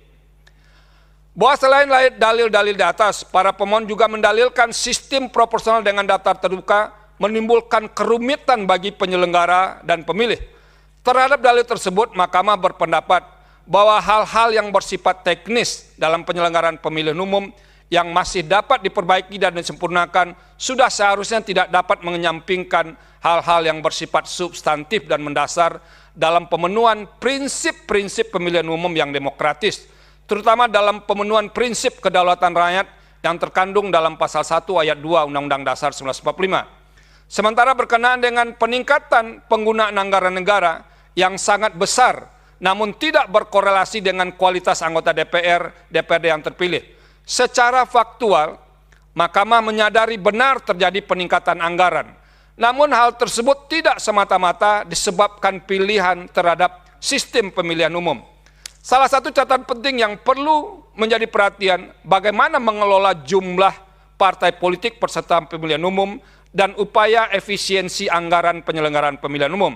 Selain itu, pembentuk undang-undang dapat mempertimbangkan cara pemungutan suara atau pemberian suara yang sesuai dengan perkembangan teknologi, misalnya dengan cara e-voting, karena cara pemungutan atau pemberian suara melalui kertas suara dianggap kurang praktis dan membutuhkan waktu, penghitungan yang lama, dan anggaran yang cenderung meningkat. Namun berkenaan dengan peningkatan anggaran berkorelasi dengan kualitas anggota terpilih, Mahkamah menilai pandangan ini sulit untuk diterima kebenarannya. Menimbang bahwa dalil para pemohon di atas berkaitan dengan implikasi dan implementasi penyelenggaraan pemilihan umum yang menurut Mahkamah sebagaimana telah dipertimbangkan secara lengkap dalam paragraf 3.31 tidak semata-mata disebabkan oleh pilihan sistem pemilihan umum, karena dalam sistem pemilihan umum terdapat kekurangan dan dapat diperbaiki dan disempurnakan tanpa mengubah sistemnya. Menurut Mahkamah, perbaikan dan penyempurnaan dalam penyelenggaraan pemilihan umum dapat dilakukan dalam berbagai aspek, mulai dari sistem kepartaian, budaya politik, kesadaran dan perilaku pemilih, hak dan kebebasan berekspresi, serta mengemukakan pendapat, kemajemukan ideologi, kaderisasi dalam tubuh partai politik, hingga kepentingan aspirasi masyarakat yang direpresentasikan partai politik. Menimbang bahwa selanjutnya Mahkamah akan mempertimbangkan berkenaan dengan ketentuan pasal 22E ayat 3 Undang-Undang Dasar 1945 yang menyatakan peserta pemilihan umum untuk memilih anggota Dewan Perwakilan Rakyat dan anggota Dewan Perwakilan Rakyat Daerah adalah partai politik yang acap kali dimaknai bahwa sistem pemilihan umum yang sesuai dengan maksud norma AKUO adalah sistem proporsional dengan daftar tertutup. Sehingga pemilihan anggota DPR dalam pasal 19 ayat 1 Undang-Undang Dasar 45 dan pemilihan anggota DPRD dalam pasal 18 ayat 3 Undang-Undang Dasar 45 juga dimaknai sebagai pemilihan dengan sistem proporsional daftar tertutup. Ihwal pemaknaan tersebut menurut Mahkamah untuk dapat memahami secara tepat pasal 22E ayat 3 Undang-Undang Dasar 1945 tidak cukup hanya dengan membaca teks norma pasal 22E ayat 3 Undang-Undang Dasar 1945 AKUO. Bahwa karena norma pasal 22E ayat 3 Undang-Undang Dasar 1945 tidak secara eksplisit menyebut sistem pemilihan umum yang digunakan untuk memilih anggota DPR dan anggota DPRD, langkah pertama yang harus dilakukan adalah membaca tafsir otentik, yaitu penjelasan terhadap pasal dimaksud. Namun karena Undang-Undang Dasar 1945 tidak lagi memiliki penjelasan, makna yang terkandung dalam pasal 22E ayat 3 Undang-Undang Dasar 1945 harus dilacak dalam risalah pembahasan sebagai original intent. Sebagaimana telah diuraikan risalah pembahasan pemilihan umum dan sistem pemilihan umum dalam sub 3.29.3 di atas, original intent dalam perumusan pasal 22E ayat 3 Undang-Undang Dasar 1945 pada intinya sebagai berikut. Pertama, adanya keinginan mayoritas pengubah Undang-Undang Dasar 45 untuk mengubah sistem pemilihan umum dari sistem proporsional dengan daftar tertutup yang dipraktekkan dalam pemilihan umum anggota DPR, DPRD sebelum dilakukan perubahan Undang-Undang Dasar 1945, termasuk dalam pemilihan umum 1955 dan pemilihan umum tahun 1999. Kedua, sistem pemilihan umum yang sering ditawarkan para pengubah Undang-Undang Dasar 45 adalah sistem yang dinilai mampu menempatkan rakyat atau rakyat memilih langsung calon anggota DPR atau DPRD. Setelah membaca perdebatan pembahasan perubahan Undang-Undang Dasar 1945, tawaran atas sistem yang sering dikemukakan oleh sebagian pengubah Undang-Undang Dasar 45 adalah sistem distrik atau plurality majority system atau sistem pluralitas mayoritas. Jikalau tetap harus bertahan dengan sistem proporsional, mayoritas pengubah Undang-Undang Dasar 1945 menghendaki sistem proporsional dengan daftar terbuka. Sekalipun muncul ide atau pendapat untuk tetap menggunakan sistem proporsional dengan daftar tertutup, hanya muncul satu kali dan itu pun dimaksudkan untuk sementara. Ketiga, meskipun berulang-ulang mengusulkan sistem pemilihan umum, perubahan sistem pemilihan umum, terutama usul menggunakan sistem distrik dan sistem proporsional dengan daftar terbuka, para pengubah Undang-Undang Dasar 1945 pada umumnya bersepakat bahwa sistem pemilihan umum anggota legislatif inkasu pemilihan anggota DPR, DPRD tidak dinyatakan atau diatur secara eksplisit dalam Undang-Undang Dasar 1945. Bahwa selain menggunakan original intent, memahami pasal 22E ayat 3 Undang-Undang Dasar 1945 juga dapat dilakukan dengan menggunakan penafsiran sistematis. Dalam hal ini, norma pasal 22E ayat 3 Undang-Undang Dasar 1945 tidak boleh dimaknai secara tunggal tanpa menghubungkan tanpa menghubungkan dengan norma-norma lain dalam Undang-Undang Dasar 1945. Setidaknya, untuk memaknai pasal 22E ayat 3 Undang-Undang Dasar 1945 harus dikaitkan dengan norma yang termaktub dalam pasal 1 ayat 2 Undang-Undang Dasar 1945 yang menyatakan kedaulatan di tangan rakyat dan dilaksanakan menurut Undang-Undang Dasar. Sikap Mahkamah mengaitkan pasal 22E ayat 3 Undang-Undang Dasar 1945 dengan pasal 1 ayat 2 Undang-Undang Dasar 1945 harus didekati secara sistematis karena dalam pembahasan pemilihan umum dan sistem pemilihan umum ketika perubahan Undang-Undang Dasar 1945, prinsip kedaulatan rakyat hampir selalu menjadi satu kesatuan pembahasan dengan pemilihan umum. Artinya, bila memaknai pasal 22E ayat 3 Undang-Undang Dasar 1945 dalam menentukan sistem pemilihan umum menutup ruang bagi pemilih untuk dapat menentukan pilihannya, sehingga keterpilihan calon ditentukan sepenuhnya oleh partai politik, hal demikian akan mengingkari makna kedaulatan rakyat dalam pasal 1 ayat 2 Undang-Undang Dasar 1945. Sebaliknya, bila keterpilihan calon ditentukan sepenuhnya oleh pemilih, hal tersebut akan mengingkari peran partai politik sebagai peserta pemilihan umum yang berwenang mengusulkan calon anggota DPR, DPRD. Menimbang bahwa sebelum Mahkamah sampai pada kesimpulan, meskipun dengan menggunakan original intent dan penafsiran sistematis terhadap pasal 22E ayat 3 dan pasal 1 ayat 2 Undang-Undang Dasar 1945, sistem pemilihan umum proporsional dengan daftar terbuka lebih dekat kepada sistem pemilihan umum yang diinginkan oleh Undang-Undang Dasar 1945. Namun karena secara konseptual dan praktek, sistem pemilihan umum apapun yang dipilih pembentuk undang-undang, baik sistem proporsional dengan daftar terbuka maupun dengan daftar tertutup, bahkan sistem distrik sekalipun, tetap memiliki kelebihan dan kekurangan masing-masing. Oleh karena itu, sebagai pilihan pembentuk undang-undang dan tetap terbuka kemungkinan untuk disesuaikan dengan dinamika dan kebutuhan penyelenggaraan pemilihan umum. Dalam hal ini, jika ke depan akan dilakukan perbaikan terhadap sistem yang berlaku saat ini, pembentuk undang-undang harus mempertimbangkan beberapa hal antara lain yaitu: 1. Tidak terlalu sering melakukan perubahan sehingga dapat diwujudkan kepastian dan kemapanan atas pilihan suatu sistem pemilihan umum. 2. Kemungkinan untuk melakukan perubahan harus tetap ditempatkan dalam rangka menyempurnakan sistem pemilihan umum yang sedang berlaku, terutama untuk menutup kelemahan yang ditemukan dalam penyelenggaraan pemilihan umum. 3. Kemungkinan perubahan harus dilakukan lebih awal sebelum tahap penyelenggaraan pemilihan umum dimulai, sehingga tersedia waktu yang cukup untuk melakukan simulasi sebelum perubahan benar-benar efektif dilaksanakan. 4.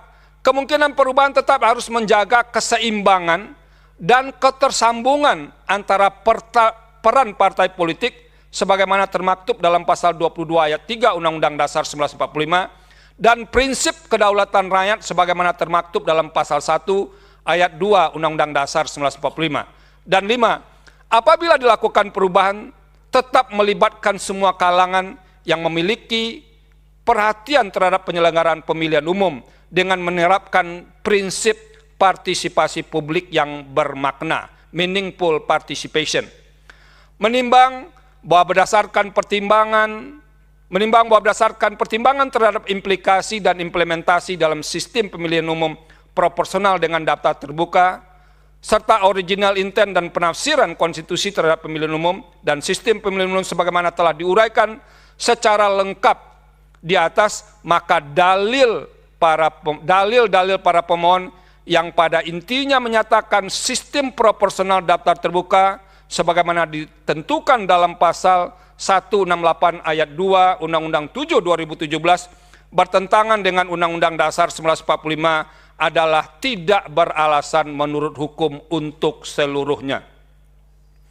Menimbang bahwa oleh karena konstitusionalitas norma pasal 168 ayat 2 Undang-Undang 7 2017 telah dipertimbangkan dalam paragraf 3.35 di atas, maka terhadap konstitusionalitas norma-norma dalam pasal 342 ayat 2, pasal 353 ayat 1 huruf B, pasal 386 ayat 2 huruf B, pasal 420 huruf C dan huruf D, pasal 422 dan pasal 426 ayat 3 Undang-Undang 7 2017 yang merupakan konsekuensi logis dan penyebaran lebih lanjut dari norma yang diatur dalam pasal 168 ayat 2 Undang-Undang 7 2017 dengan sendirinya telah terjawab sehingga menjadi tidak relevan untuk dipertimbangkan lebih lanjut.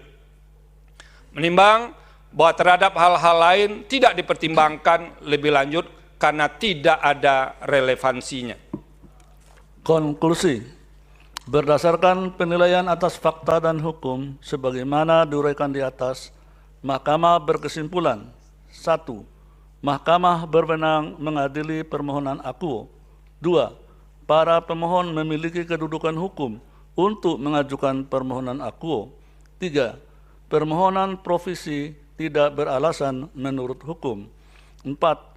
Pokok permohonan para pemohon tidak beralasan menurut hukum untuk seluruhnya. Berdasarkan Undang-Undang Dasar Negara Republik Indonesia tahun 1945 dan seterusnya, amar putusan mengadili dalam provisi menolak permohonan provisi para pemohon. Dalam pokok permohonan menolak permohonan para pemohon untuk seluruhnya. Pendapat berbeda, dissenting opinion, bahwa terhadap putusan Mahkamah Konstitusi akuo, Hakim Konstitusi Arief Hidayat menyampaikan pendapat berbeda, dissenting opinion, dengan pertimbangan hukum sebagai berikut. Silakan Yang Mulia. Terima kasih Yang Mulia Bapak Ketua. Pendapat berbeda, dissenting opinion, bahwa terhadap putusan Mahkamah Konstitusi akuo, Hakim Konstitusi Arief Hidayat menyampaikan pendapat berbeda atau dissenting opinion dengan pertimbangan hukum sebagai berikut. Menimbang bahwa pemohon mendahulukan pengujian terhadap beberapa pasal Undang-Undang Nomor 7 Tahun 2017 yang kemudian singkat Undang-Undang Pemilu sebagai berikut dianggap telah dibacakan. Menimbang bahwa secara umum isu utama dalam permohonan pemohon terkait dengan konstitusionalitas sistem proporsional terbuka sebagaimana termuat di dalam pasal-pasal dianggap dibacakan. Dalam menjawab isu hukum utama permohonan pemohon dimaksud kita harus melihat betul dari perspektif ideologis filosofis dan sosiologis yuridis mengenai sistem demokrasi yang kita anut, yaitu demokrasi Pancasila, khususnya sila keempat yang menyatakan kerakyatan yang dipimpin oleh hikmah kebijaksanaan dalam permusyawaratan perwakilan. Pada kesempatan pembacaan putusan ini, yang saya bacakan hanya dalam perspektif ideologis filosofis. Untuk perspektif yang sosiologis yuridis dianggap telah dibacakan karena sebetulnya mempunyai nafas yang senafas dengan putusan induk dari putusan ini. Bahwa secara ideologis filosofis, karakter demokrasi yang kita anut saat ini tidak bisa dilepaskan dalam perspektif historis dan nuansa kebatinan yang mengemuka dalam sidang BPUPK maupun PPPK terkait konsep demokrasi yang diwariskan oleh para pendiri negara atau the founding fathers di masa lalu, termasuk pula suasana kebatinan yang terjadi pada perubahan Undang-Undang Dasar tahun 1945 yang terjadi pada kurun waktu tahun 99-2002. Pada rapat BPUPK 1 Juni tahun 1945, Soekarno menyampaikan karakter demokrasi yang kita anut berdasarkan pada sila keempat. Menurutnya, yang dimaksud demokrasi yang kita anut bukanlah demokrasi model barat, tetapi politik ekonomische demokrasi, yaitu politik ekonomische demokrasi dengan social rechtsstaatlichkeit, demokrasi dengan kesejahteraan dan paham gotong royong. Menurut Bung Karno, demokrasi politik dan demokrasi ekonomi menghasilkan demokrasi sosial. Berikut pandangan Soekarno. Karena itu ternyatalah bahwa untuk membuat kesejahteraan rakyat jelata, politik demokrasi atau parliamentary demokrasi saja belum cukup. Masih perlu lagi ditambah dengan demokrasi di lapangan lain, kerakyatan di lapangan lain, kerakyatan di lapangan yang lain, kesamaan rasa, samaan rata di lapangan lain itu ialah lapangan rezeki, lapangan ekonomi, dan demokrasi politik saja belumlah cukup. Yang mencukupi ialah demokrasi politik plus demokrasi ekonomi. Bung Hatta juga memiliki pandangan yang tak jauh berbeda dengan Soekarno. Berikut pandangan Bung Hatta. Kedaulatan rakyat, ciptaan Indonesia harus berakar dalam pergaulan hidup sendiri yang bercorak kolektivisme. Demokrasi Indonesia harus pula merupakan perkembangan dari demokrasi Indonesia asli, semangat kebangsaan yang tumbuh sebagai aksi terhadap imperialisme dan kapitalisme barat, memperkuat pula keinginan untuk mencari sendi-sendi bagi negara nasional yang akan dibangun ke dalam masyarakat sendiri. Demokrasi barat a priori ditolak. Lebih lanjut, Hatta juga menyampaikan hal sebagai berikut. Di sebelah demokrasi politik harus pula berlaku demokrasi ekonomi. Kalau tidak, manusia belum merdeka. Persamaan dan persaudaraan belum ada. Sebab itu, cita-cita demokrasi Indonesia ialah demokrasi sosial, meliputi seluruh lingkungan hidup yang menentukan nasib manusia. Cita-cita keadilan yang terbanyak di muka dijadikan program untuk dilaksanakan dalam praktek hidup nasional di kemudian hari. Haji Agus Salim dalam pidato di hadapan BPUPK pada tanggal 11 Juli tahun 1945 menyampaikan sebagai berikut. Kebetulan cara permufakatan yang kita cari berlainan sekali daripada yang terpakai dalam demokrasi barat. Maka jikalau ternyata dalam permusyawaratan bahwa di situ ada satu bagian besar yang dengan kekerasan keyakinan hendak menyampaikan sesuatu maksud dengan kerelaan penuh untuk menyumbangkan tenaga dan usahanya untuk mencapai maksud itu. Jikalau tidak nyata-nyata maksud itu diterapkan akan membawa bahaya atau bencana besar, maka bagian yang lain yang dalam permusyawaratan itu tidak boleh bersikeras untuk menyangkal, melainkan membulatkan kata sepakat supaya boleh dicoba untuk ikhlas menjalankan keputusan bersama itu. Dari beberapa pandangan para pendiri negara mengenai sila kerakyatan yang dipimpin oleh hikmah kebijaksanaan dalam permusyawaratan perwakilan, nampak jelas semua menolak konsep demokrasi liberal dan paham individualisme yang dalam ekonomi akan melahirkan kapitalisme dan dalam lapangan politik melahirkan kolonialisme. Artinya, demokrasi atau dasar permusyawaratan perwakilan merupakan alternatif dari demokrasi liberal. Dalam bahasa David Miller dan Northfield College, Oxford disebut juga sebagai deliberative democracy, sebagai padanan dari demokrasi perwakilan. Menurut kedua orang ini, gagasan deliberative democracy menyebutkan cita-cita demokrasi, cita-cita deliberatif juga dimulai dari premis bahwa preferensi politik aliran berkonflik dan tujuan lembaga demokrasi harus menyelesaikan konflik ini. Namun membayangkan hal ini terjadi melalui diskusi yang terbuka dan tanpa paksaan tentang penyelesaian suatu masalah yang bertujuan untuk mencapai keputusan yang disepakati. Proses mencapai keputusan juga akan menjadi proses di mana preferensi awal diubah untuk mempertimbangkan pandangan orang lain.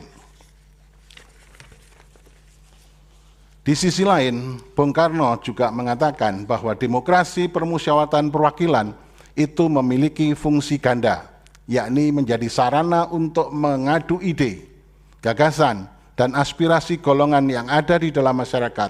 Namun dalam saya ulangi, Bung Karno mengatakan demokrasi permusyawaratan perwakilan itu memiliki fungsi ganda, yaitu menjadi sarana untuk mengadu ide, gagasan, dan aspirasi golongan yang ada di dalam masyarakat dalam suatu badan perwakilan.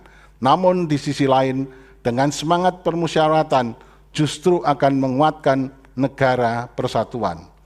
Permusyawaratan diharapkan dapat dibimbing oleh semangat kekeluargaan berdasarkan hikmah kebijaksanaan agar menjadi sintesis yang bermutu bagi kebaikan.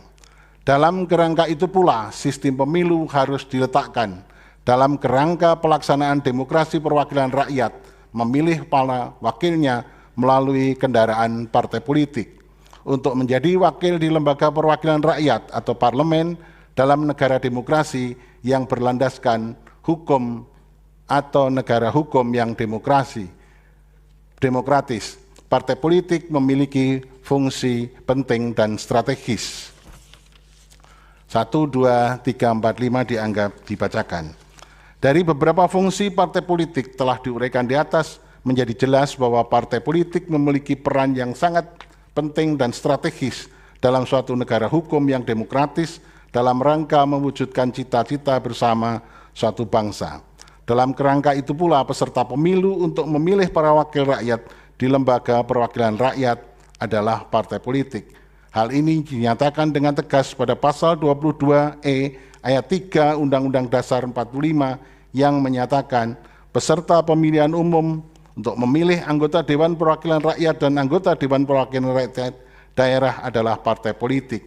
Bahkan apabila ditelusuri lebih jauh, risalah perubahan Undang-Undang Dasar 45 terjadi pada kurun waktu 99-2002, terdapat wacana untuk memasukkan aturan mengenai partai politik di dalam konstitusi. Adalah misalnya Valina Sinka dari fraksi utusan golongan yang menyinggung pentingnya aturan partai politik dimuat dalam konstitusi, meskipun pada akhirnya tidak ada kesepakatan lebih lanjut mengenai hal itu. Berikut pendapat Valina Sinka dianggap telah dibacakan. Oleh karena itu, dalam pemilu anggota DPR dan DPRD, provinsi, kabupaten, kota pesertanya adalah partai politik dan bukan perorangan calon anggota DPR dan DPRD provinsi dan kabupaten kota. Hal ini menyiratkan makna bahwa pada dasarnya sistem pemilu di negara kita menganut sistem proporsional, sebab yang dipilih dalam pemilu untuk menentukan anggota DPR dan DPRD dalam pemilu. Sementara itu dalam pemilu anggota DPR, sementara itu dalam pemilu anggota DPD, sistem yang dipakai adalah sistem distrik, karena peserta pemilu dalam pemilihan anggota DPD adalah perorangan. Selanjutnya dalam risalah perubahan Undang-Undang Dasar 45, wacana sistem pemilu sempat beberapa kali disinggung dianggap telah dibacakan. Dikutip juga pendapatnya Andi Najmi Fuadi, fraksi PKB, yang menyampaikan pendapat terkait sistem pemilu sebagai berikut. Dianggap telah dibacakan. Dari sudut pandang original intent perubahan Undang-Undang Dasar 1945 yang tercermin dalam diskusi dan perdebatan yang terjadi pada saat awal perubahan Undang-Undang Dasar 45 dan dimuat dalam risalah perubahan, nampak jelas bahwa dalam perkembangannya sistem pemilu yang dikehendaki adalah sistem proporsional untuk memilih anggota DPR dan DPRD. Selanjutnya, pandangan dari sisi perspektif yuridis sosiologis, dalam dissenting opinion ini saya membandingkan kebaikan dan keburukannya yang terjadi dalam praktek ketatanegaraan dalam pemilu di Republik Indonesia, dianggap telah dibacakan. Yang terakhir, Sistem pemilu proporsional terbuka terbatas, itulah yang saya usulkan. Isu hukum mengenai sistem pemilu merupakan kebijakan hukum terbuka, namun tidak berarti hal tersebut menghalangi Mahkamah untuk menilai konstitusionalitasnya. Oleh karena itu, kebijakan hukum terbuka dapat dinilai konstitusionalitasnya apabila bertentangan dengan moralitas, bertentangan dengan rasionalitas, menimbulkan ketidakadilan yang intolerable, merupakan penyalahgunaan wewenang, dan dilakukan dengan sewenang-wenang dan bertentangan dengan Undang-Undang Dasar. Setelah 5 kali penyelenggaraan pemilu, diperlukan evaluasi, perbaikan, dan perubahan.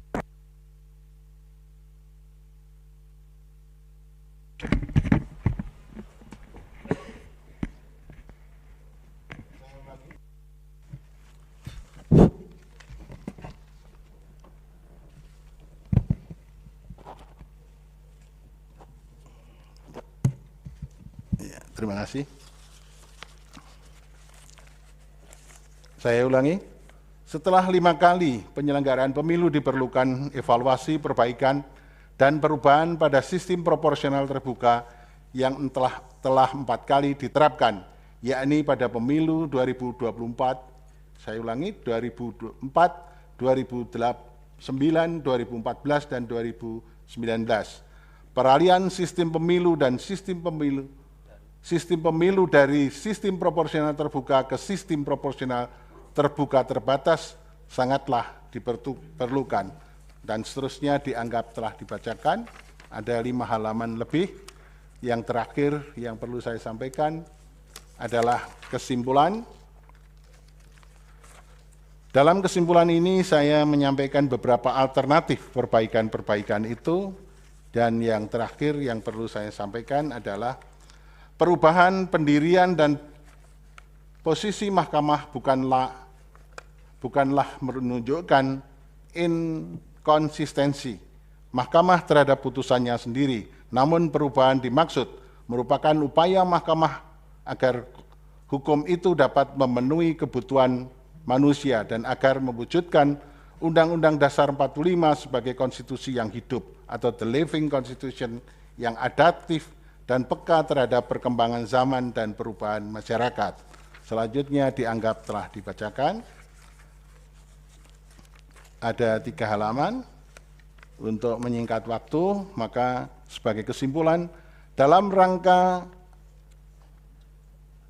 menjaga agar tahapan pemilu tahun 2024 yang sudah dimulai tidak terganggu, dan untuk menyiapkan instrumen serta perangkat regulasi yang memadai, maka pelaksanaan pemilu dengan sistem usulan saya, sistem proporsional terbuka terbatas, dilaksanakan pada pemilu tahun 2029.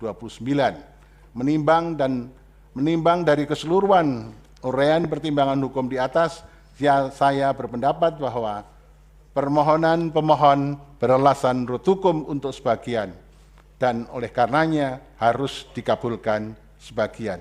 Demikian, terima kasih.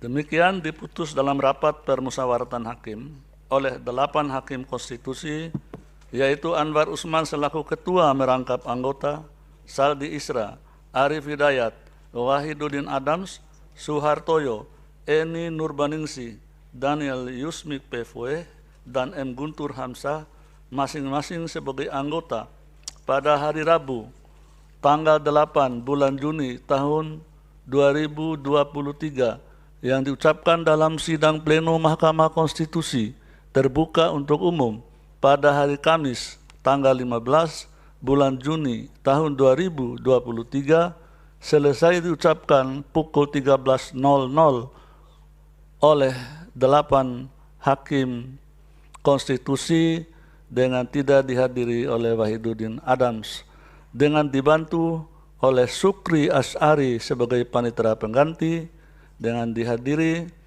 oleh para pemohon atau kuasanya, Dewan Perwakilan Rakyat atau yang mewakili, dan Presiden atau yang mewakili, serta para pihak terkait atau kuasanya.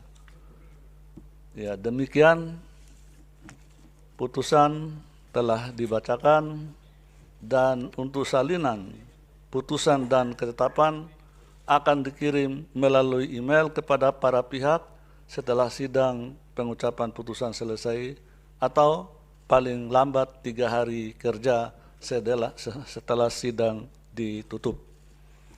Dengan demikian, sidang selesai dan ditutup. Hadirin dimohon berdiri. Yang Mulia Majelis Hakim Konstitusi meninggalkan ruang persidangan.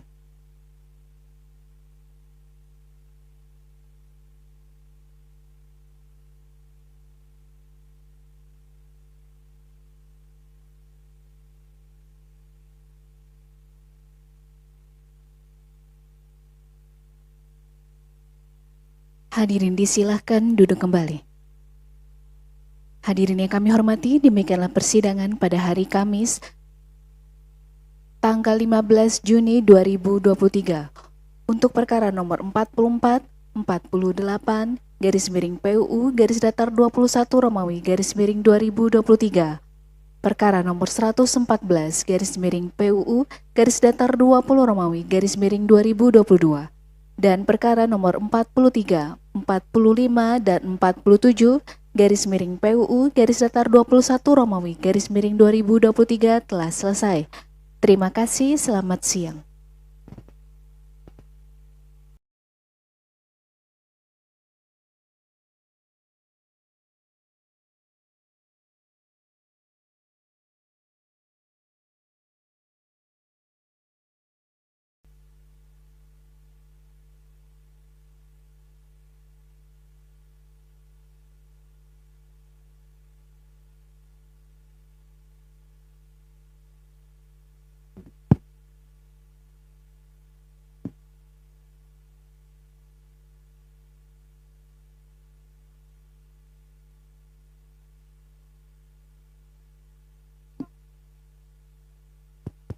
Mana?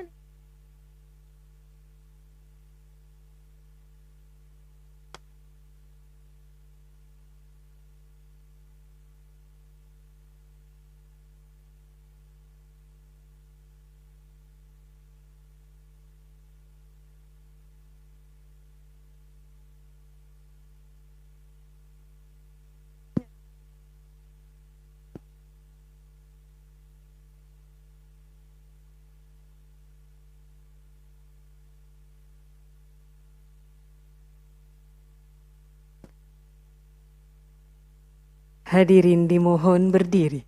Yang Mulia Majelis Hakim Konstitusi memasuki ruang persidangan.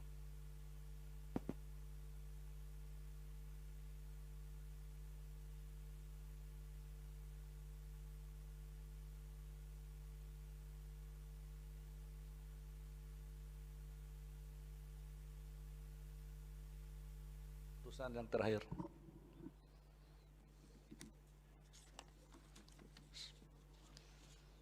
Putusan nomor 114 /PUU _20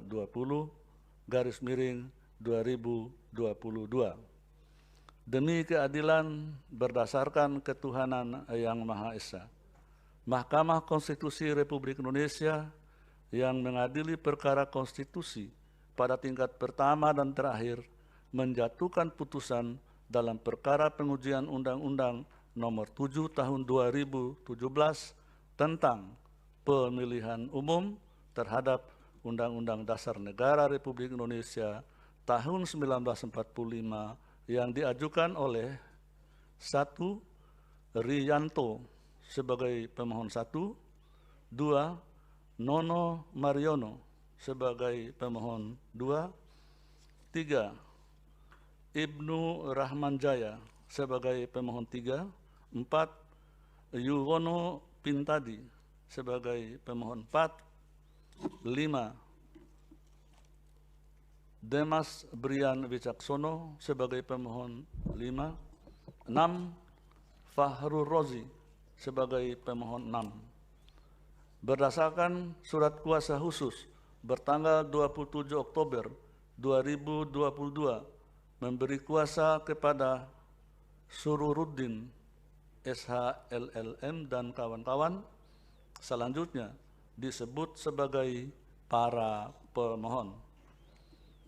Membaca permohonan para pemohon, mendengar keterangan para pemohon, memeriksa bukti-bukti para pemohon, membaca dan mendengar keterangan Dewan Perwakilan Rakyat, membaca dan mendengar keterangan Presiden, membaca keterangan pihak terkait Komisi Pemilihan Umum KPU, membaca dan mendengar keterangan para pihak terkait, membaca kesimpulan para pemohon, Presiden, DPR, dan para pihak terkait, duduk perkara, dan seterusnya dianggap dibacakan. Pertimbangan hukum, kewenangan Mahkamah 3.1, 3.2 dianggap dibacakan. Mahkamah berwenang mengadili permohonan akuo. Kedudukan hukum pemohon 3.3, 3.4 dianggap dibacakan. 3.5 menimbang bahwa berdasarkan pertimbangan sebagaimana diuraikan paragraf 3.3 dan paragraf 3.4 di atas, Mahkamah selanjutnya mempertimbangkan kedudukan hukum para pemohon sebagai berikut. 1. Bahwa norma undang-undang dimohonkan pengujian konstitusionalitasnya oleh para pemohon dalam permohonan akuo adalah Pasal 168 ayat 2, Pasal 342 ayat 2, Pasal 353 ayat 1 huruf D, Pasal 386 ayat 2 huruf B, Pasal 420 huruf C dan huruf D, Pasal 422, Pasal 426 ayat 3, Undang-Undang 7 2017 yang masing-masing berbunyi sebagai berikut. Pasal-pasal dianggaplah dibacakan, bahwa para pemohon menjelaskan memiliki hak konstitusional yang dijamin dalam pasal 28D ayat 1 UUD 1945, 3, 4 dan seterusnya dianggap dibacakan. Mahkamah berpendapat para pemohon memiliki kedudukan hukum untuk bertindak sebagai pemohon dalam permohonan akuo. 3.6 menimbang bahwa oleh karena Mahkamah berwenang mengadili permohonan akuo dan para pemohon memiliki kedudukan hukum untuk mengajukan permohonan akuo, selanjutnya Mahkamah akan mempertimbangkan provisi dan pokok permohonan. Dalam provisi, menimbang bahwa sebelum mempertimbangkan pokok permohonan para pemohon, terlebih dahulu Mahkamah akan mempertimbangkan permohonan provisi para pemohon yang meminta untuk mendahulukan proses pemeriksaan dan memutus permohonan akuo agar kiranya ada kepastian hukum dan manfaat dari permohonan yang diajukan para pemohon. Karena menurut para pemohon, pada tanggal 24 April 2023 sudah dimulai pendaftaran anggota DPR dan DPRD, bahwa terhadap permohonan provisi para pemohon di atas, Mahkamah telah selesai memeriksa permohonan akuo sampai dengan penyerahan kesimpulan pada tanggal 31 Mei 2023.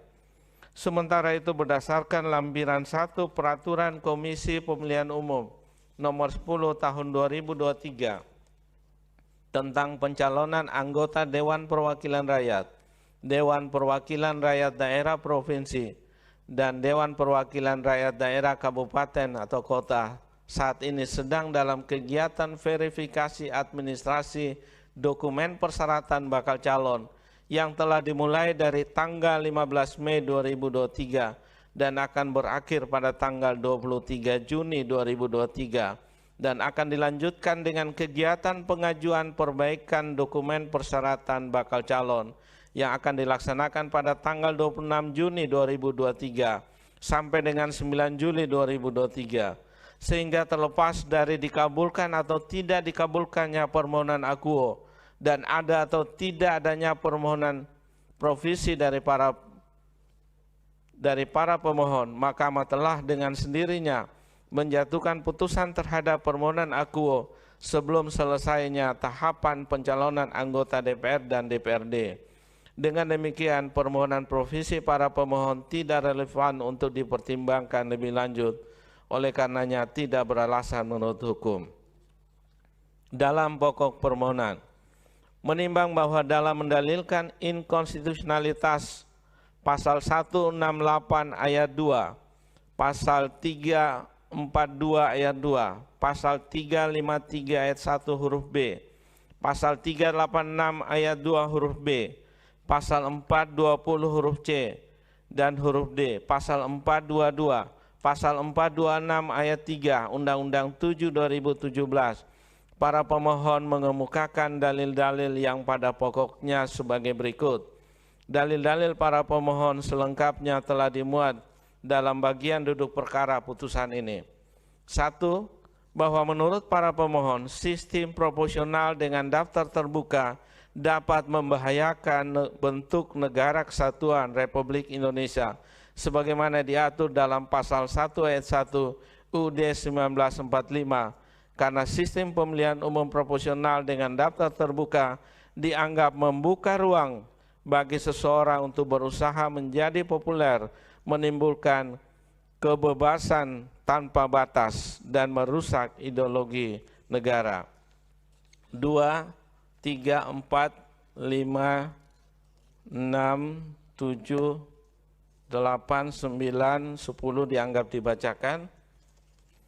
11. Bahwa berdasarkan dalil-dalil di atas, para pemohon memohon kepada mahkamah agar menyatakan 1. Kata terbuka pada pasal 168 ayat 2 Undang-Undang 7 2017 bertentangan dengan UUD 1945 dan tidak mempunyai kekuatan hukum yang mengikat. 2. Kata proporsional pada pasal 168 ayat 2 Undang-Undang 7 2017 bertentangan dengan UUD 1945 dan tidak mempunyai kekuatan hukum mengikat sepanjang tidak dimaknai sistem proporsional tertutup. 3. Frasa nomor urut dan nama daftar anggota DPR, DPRD provinsi, dan DPRD kabupaten atau kota untuk setiap daerah pemilihan pada pasal 342 ayat 2 Undang-Undang 7 2017 bertentangan dengan UUD 1945 dan tidak mempunyai kekuatan hukum mengikat sehingga pasal 342 ayat 2 Undang-Undang 7 2017 berbunyi, surat suara sebagaimana dimaksud dalam pasal 341 ayat 1 huruf B untuk calon anggota DPR, DPRD provinsi, dan DPRD kabupaten atau kota memuat tanda gambar partai politik. 4 Romawi, frasa dan garing atau nama calon anggota DPR, DPRD provinsi, DPRD kabupaten atau kota untuk pemilu anggota DPR, DPRD provinsi, dan DPRD kabupaten atau kota pada pasal 353 ayat 1 huruf B Undang-Undang 7 2017 bertentangan dengan UUD 1945 dan tidak mempunyai kekuatan hukum mengikat sehingga pasal 353 ayat 1 huruf B Undang-Undang 7 2017 berbunyi, pemberian suara untuk pemilu dilakukan dengan cara mencoblos 1 kali pada nomor atau tanda gambar partai politik. 5. Frasa dan garing atau nama calon anggota DPR, DPRD provinsi, dan DPRD kabupaten atau kota berada pada kolom yang disediakan pada pasal 386 ayat 2 huruf B Undang-Undang 7 2017 bertentangan dengan UUD 1945 dan tidak mempunyai kekuatan hukum mengikat sehingga pasal 386 ayat 2 huruf B Undang-Undang 7 2017 berbunyi, suara untuk pemilu anggota DPR, DPRD provinsi, DPRD kabupaten atau kota dinyatakan sah apabila tanda coblos pada nomor dan tanda gambar partai politik. 6 Romawi, frasa jumlah nilai terbanyak pada pasal 420 huruf C Undang-Undang 7 2017 bertentangan dengan UUD 1945 dan tidak mempunyai kekuatan hukum mengikat secara bersyarat sepanjang tidak dimaknai hasil pembagian sebagaimana dimaksud pada huruf B diurutkan berdasarkan nomor urut. 7. Pasal 420 huruf B Undang-Undang 7 2017 bertentangan dengan UUD 1945 dan tidak mempunyai kekuatan hukum mengikat. 8. Frasa ditetapkan berdasarkan suara terbanyak yang diperoleh masing-masing calon anggota DPR, DPRD Provinsi, dan DPRD Kabupaten Kota di satu daerah pemilihan yang tercantum pada surat suara pada pasal 422 Undang-Undang 7 2017 bertentangan dengan UUD 1945 dan tidak mempunyai kekuatan hukum mengikat, sehingga pasal 422 Undang-Undang 7 2017 berbunyi, penetapan calon terpilih anggota DPR, DPRD Provinsi, DPRD Kabupaten atau Kota dari partai politik peserta pemilu didasarkan pada perolehan kursi partai politik peserta pemilu di suatu daerah pemilihan. 9 Romawi, frasa berdasarkan perolehan suara calon terbanyak berikutnya pada pasal 426 ayat 3 Undang-Undang 7 2017 bertentangan dengan UUD 1945 dan tidak mempunyai kekuatan hukum mengikat, sehingga pasal 426 ayat 3 Undang-Undang 7 2017 berbunyi, calon terpilih anggota DPR, DPRD Provinsi, dan DPRD Kabupaten atau Kota sebagaimana dimaksud pada ayat 1 diganti oleh KPU, KPU Provinsi, dan KPU Kabupaten atau Kota dengan calon dari daftar calon tetap partai politik peserta pemilu yang sama di daerah pemilihan tersebut. Menimbang bahwa sebelum mempertimbangkan lebih lanjut pokok permohonan para pemohon, Mahkamah terlebih dahulu akan mempertimbangkan hal-hal sebagai berikut. Bahwa terhadap keterangan DPR yang di dalamnya terdapat pandangan yang berbeda yang disampaikan fraksi Partai Demokrasi Indonesia Perjuangan (FPDIP), Mahkamah mempertimbangkan pemberi keterangan dalam perkara pengujian undang-undang sebagaimana dimaksud dalam pasal 54 Undang-Undang Mahkamah Konstitusi dan pasal 5 ayat 1 Peraturan Mahkamah Konstitusi nomor 2 tahun 2021 tentang tata cara beracara dalam perkara pengujian undang-undang adalah tentang tata cara beracara dalam pengujian undang-undang adalah lembaga negara. DPR merupakan salah satu lembaga negara. Dalam hal ini sebagai lembaga perwakilan rakyat yang memegang kekuasaan membentuk undang-undang. Dalam perkara pengujian undang-undang di Mahkamah, DPR secara kelembagaan dapat diminta oleh Mahkamah untuk memberi keterangan dan atau risalah rapat yang berkenaan dengan permohonan yang sedang diperiksa kepada Mahkamah. Dengan demikian, keterangan DPR sejatinya merupakan keterangan yang diberikan lembaga perwakilan rakyat sebagai satu kesatuan pandangan lembaga, bukan pandangan fraksi. Karena pada dasarnya materi keterangan DPR berkaitan dengan kesepakatan DPR pada waktu membentuk suatu undang-undang, termasuk di dalamnya materi muatan dalam ayat, pasal, dan atau bagian undang-undang yang ternyata di kemudian hari diajukan pengujiannya ke Mahkamah. Sehingga sudah sepantasnya tidak ada perbedaan pandangan. Berdasarkan hal tersebut, sepanjang perbedaan pandangan dari FPDIP dalam keterangan DPR lebih merupakan persoalan internal lembaga DPR, sehingga yang akan Mahkamah pertimbangkan adalah keterangan DPR secara kelembagaan. Bahwa terhadap adanya keberatan dari beberapa pihak terkait mengenai indikasi perbedaan tanda tangan pada permohonan dan perbaikan permohonan para pemohon, Mahkamah mempertimbangkan seharusnya keberatan tersebut disampaikan sejak awal dalam keterangan pihak terkait karena hal tersebut merupakan bagian dari permohonan yang dapat ditanggapi oleh pihak terkait. Namun demikian, Faktanya beberapa pihak terkait mengajukan keberatan setelah menyampaikan keterangannya, sehingga menurut Mahkamah tidak relevan lagi untuk mempermasalahkan hal tersebut ke Mahkamah. Hal tersebut bukan berarti Mahkamah memperbolehkan adanya perbedaan tanda tangan permohonan dan perbaikan permohonan, namun menurut Mahkamah, kesempatan untuk mempersoalkannya seharusnya digunakan bersama-sama dengan pemberian keterangan terhadap permohonan para pemohon. Sehingga, oleh karena tidak disampaikan bersamaan dengan keterangan terhadap permohonan dan permohonan para pemohon, maka persoalan tersebut menurut Mahkamah lebih tepat diselesaikan oleh organisasi advokat kuasa hukum para pemohon. Terlebih, berdasarkan pencermatan Mahkamah, tidak terdapat adanya bukti yang dapat meyakinkan Mahkamah terkait dengan perbedaan tanda tangan dimaksud.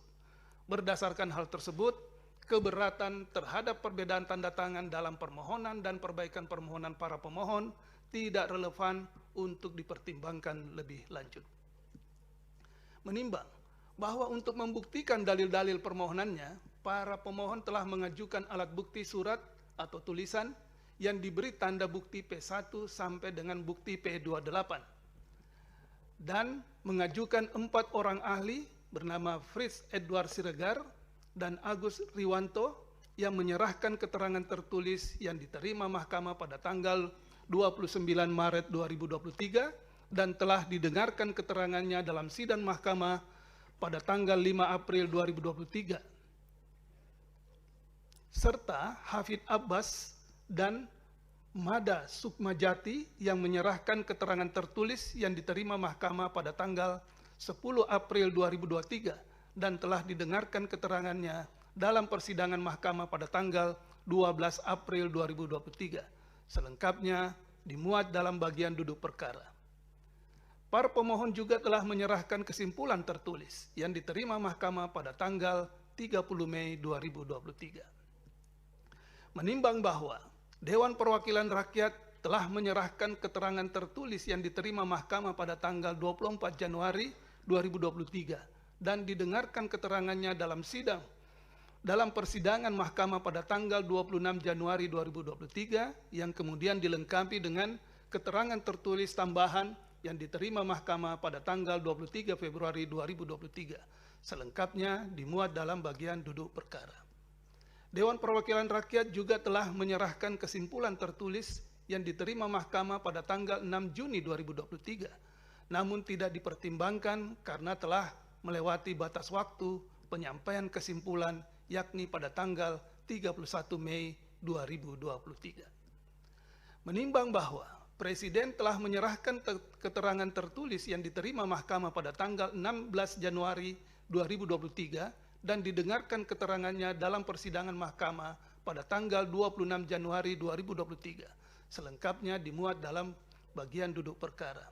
Presiden juga telah menyerahkan kesimpulan tertulis yang diterima Mahkamah pada tanggal 31 Mei 2023.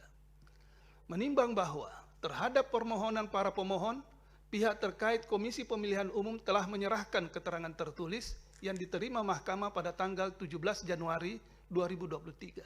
Selengkapnya dimuat dalam bagian duduk perkara. Menimbang bahwa terhadap permohonan para pemohon, pihak terkait M. Fatur Rahman, JS, Reza Fahlevi, Ade, dan Sandi Julian Pratama telah menyerahkan keterangan tertulis yang diterima Mahkamah pada tanggal 8 Februari 2023 dan didengarkan keterangannya dalam persidangan Mahkamah pada tanggal 9 Februari 2023. Selengkapnya dimuat dalam bagian duduk perkara. Menimbang bahwa terhadap permohonan para pemohon, pihak terkait Sarlota Febiola Mramra Amrin, Rosemailanda Bisai, Didimus Bemei, Julianus Sita Yusuf Hamo, Yohanes Nixon Kwano, Abihud Yeimo, Usman Harahap, Lot Urumban, Nimrod Yamle, Yusuf Urumban, Yahya Winim, Octavianus Bitara, Habel Auri, Theo Hirua, Amos Masita, dan Simon Petrus Auri telah menyerahkan keterangan tertulis yang diterima Mahkamah pada tanggal 24 Januari 2023 dan didengarkan keterangannya dalam persidangan Mahkamah pada tanggal 9 Februari 2023. Selengkapnya dimuat dalam bagian duduk perkara. Pihak terkait Charlotta Febiola Mramra, Amirin, Rose Mailanda Bisai, Didimus Beme, Yusuf Hamo, Yohanes Nixon, Kuano, Abihud Yeimo, Yusman Harahap, Lot Urumban, Martinus Sidai, Nimrod Yamle, Yusuf Urumban, Yahya Winim, Octavianus Bitara, Habel Auri, Theo Hirwa, Amos Masita, dan Simon Petrus Auri juga telah menyerahkan kesimpulan tertulis yang diterima Mahkamah pada tanggal 31 Maret 2023. Menimbang bahwa terhadap permohonan para pemohon, pihak terkait M. Asnawi, Iqbal Fajar, Muhi Sanusi, Suherman Umar Isu, dan Randi Firdaus Sihombing telah menyerahkan keterangan tertulis yang diterima Mahkamah pada tanggal 8 Februari 2023 dan didengarkan keterangannya dalam persidangan Mahkamah pada tanggal 9 Februari 2023. Selengkapnya dimuat dalam bagian duduk perkara. Menimbang bahwa terhadap permohonan para pemohon, pihak terkait Partai Garuda Perubahan Indonesia atau Partai Garuda telah menyerahkan keterangan tertulis yang diterima Mahkamah pada tanggal 2 Januari 2023 dan didengarkan keterangannya dalam persidangan Mahkamah pada tanggal 16 Februari 2023. Selain itu, untuk membuktikan keterangannya, pihak terkait Partai Garuda telah mengajukan alat bukti surat tulisan yang diberi tanda bukti PT 1 sampai dengan PT 18 dan satu orang ahli yang bernama Abdul Khair Ramadan yang keterangannya diterima Mahkamah pada tanggal 19 Mei 2023 dan keterangannya didengarkan dalam persidangan Mahkamah pada tanggal 23 Mei 2023. Selengkapnya dimuat dalam bagian duduk perkara. Pihak terkait Partai Garuda juga telah menyerahkan kesimpulan tertulis yang diterima Mahkamah pada tanggal 29 Mei 2023. Menimbang bahwa terhadap permohonan para pemohon, pihak terkait Hermawi Taslim dan pihak terkait Widi Andrino telah menyerahkan keterangan tertulis masing-masing diterima Mahkamah pada tanggal 16 Februari 2023 dan masing-masing didengarkan keterangannya dalam persidangan Mahkamah pada tanggal 16 Februari 2023. Selain itu, untuk membuktikan keterangannya, pihak terkait Hermawi Taslim dan pihak terkait Widi Andrino masing-masing telah mengajukan alat bukti surat tulisan yang diberi tanda bukti PT 1 sampai dengan PT 3 dan secara bersama-sama mengajukan satu ahli yang bernama I Gusti Putu Arta yang keterangannya diterima Mahkamah pada tanggal 19 Mei 2023 dan keterangannya didengarkan dalam persidangan pada tanggal 23 Mei 2023. Selengkapnya dimuat dalam bagian duduk perkara. Pihak terkait Hermawi Taslim dan pihak terkait Widi Andrino juga telah menyerahkan kesimpulan tertulis yang diterima Mahkamah pada tanggal 31 Mei 2023. Menimbang bahwa terhadap permohonan para pemohon, pihak terkait Partai Keadilan Sejahtera atau PKS telah menyerahkan keterangan tertulis yang diterima Mahkamah pada tanggal 22 Februari 2023 dan didengarkan keterangannya dalam persidangan Mahkamah pada tanggal 23 Februari 2023. Selain itu, untuk membuktikan keterangannya, pihak terkait PKS telah mengajukan alat bukti surat tulisan yang diberi tanda bukti PT 1 sampai dengan PT 6, selengkapnya dimuat dalam bagian duduk perkara. Pihak terkait PKS juga telah menyerahkan kesimpulan tertulis yang diterima Mahkamah pada tanggal 30 Mei 2023. Menimbang bahwa terhadap permohonan para pemohon, pihak terkait Partai Solidaritas Indonesia atau PSI, Antoni Winsa Prabowo, August Hamonangan, dan William Aditya Sarana telah menyerahkan keterangan tertulis yang diterima Mahkamah pada tanggal 22 Februari 2023 dan didengarkan keterangannya dalam persidangan Mahkamah pada tanggal 23 Februari 2023. Selain itu, untuk membuktikan keterangannya, pihak terkait PSI, Antoni Winsa Prabowo, August Hamonangan, dan William Aditya Sarana telah mengajukan alat bukti surat tertulis yang diberi tanda PT 01A sampai dengan PT 34, selengkapnya dimuat dalam bagian duduk perkara. Pihak terkait PSI, Antoni Winsa Prabowo, Agus Hamonangan, dan William Aditya Sarana juga telah menyerahkan kesimpulan tertulis yang diterima Mahkamah pada tanggal 31 Mei 2023. Menimbang bahwa terhadap permohonan para pemohon, pihak terkait Muhammad Soleh telah menyerahkan keterangan tertulis yang diterima Mahkamah pada tanggal 10 Januari 2023 dan didengarkan keterangannya dalam persidangan Mahkamah pada tanggal 23 Februari 2023. Selain itu, untuk membuktikan keterangannya, pihak terkait Muhammad Soleh telah mengajukan alat bukti surat tulisan yang diberi tanda bukti PT1 dan bukti PT2. Selengkapnya dimuat dalam bagian duduk perkara. Menimbang bahwa terhadap permohonan para pemohon, pihak terkait Partai Bulan Bintang atau PBB telah menyerahkan keterangan tertulis yang diterima Mahkamah pada tanggal 7 Maret 2023 dan didengarkan keterangannya dalam persidangan Mahkamah pada tanggal 8 Maret 2023. Selain itu, untuk membuktikan keterangannya, pihak terkait PBB telah mengajukan alat bukti surat tulisan yang diberi tanda bukti PT1 sampai dengan bukti PT9. Selengkapnya dimuat dalam bagian duduk perkara. Menimbang bahwa terhadap permohonan para pemohon, pihak terkait Derek Laupati, Ahmad Taufan Sudirjo, dan Martinus Anton Werimon telah menyerahkan keterangan tertulis yang diterima Mahkamah pada tanggal 8 Maret 2023 dan didengarkan keterangannya dalam persidangan Mahkamah pada tanggal 8 Maret 2023.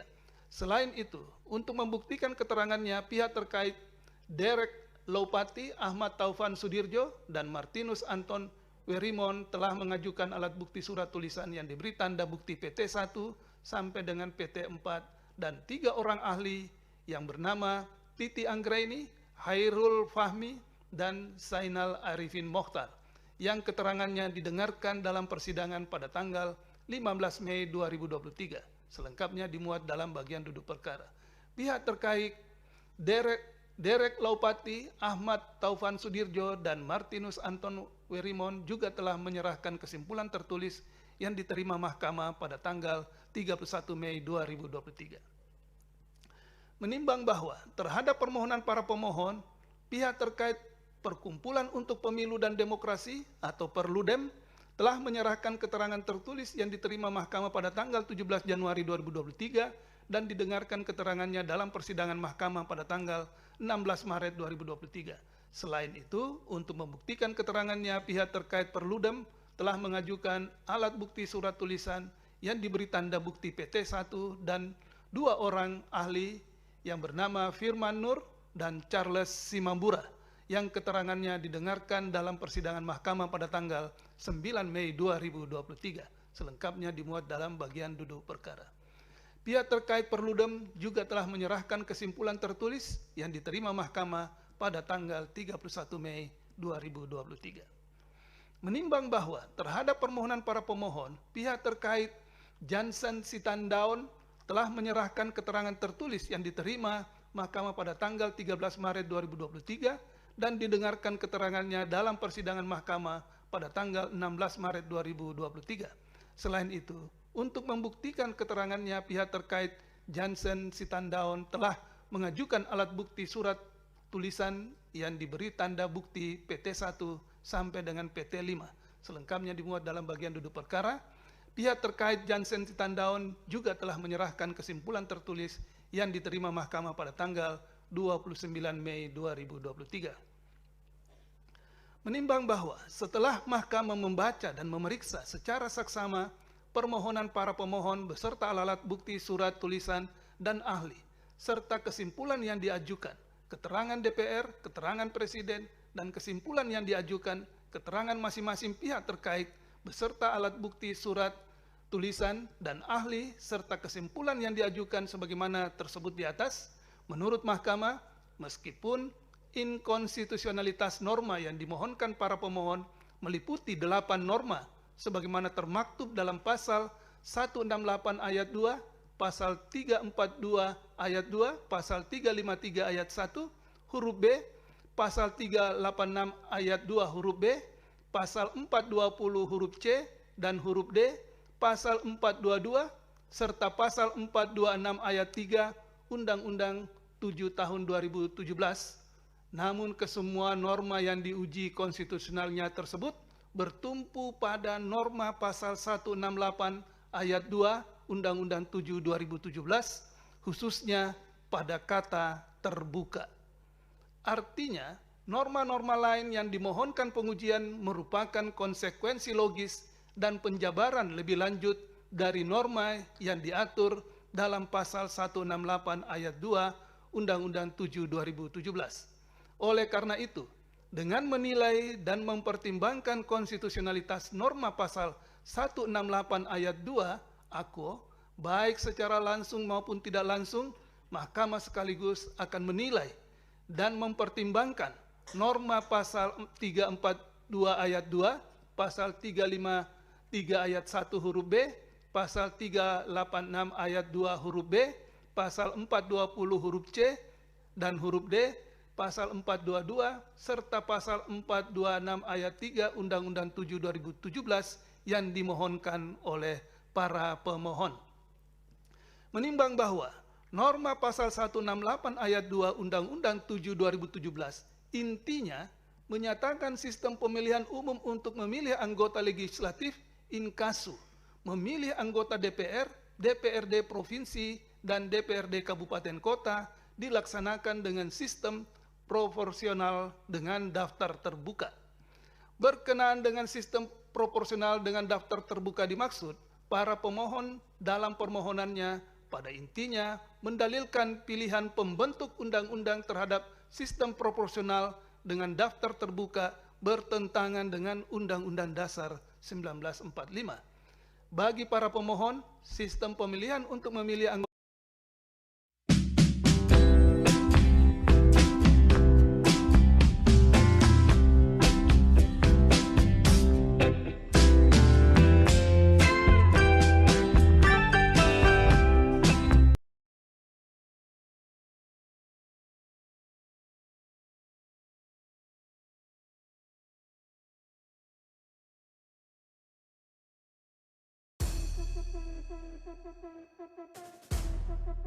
Oh my goodness, she's the first one to get up in the morning and start working. She will wake her sisters up and say, let's go, let's get down to the gym.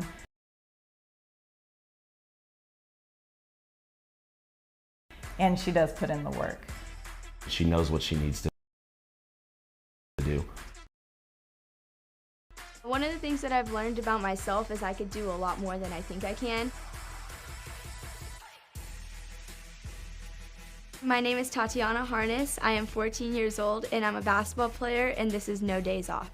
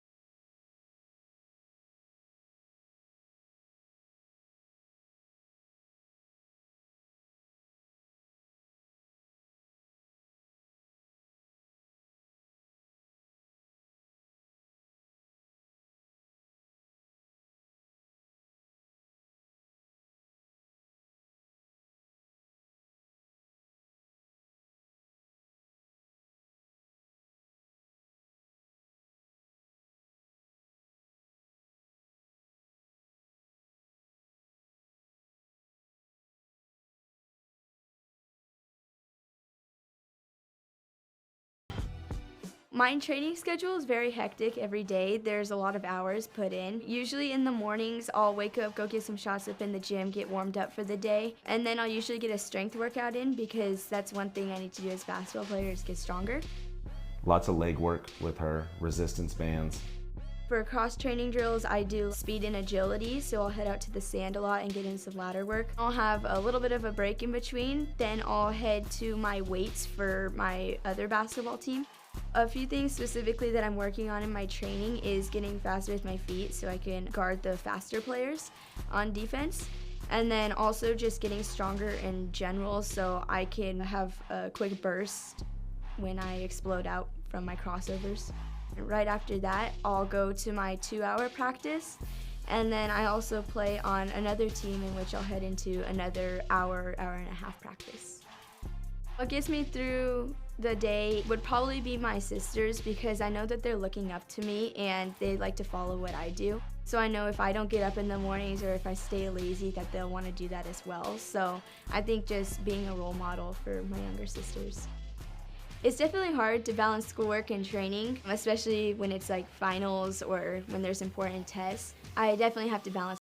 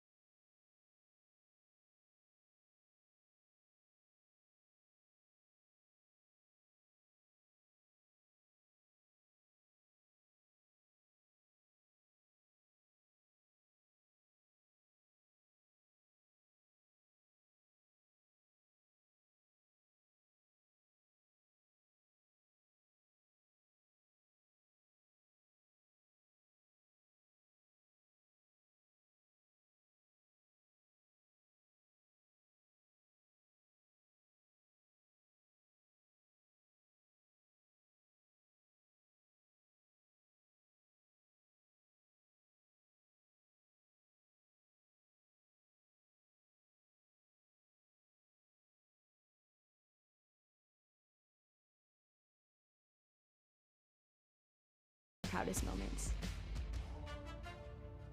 My earliest basketball memory is I was in 3rd grade and I wanted to try rec basketball. I had played many sports before that. I did baseball, I tried a little bit of soccer and softball, and then I also did gymnastics before that. I hadn't tried basketball yet, so once I figured out that I had made a team after that season was over, I wasn't that good. I wanted to get better and that led me to where I am today. What I love about basketball is the competitiveness and all the fun and new people I get to meet. So 90% of our life is basketball related. Basketball is definitely a very big part of our family. For the girls, Tatiana was 9, so then Olivia was 5. And so Tati was the first one to get started in basketball. She first picked up a basketball at an outside park and I think was about 2 years old. Wanted to just dribble around, see what it was like, and so of course her dad was passing the ball back and forth to her. Bounce passes. Bounce passes. And it came up, hit her in the face. She started crying and said, "I will never play basketball again." That was our first introduction to basketball with Tati. By the time she was playing in her 5th grade season, it was evident at that point that she's a fast learner and she had developed quite a bit in her basketball game. And that's when I knew that we had to go from essentially a rec level with Tatiana up to a club level. At the age in which she's playing against, a lot of the girls are 4 to 6 years older than her. And so she's got to get as strong as possible. But while getting stronger too, you know, there's a process and you can't skip steps. We all support each other in a very high way. My parents are very supportive of Olivia and I's basketball journey. Obviously, they handled their schedule around us, which is pretty crazy, but the time in which that we all get to spend together outside of basketball, we definitely value it. I play on 2 different teams. One of them is a prep basketball team. So prep is basically high schoolers. I am currently an 8th grader, so I play up. For prep, it's the highest level of high school basketball you can play. And then my other team that I play on is my grade, so 8th grade team, and that's where I played against my age, and I go out there and dominate. An athlete I look up to would be Devin Booker. I really like the way he plays his game. He's able to create his space really well. I just think that he's such a great shooter, and that's the type of way I want to play my game. On the women's college basketball side, a player that I admire is Vanessa DeJesus. She's the point guard for Duke. Her game is like Devin Booker's as well. I really look up to her. An NBA team I'm loyal to would definitely be the Lakers. I'm a Lakers fan is because my great-grandma was like a diehard Lakers fan, and I was really close with her. She was my best friend before she passed. She got to give me all her Lakers stuff, which is why that's most of the stuff in the back. The powerful feeling that I get when I feel the game, because that's when I get that type of feeling, is a moment of like happiness because I know of what I've like sacrificed to be able to play well in that game and just being prepared. I think it's definitely a moment of like happiness, excitement, being able to see all my teammates around me happy as well. My biggest goals as a basketball player is to get a D1 scholarship in basketball. In the class of 26, we would want Tatiana to be considered one of the top 100 players in the country. We feel like that's an achievable goal. And then longer term, we definitely, with all the time and efforts and all the sacrifice and commitments that have been put in, we would love to see her be able to play somewhere collegiately.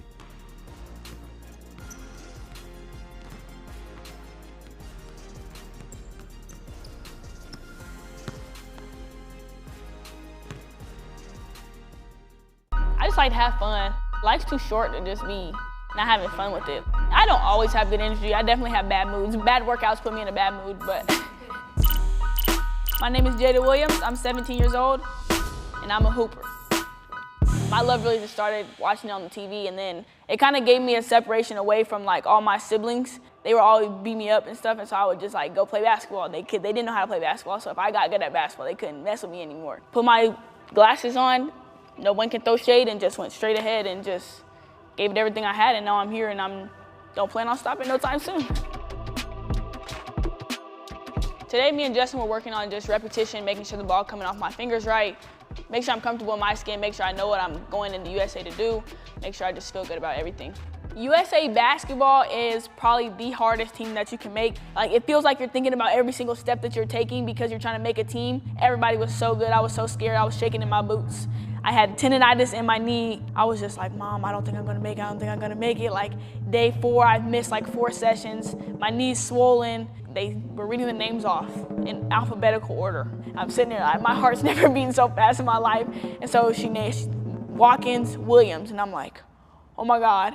And I run out, I see all my friends, and we're like, we made it. And then after that, like, it was a feeling that you never got. Playing with USA across your chest, looking up at the American flag, like, are you crying? Like, yeah, and I was like, me too, bro. Like, why am I crying? I'm protesting a lot. Like, I want change in America. So it feels like if I'm playing on this platform, I'm putting on for what I want the country to look like, what my people want the country to look like. We're sitting up there thinking we could change the world. We can make this a good country. Spotlight's on us, what we gonna do with it? If we wanted less reps, but more different types of shots, we'll do that. Or like right here, we're going lifts and drifts, but she already kind of did her spot shots. Just making sure that we get at least 100 to 150 makes each session, just to keep her shot well. Go 1. I've been working with Jada for about a year now, 6 a.m., 3 to 4 days a week. She can play point, she can shoot the ball well, she needs to just be a spot-up shooter, she can play defense, she takes charges, she dives for loose balls, so she's like an ideal player.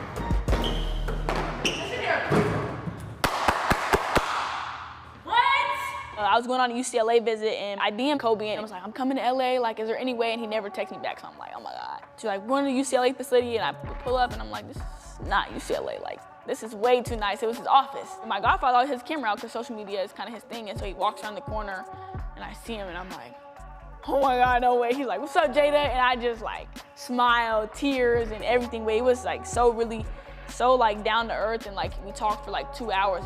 He was a dog, he was a competitor, but being able to be under his wing and learn how to be a better person, how to be a better teammate. I got weight on my back every game. Every game I have 24 and 2 written somewhere. 2 is usually on my jersey, or 24 is on my jersey, and 2 is written on my wrist, but it's always, I'm playing for them.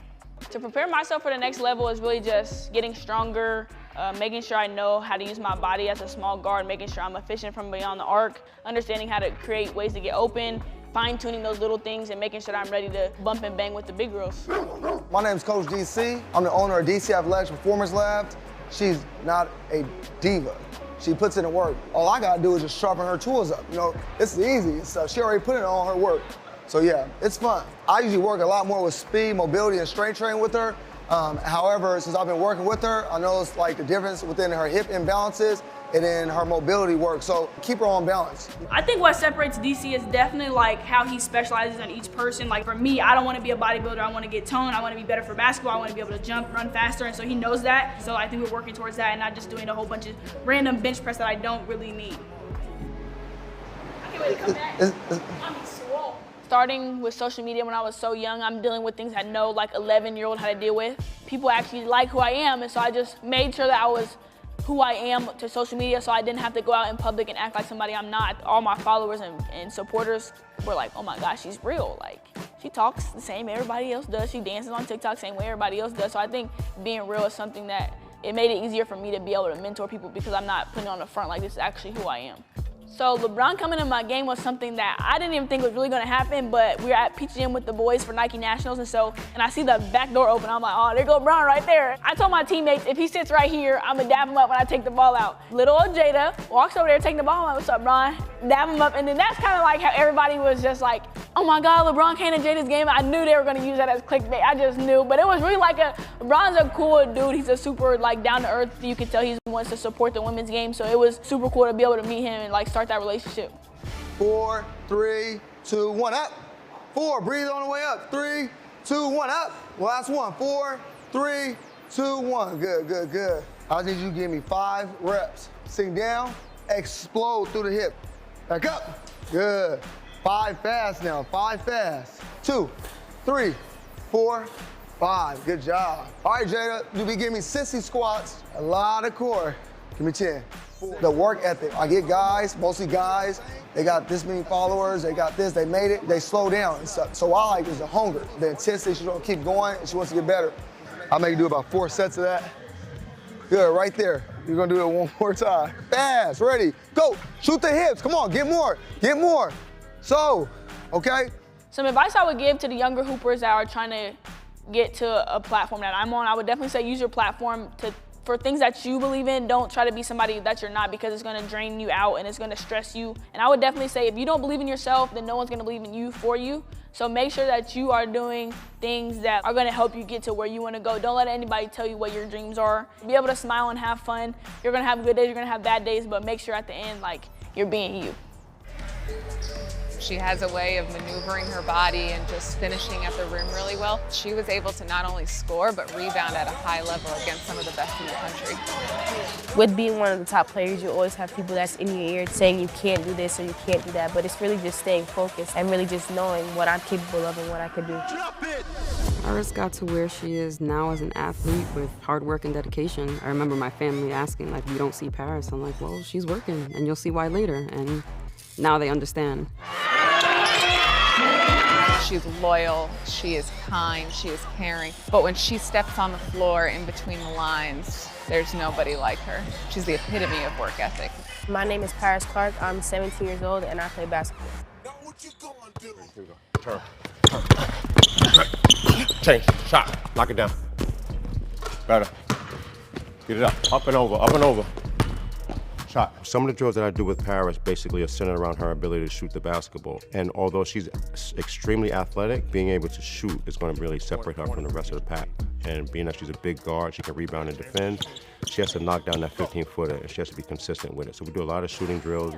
What you see is wrong with the shot right now. You got to self-analyze. You got to figure it out on your own. I can't, it's going to be 1,000 people. All right, so let's get it up.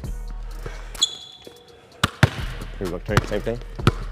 Good, good. Stay with it, go.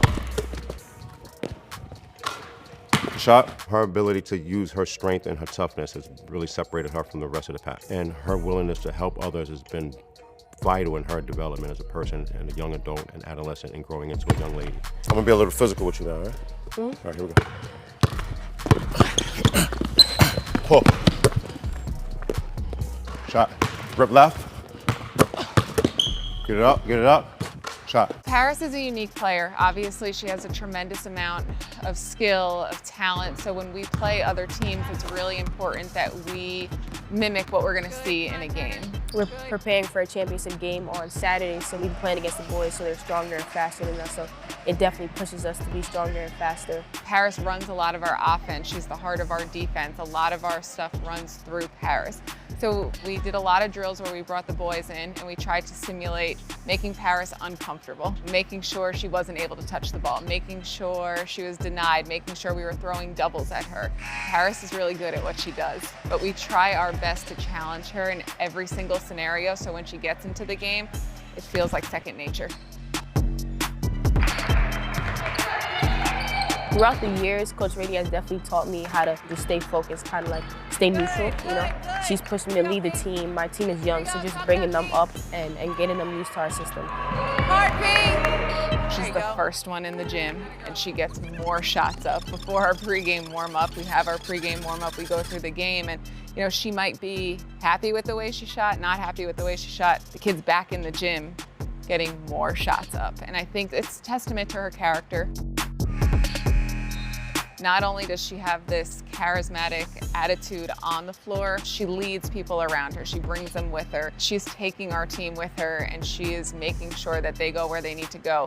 At the same time, she's awesome off the court. She can sit in our office for hours on hours. She laughs, she giggles. She's just a good person, and it really shows not just on the court, but off in the type of relationship she has with people. Some of my role models off the court is definitely my mom. Even on the court, honestly. When I'm on the court, she definitely pushes me to go harder. So she's really my role model just in life, period. What makes me most proud of Paris is all the adversity she faced. You know, people were asking why she was playing with the 4th graders when she was in 1st grade and why she was playing with the 16-year-olds when she was in 8th grade. And she kind of just used it as a motor to just get better and prove why. You know, why is she McDonald's All-American? Why is she Gatorade Player of the Year? This is why. My mom has always taught me just stay humble and work hard, and that goes a long way when you just work hard to go get what you want. As a defender, you gotta keep them turning directions, but in Paris' favor, she likes switching directions because she's just gonna take it all away. This is definitely a God-given ability. Like, this is something that you can't teach. The team whistle video that I saw of A'ja Wilson, she mentioned me. It definitely was so cool because like, it's A'ja Wilson, like she just said my name, so it definitely was like, it was like an eye-opener, like I'm doing something good, I'm on the right path. To be a part of the McDonald's All-American Games, it's like a blessing. It's something I worked for. It shows that all my hard work that I've put in all these years, sleepless nights, it shows that it really paid off. It's been a year full of accolades, so I'm definitely blessed and very proud. I came with the decision to attend the University of Arizona just because from the jump, the vibe was different, the coaching staff, the environment. Everybody just felt like a family, like I had the best time. When Paris leaves to play at University of Arizona, it's gonna be bittersweet because obviously I wanna see her go off and do all the things she deserves to do, but that's my best friend, so it's gonna be hard with her being so far. I feel like I could bring a lot to the Arizona Wildcats, definitely defense, defensive intensity, leadership, being able to cheer on my teammates. I'm gonna score because that's the main goal of basketball. And I'm really gonna do whatever they need me to do and just win a national championship. She walks in a room, you know she's there. And I think that's something that we're gonna miss here in New York, in the New York area. But we're happy that Arizona's gonna get that. And then, you know, she'll come back in the summertime and she'll be with us at some point. Shot. Some advice that I would like to give young girls in basketball is just to stay focused and follow your dreams. Definitely dream. Dreaming is a big thing for me. Just really like, go your path. Your path's gonna be different from other people, so just trust the process. She really is making sure that her best self is out there, and she's giving her best self to the team every single time she steps on the floor. To me, no days off means just grinding every day. Really, it's kind of what it says, no days off. You can't take no days off if you want to be great. 1, 2, 3, together. I think the DMV probably has the best basketball in the country, I'll say that. She's 6'1". She can play, like I said earlier, all 3 levels, 3-ball, mid-range, get to the paint. She's dynamic in the sense, too, that she can guard multiple positions. In the back. Hit, downhill, go.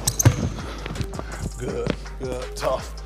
So some of the big accomplishments in my high school career were being Gatorade National Basketball Player of the Year, Gatorade National Female Athlete of the Year, 3-time gold medalist, McDonald's All-American MVP, Jordan Brand Classic, DC Gatorade Soccer Player of the Year, twice actually. I was on the #1 high school basketball team in the country. Yes, I know DC has the best ballers for sure. My name is Kiki Rice. I'm a collegiate basketball player, and this is No Days Off. Hit, go. There we go. When I really decided that, all right, like I want to take this really seriously, I want to play pro, I want to play in college, I really started focusing on getting in the weight room for sure, and then also making sure that outside of practice, I was getting in like multiple individual workouts a week. So it would be team practice, 6 a.m. weights before school, make sure I was getting that in, and then after practice, I'd have my own workout. And so that's just what it took to kind of separate myself from my peers, and it was tough. I'm not gonna lie, like that just means I didn't have a ton of time to hang out with friends. It was, you know, staying up late doing schoolwork, because that was also something that's still important to me. So it was just a decision that I had to make if I really wanted to separate myself. My name is Olin Simplis. I've been doing player development for 25, 26 years. Worked from kids all the way from 8 years of age all the way to the WNBA, NBA level. It's a passion, it's a dream, love what I do. And we just filmed one of the next ups, one of the next stars in the game.